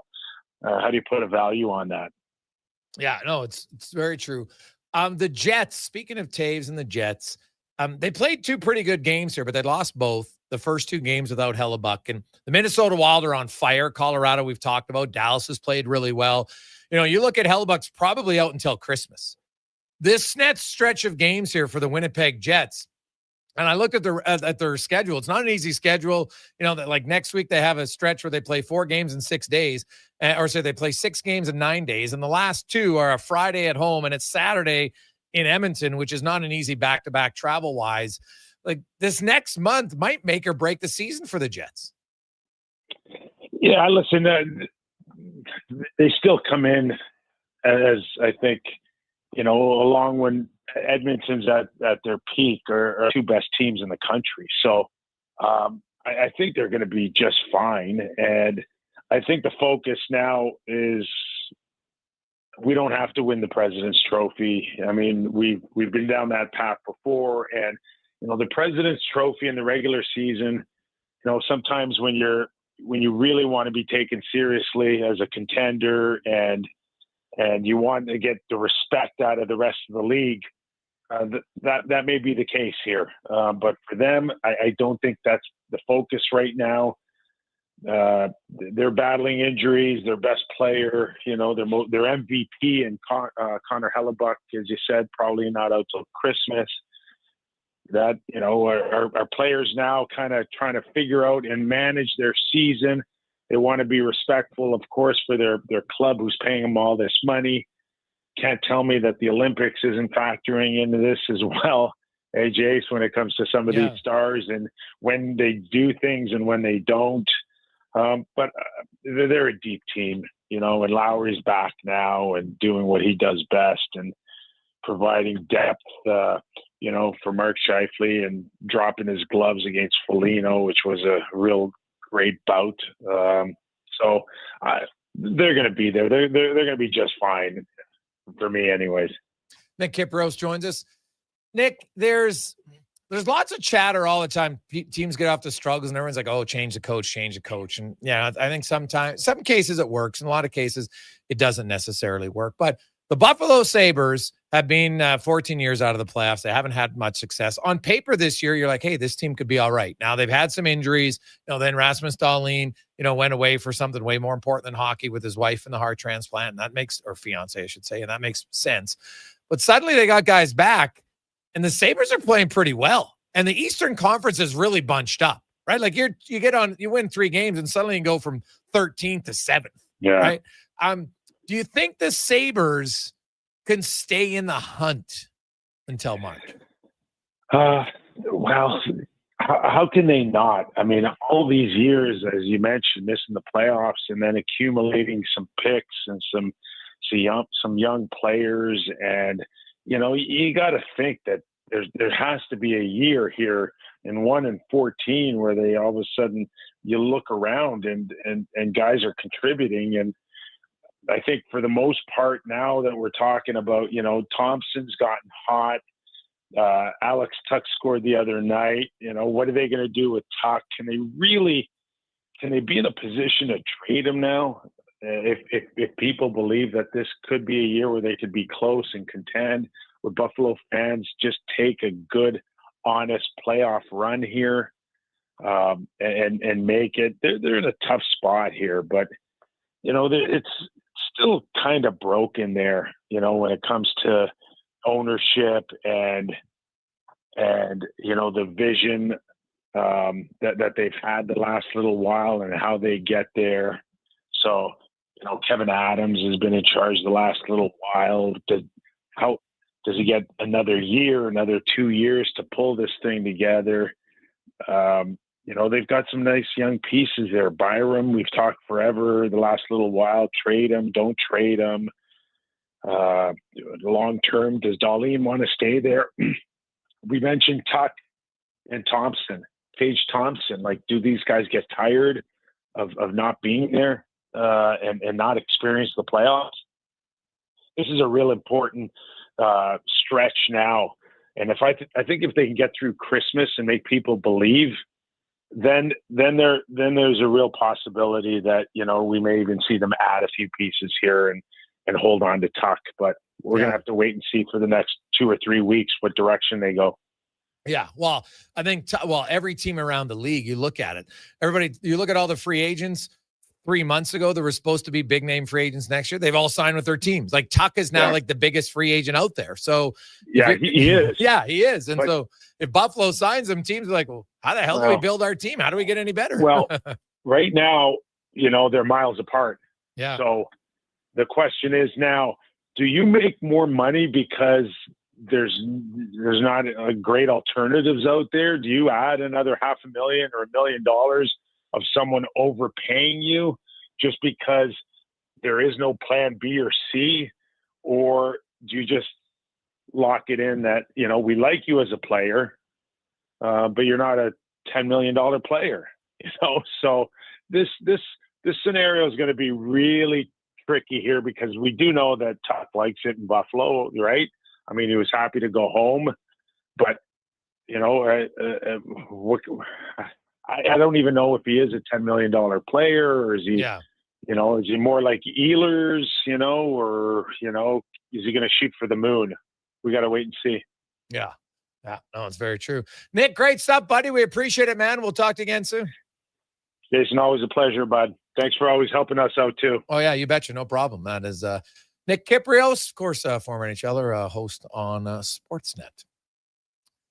5:25. Quick break. We will return. We got more talk on the Edmonton Oilers. We're going to hear from Chris Knobloch coming up a little bit later on the show. Also, it was a crazy weekend in the National Football League. Some teams who thought had no chance to win won. Some teams who desperately needed wins won. And what does that leave for tonight? We'll talk about tonight, tomorrow, and the return of a superstar. Next on the Gregor Show, presented by PlayAlberta.ca. Is your company drowning in paperwork and administrative tasks? Do you need more data to make better decisions? Nectar.io is your company's all-in-one solution for fleet and materials management, safety, time cards, and GIS-based project management. Now is the time to capture and transform field, site, and shop data into boardroom-level business intelligence, all with one login. Visit Nectar.io to book a demo today. Nectar.io, your business made better. Across the province, Albertans are taking their shot on Play Alberta. With casino winners every hour, jackpots worth millions, and revenue that stays in the province, there's never been a better time to sign up. Right now, our listeners can score a $50 free bet when they make a minimum $50 deposit with code Gregor50. That's code Gregor50 for a $50 free bet. Start playing with your game sense today to find out if you're Alberta's next winner. Get Black Friday prices now at The Brick. Skip the line and save big. Get 65% off reclining sofas when you buy the matching Love Cedar chair. Plus, get up to 25% off bedroom and dining furniture. And buy more, save more. Get up to an extra $1,000 off select major kitchen appliances. Mattresses are up to 40% off. And with every mattress purchase, you're entered for the chance to win a cruise. Some exclusions apply. See in-store for details. The Brick, saving you more. I'm getting McDonald's. You want anything? Oh, yeah. I'll get I'm obviously going to get the McVeggie, medium fries and a medium fountain drink for $9.99. It's my favorite meal, and it's new. Plus, if I get that, maybe he'll want it too. And then he'll always thank me for introducing him to the McVeggie. I'll be a hero. So, McVeggie fries and drink? How'd you know? You were thinking out loud again. Get yourself a McVeggie meal for just $9.99 plus tax for a limited time only at participating McDonald's restaurants. Aloha Edmonton, it's back. Century Vision Care's 4th annual Maui Christmas event on Friday, December 12th from 9 to 5. Century Vision Care, Edmonton's biggest Maui gym retailer, is bringing the island spirit to your holiday shopping. Enjoy in-house savings on all prescription and non-prescription Maui gyms, plus giveaways, prizes, snacks, and beverages all day. Same-day eye exam appointments are available, and they direct bill most insurance plans, but spots are filling fast. Get ahead on your Christmas list and treat yourself to a new pair of Maui gyms. Visit Century Vision Care on Instagram. At Fountain Tire, get up to 15% off select tires, up to $125 off a set of 4 select Goodyear tires, and $50 off $150 service until December 13th. Restrictions apply. Book today. Fountain Tire. We're on this road together, Canada.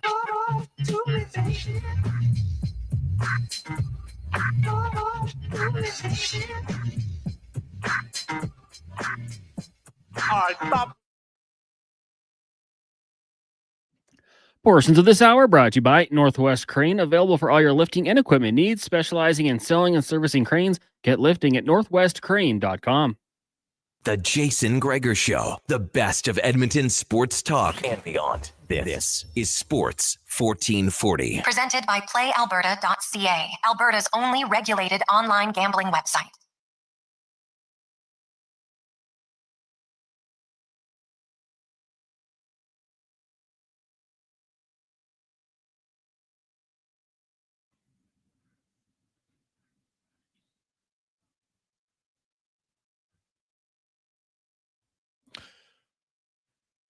.5:30.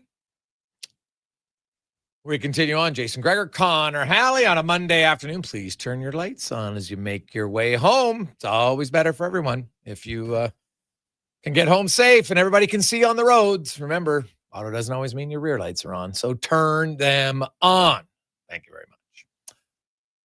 Gregor Show always brought to you by PlayAlberta.ca. Our pick of the day today was, and we do this every day. You can, it's something new that we've just added. If you want to do it, we get an odds boost for you. So it gets a little better odds, play a lot of different sports at different times. And today we went with a little parlay on the show, which had Florida Nashville over 5.5 and the Red Wings to win. So we won on Friday. We'll see. Just started this new, so see how it goes. You can get in, have a little fun, get some odds boost, PlayAlberta.ca. Now let's get to our football report brought to you by Legacy Heating and Cooling. They are hiring. If you're looking to work for a fantastic company where you get a hiring bonus, you'll get RSP matching, you get tuition reimbursement, all in one place, legacyheating.ca. Apply today.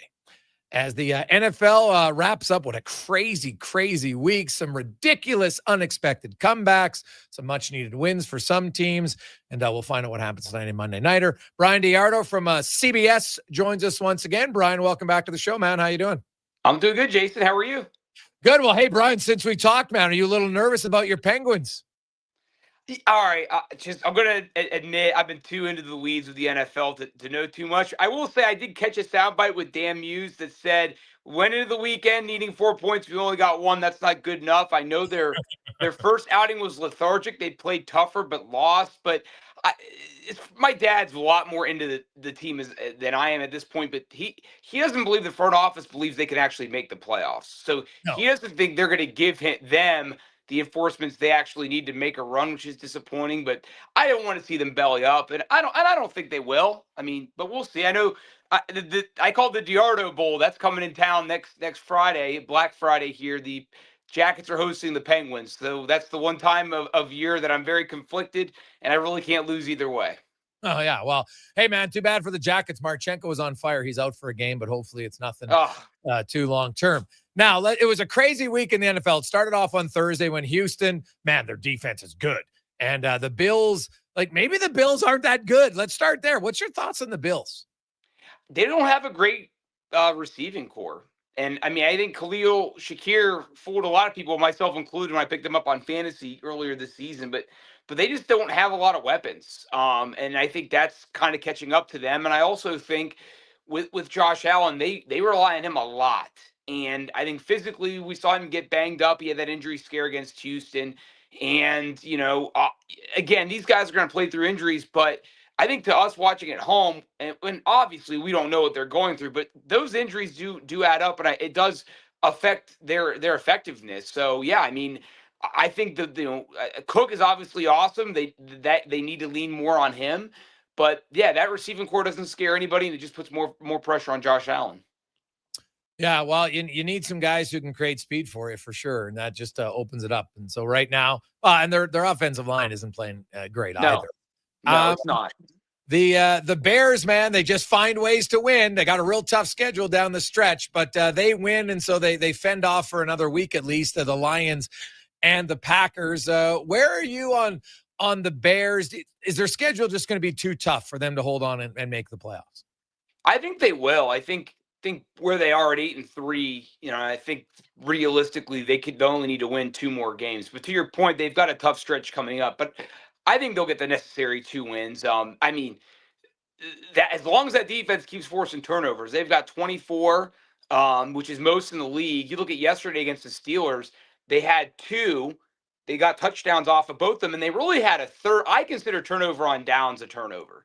And they were able to force the Steelers into a turnover on downs. They scored on that possession. So, as long as they can continue to do that, and they're going to get healthier on defense. I thought they might call you or me to play linebacker for them yesterday, but they were able to make it through. But I will say, the one thing watching that game that was super impressive to me was the offensive schemes the Bears were running on a healthy Steelers defense. I mean, Caleb Williams had so many wide open receivers. So, as long as he continues to get better and hit most of the time hit those open guys, they're going to be a playoff team for sure.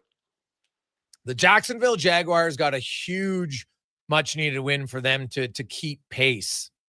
What do you make of the Jags, and do you trust Trevor Lawrence to be good enough down the stretch to get him to the postseason?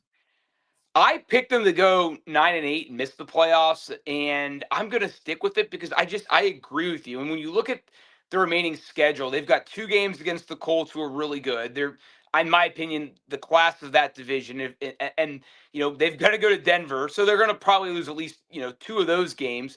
Now they do have the Jets, but the Jets are always, they'll play tough defense, and they've got the Titans. So, no, I think they're going to finish, 9-8, miss the playoffs. And, I think Lawrence is good, but he's very, very turnover prone. And again, with these quarterbacks, they ask him to do a lot. And I think the ability to play within yourself, which Bryce Young is going to play tonight, he is extremely good at that. Maybe to a fault. I'd like to see him take a little bit more chances. I think that's an important asset to have as a quarterback. So, no, I think they'll have a nice 9-8 season, but I don't think it'll be good enough to make the playoffs. The Dallas Cowboys, one of the greatest comebacks we've seen. First time in 2 years, the team has overcome a 20-point deficit in the National Football League, up against the defending champs. I think they looked they were done. He'd thrown an interception in the end zone. It's 21-0. And then they storm back in the second half, and their defense comes up big. Their offense is able, Philly does miss a field goal, which obviously, led them to not go to overtime. But what do you make of the Cowboys? And then maybe how concerned are you? Like the Eagles they don't seem to have the same punch. Like Saquon Barkley doesn't look like a threat right now. No, because that running game or that offensive line is not what it was a year ago. And that's the engine of that offense. It was last year. And I think, obviously for the Eagles, the run sets up the pass. And if they're not running, that puts more of a burden on Jalen Hurts. But for whatever reason, though, with the Eagles, it just doesn't seem like they're just unleashing Jalen Hurts and letting him just be himself. Run around, make dynamic plays. I don't know if they're trying to protect him, Jason. But it's odd to me because he's never been a running quarterback, even though he's a great running quarterback. But it just seems like this year they've really harnessed his ability to just be himself. And so I don't really know. They're 8-3. They'll make the playoffs, similar to the Bears. But there's major causes for concern if you're an Eagles fan. Now on the flip side, I've been impressed with Dallas's offense all season. And I love it. And I don't like. I come from a Steeler family, so we don't like the Cowboys, but I am super impressed with what I've seen from that offense and Dak Prescott, who's now the Cowboys' all-time leading passer. Even though I don't think he's the greatest Cowboy quarterback ever, so don't confuse the two. But and that defense, I give them some credit because when they lost Micah Parsons, they didn't pretend. It took them a while to adjust, as it's going to. I mean, if Edmonton lost Connor McDavid, they'd have to adjust, right? I mean, so they made the adjustments, right? They're now a defense that they just live on bending and not breaking, and will it be enough to make the playoffs? I don't think it will, but they've got a nice back end of the schedule with Minnesota, who's fallen apart. They finished with at Washington, at the Giants, two teams that I don't obviously New York's firing all their coaches, and Washington with Jay Daniels, if he's back, that might give them somewhat of a push. But I had Dallas 8-1 missing the playoffs. I'll stick with that, but certainly, and then obviously the tragedy they've dealt with too. I mean, to be able to respond from that is certainly an inspirational thing. Brian Diardo from CBS Sports joins us. Brian, the team isn't very good, but Myles Garrett is having an unbelievable season defensively. The Browns' defense is good. He's got 18 sacks in 11 games. The NFL record is 22.5. Which was set by Michael Strahan, and then in 2001, I think it was. And then TJ Watt tied it 20 years later in 2021. But Garrett right now, he's got 6 games left. But what's interesting about it is he could break the record in 16 games where they initially played. And so no one could even say, oh, yeah, he needed the extra game to break the record. Like his season and what he's doing, I know their team's terrible, but this is one of the best individual performances on either side of the ball that I can recall seeing. No, I'm with you. I actually wrote about this on CBS Sports today, where I gave a prediction on when I think he'll do it. I don't think he'll do it this week, but I think I have him doing it week 14 against the Titans with Cam Ward. He's 5 sacks away. They've had the most sacks in the NFL.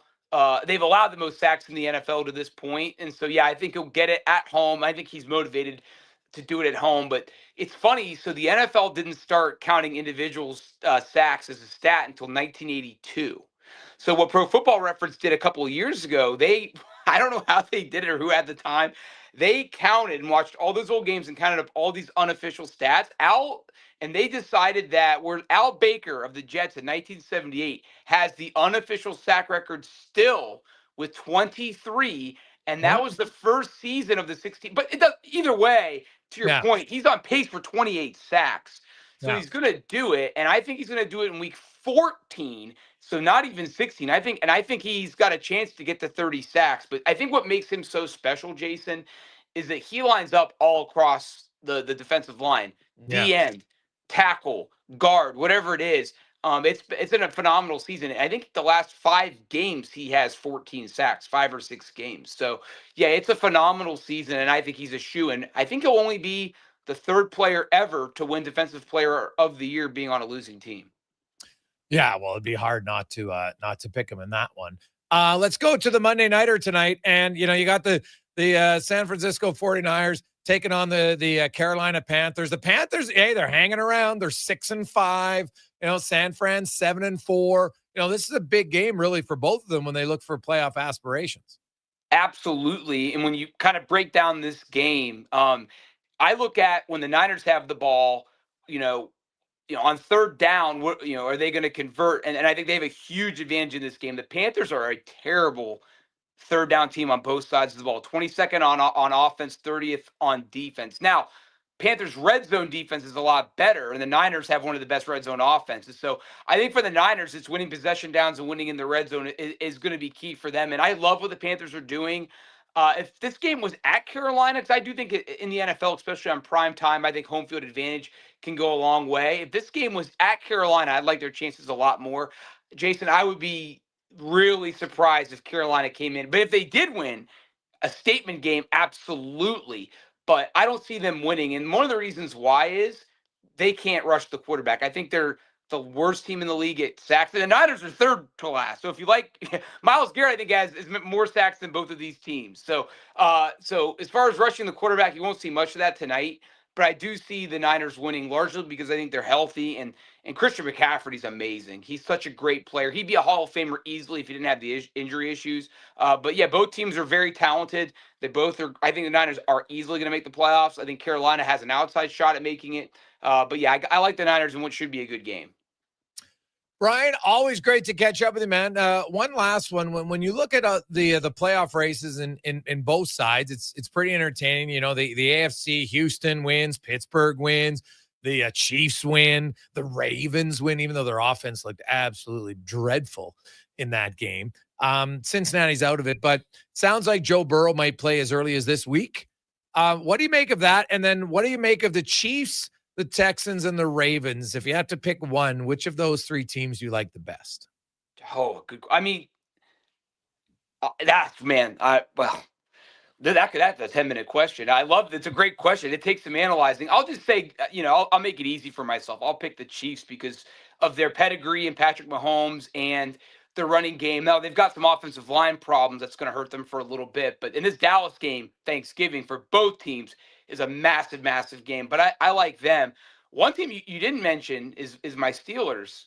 We're hurting right now. I mean, now we're 6-5. If the playoffs started now, and you mentioned Baltimore, I don't think they matter in that equation because I think they are going to win that division potentially from Pittsburgh. I think Pittsburgh and Baltimore, only one of those teams is going to make the playoffs. I only think one team from the North will make the playoffs.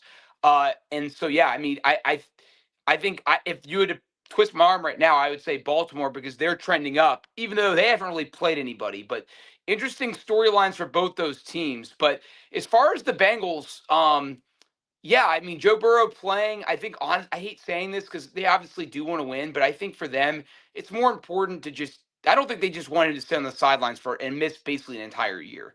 I think they wanted him to get back, get some football, get some experience, maybe overcome the mental obstacle of dealing with another injury. I think for them, which they'll never admit this, it's a win for them Thursday night is for Joe to go get through the game and not get hurt. And to show some momentum, to show some things. He'll have Jamar Chase back after the spitting incident. He won't have T. Higgins because of the concussion. And when all 3 of them are on the field, it's a work of art. It's amazing. But when one of them is missing, it's not quite as good. But it'll add some intrigue into this game. And, the Cincinnati did play better defense this past week against New England. So we'll see if they can make a game. As a Steelers person, I would love to see Cincinnati win on Thursday night as I'm eating my pumpkin pie. Well, yeah, happy pre-Thanksgiving. I know it's a huge day for Americans, so have a lot of fun with that. And what is your go-to food item? And then do you have like a tradition, something mom's made that's passed down? Like, what's your go-to on Thanksgiving, Brian? I'm Italian, so I'll eat pizza any day of the week. So, I mean, I like Thanksgiving because it's just a chance to watch football and overindulge. But as far as the actual food, like I'm not a big Thanksgiving meal guy. I will say pumpkin pie with some whipped cream. You can't go wrong. And, stuffing with the gravy. I know some people don't like that. That's kind of controversial. I like stuffing with gravy more than like mashed potatoes is kind of overrated in my opinion. It's not good. It's got it. A lot of times it's too watery. So that's probably too deep dive than you wanted. But yeah, pumpkin pie, can't ever go wrong. But try stuffing with gravy if you haven't. It's good. Oh, buddy, pumpkin pie is the best. Absolutely. Absolutely love it. Awesome. Thanks, Brian. Enjoy the games. Anytime. Thank you. There you go. That's Brian Diardo from CBS Sports. Quick break. We'll come back, wrap things up on the Gregor Show, presented by PlayAlberta.ca. Legacy Heating and Cooling is the only place to call for heating your home. So when it's time to replace your old furnace, call Legacy. Or for 24-hour repair with no overtime rates. Legacy even heats your shower with hot water tanks. Call Legacy. Call Legacy. And with no interest and no payments for 1 year, it could only be Legacy Heating and Cooling. At Papa John's, our butter chicken pizza is a Canadian favorite, and we think we know why. We start with a velvety, tangy, and subtly sweet sauce. Then it's our better ingredients: fresh, never frozen original dough, juicy grilled chicken, and crunchy green peppers and onions. Sounds delicious, right? Well, wait till you try it. It's butter chicken made better. Order your large butter chicken pizza today for only $19.99. Better ingredients, better pizza, Papa John's. Proudly locally owned and operated. Are you looking for safe and professional transportation solutions for your group events and sports teams? Look no further than Silent Rides, Alberta's premier charter bus company. Whether your group is big or small, Silent Rides has you covered. We offer state-of-the-art motor coaches, first-class service, and affordable rates. Get your quote today. For more information and to request a quote, contact sales at 877-748-0991 or visit silentrides.ca. It's week 3 of Canadian Tire's early Black Friday sale. These prices won't go lower this year. Maybe too low. Freezing. Save up to 50% November 20th to 27th. Conditions apply. Details online. This Black Friday, transform your state of mind with Calm Radio. Enhance focus with timeless classical masterpieces. Unwind to soothing nature soundscapes, or drift into deep rest with our sleep music and wellness content. With 60% off a yearly membership, it's the perfect time to elevate your daily routine. Create calm in every moment and reconnect with yourself. Visit calmradio.com and begin your transformation today.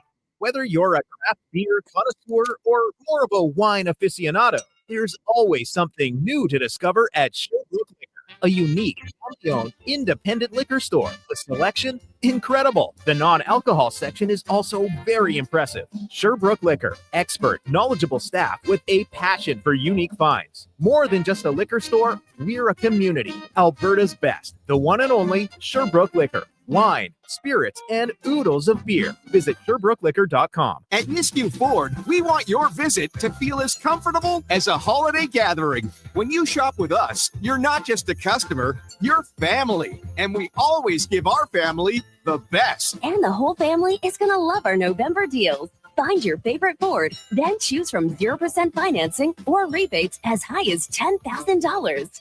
Nisku Ford to your holiday visits, or make your wish list at niskuford.ca today. Above expectations. Portions of this hour brought to you by On the Rocks. The Oilers are back in action, and OTR is ready to be your hockey headquarters. $5.75 Molson Canadian, 69-cent wings, and play score and win every game. See more at ontherocksyeg.com. The Jason Gregor Show, the best of Edmonton sports talk and beyond. This is Sports 1440. Presented by PlayAlberta.ca, Alberta's only regulated online gambling website.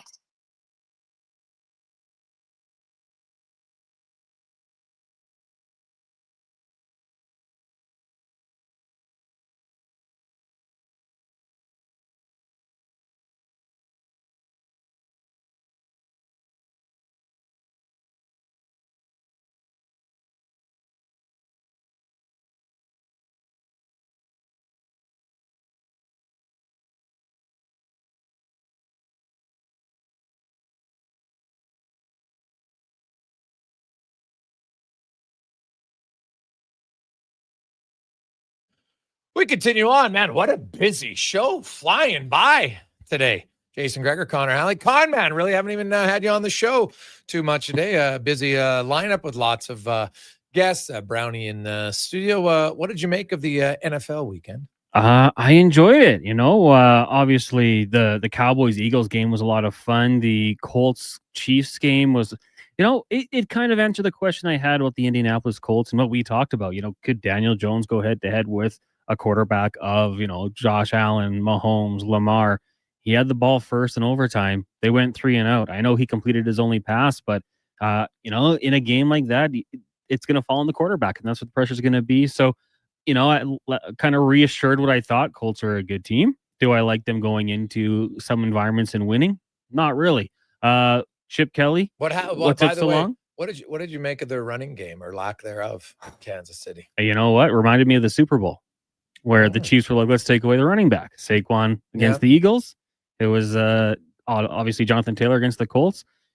Jalen Hurts made plays. Daniel Jones didn't. So that's kind of how I looked at it. I think the Chiefs were like, all right, we'll do all we can to eliminate the running game. And Jonathan Taylor, I think he finished with 50 yards, something like that. And 26 came on one carry, 27 on one carry of 58 yards. So the Chiefs did an unbelievable job of limiting what he was able to do. And, they just couldn't get the job done elsewhere. But yeah, I think you got to give the Chiefs some credit for that one. Back against the wall, had to get it done.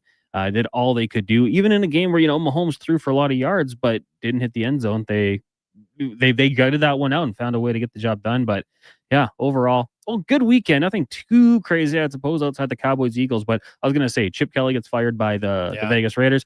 No surprise. I thought that was a bad hire when they did it. And now we just ask, is Pete Carroll next? Like, would the Raiders already move on from Pete Carroll? Because this year has not been good. The offense sucks. The defense sucks. I don't think, despite getting Ashton Genty, I don't think they had a very good draft. I don't think that was someone they needed. So I'm curious already to see what the Raiders do this offseason. Well, hey, what about the Giants and their D coordinator? Like that stat that was posted on, I got to find it here on because I want to give props to who it came from.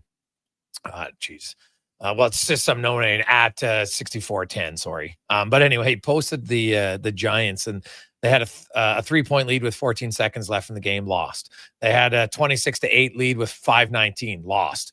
10-point lead with 3:58 to go against the Bears, lost.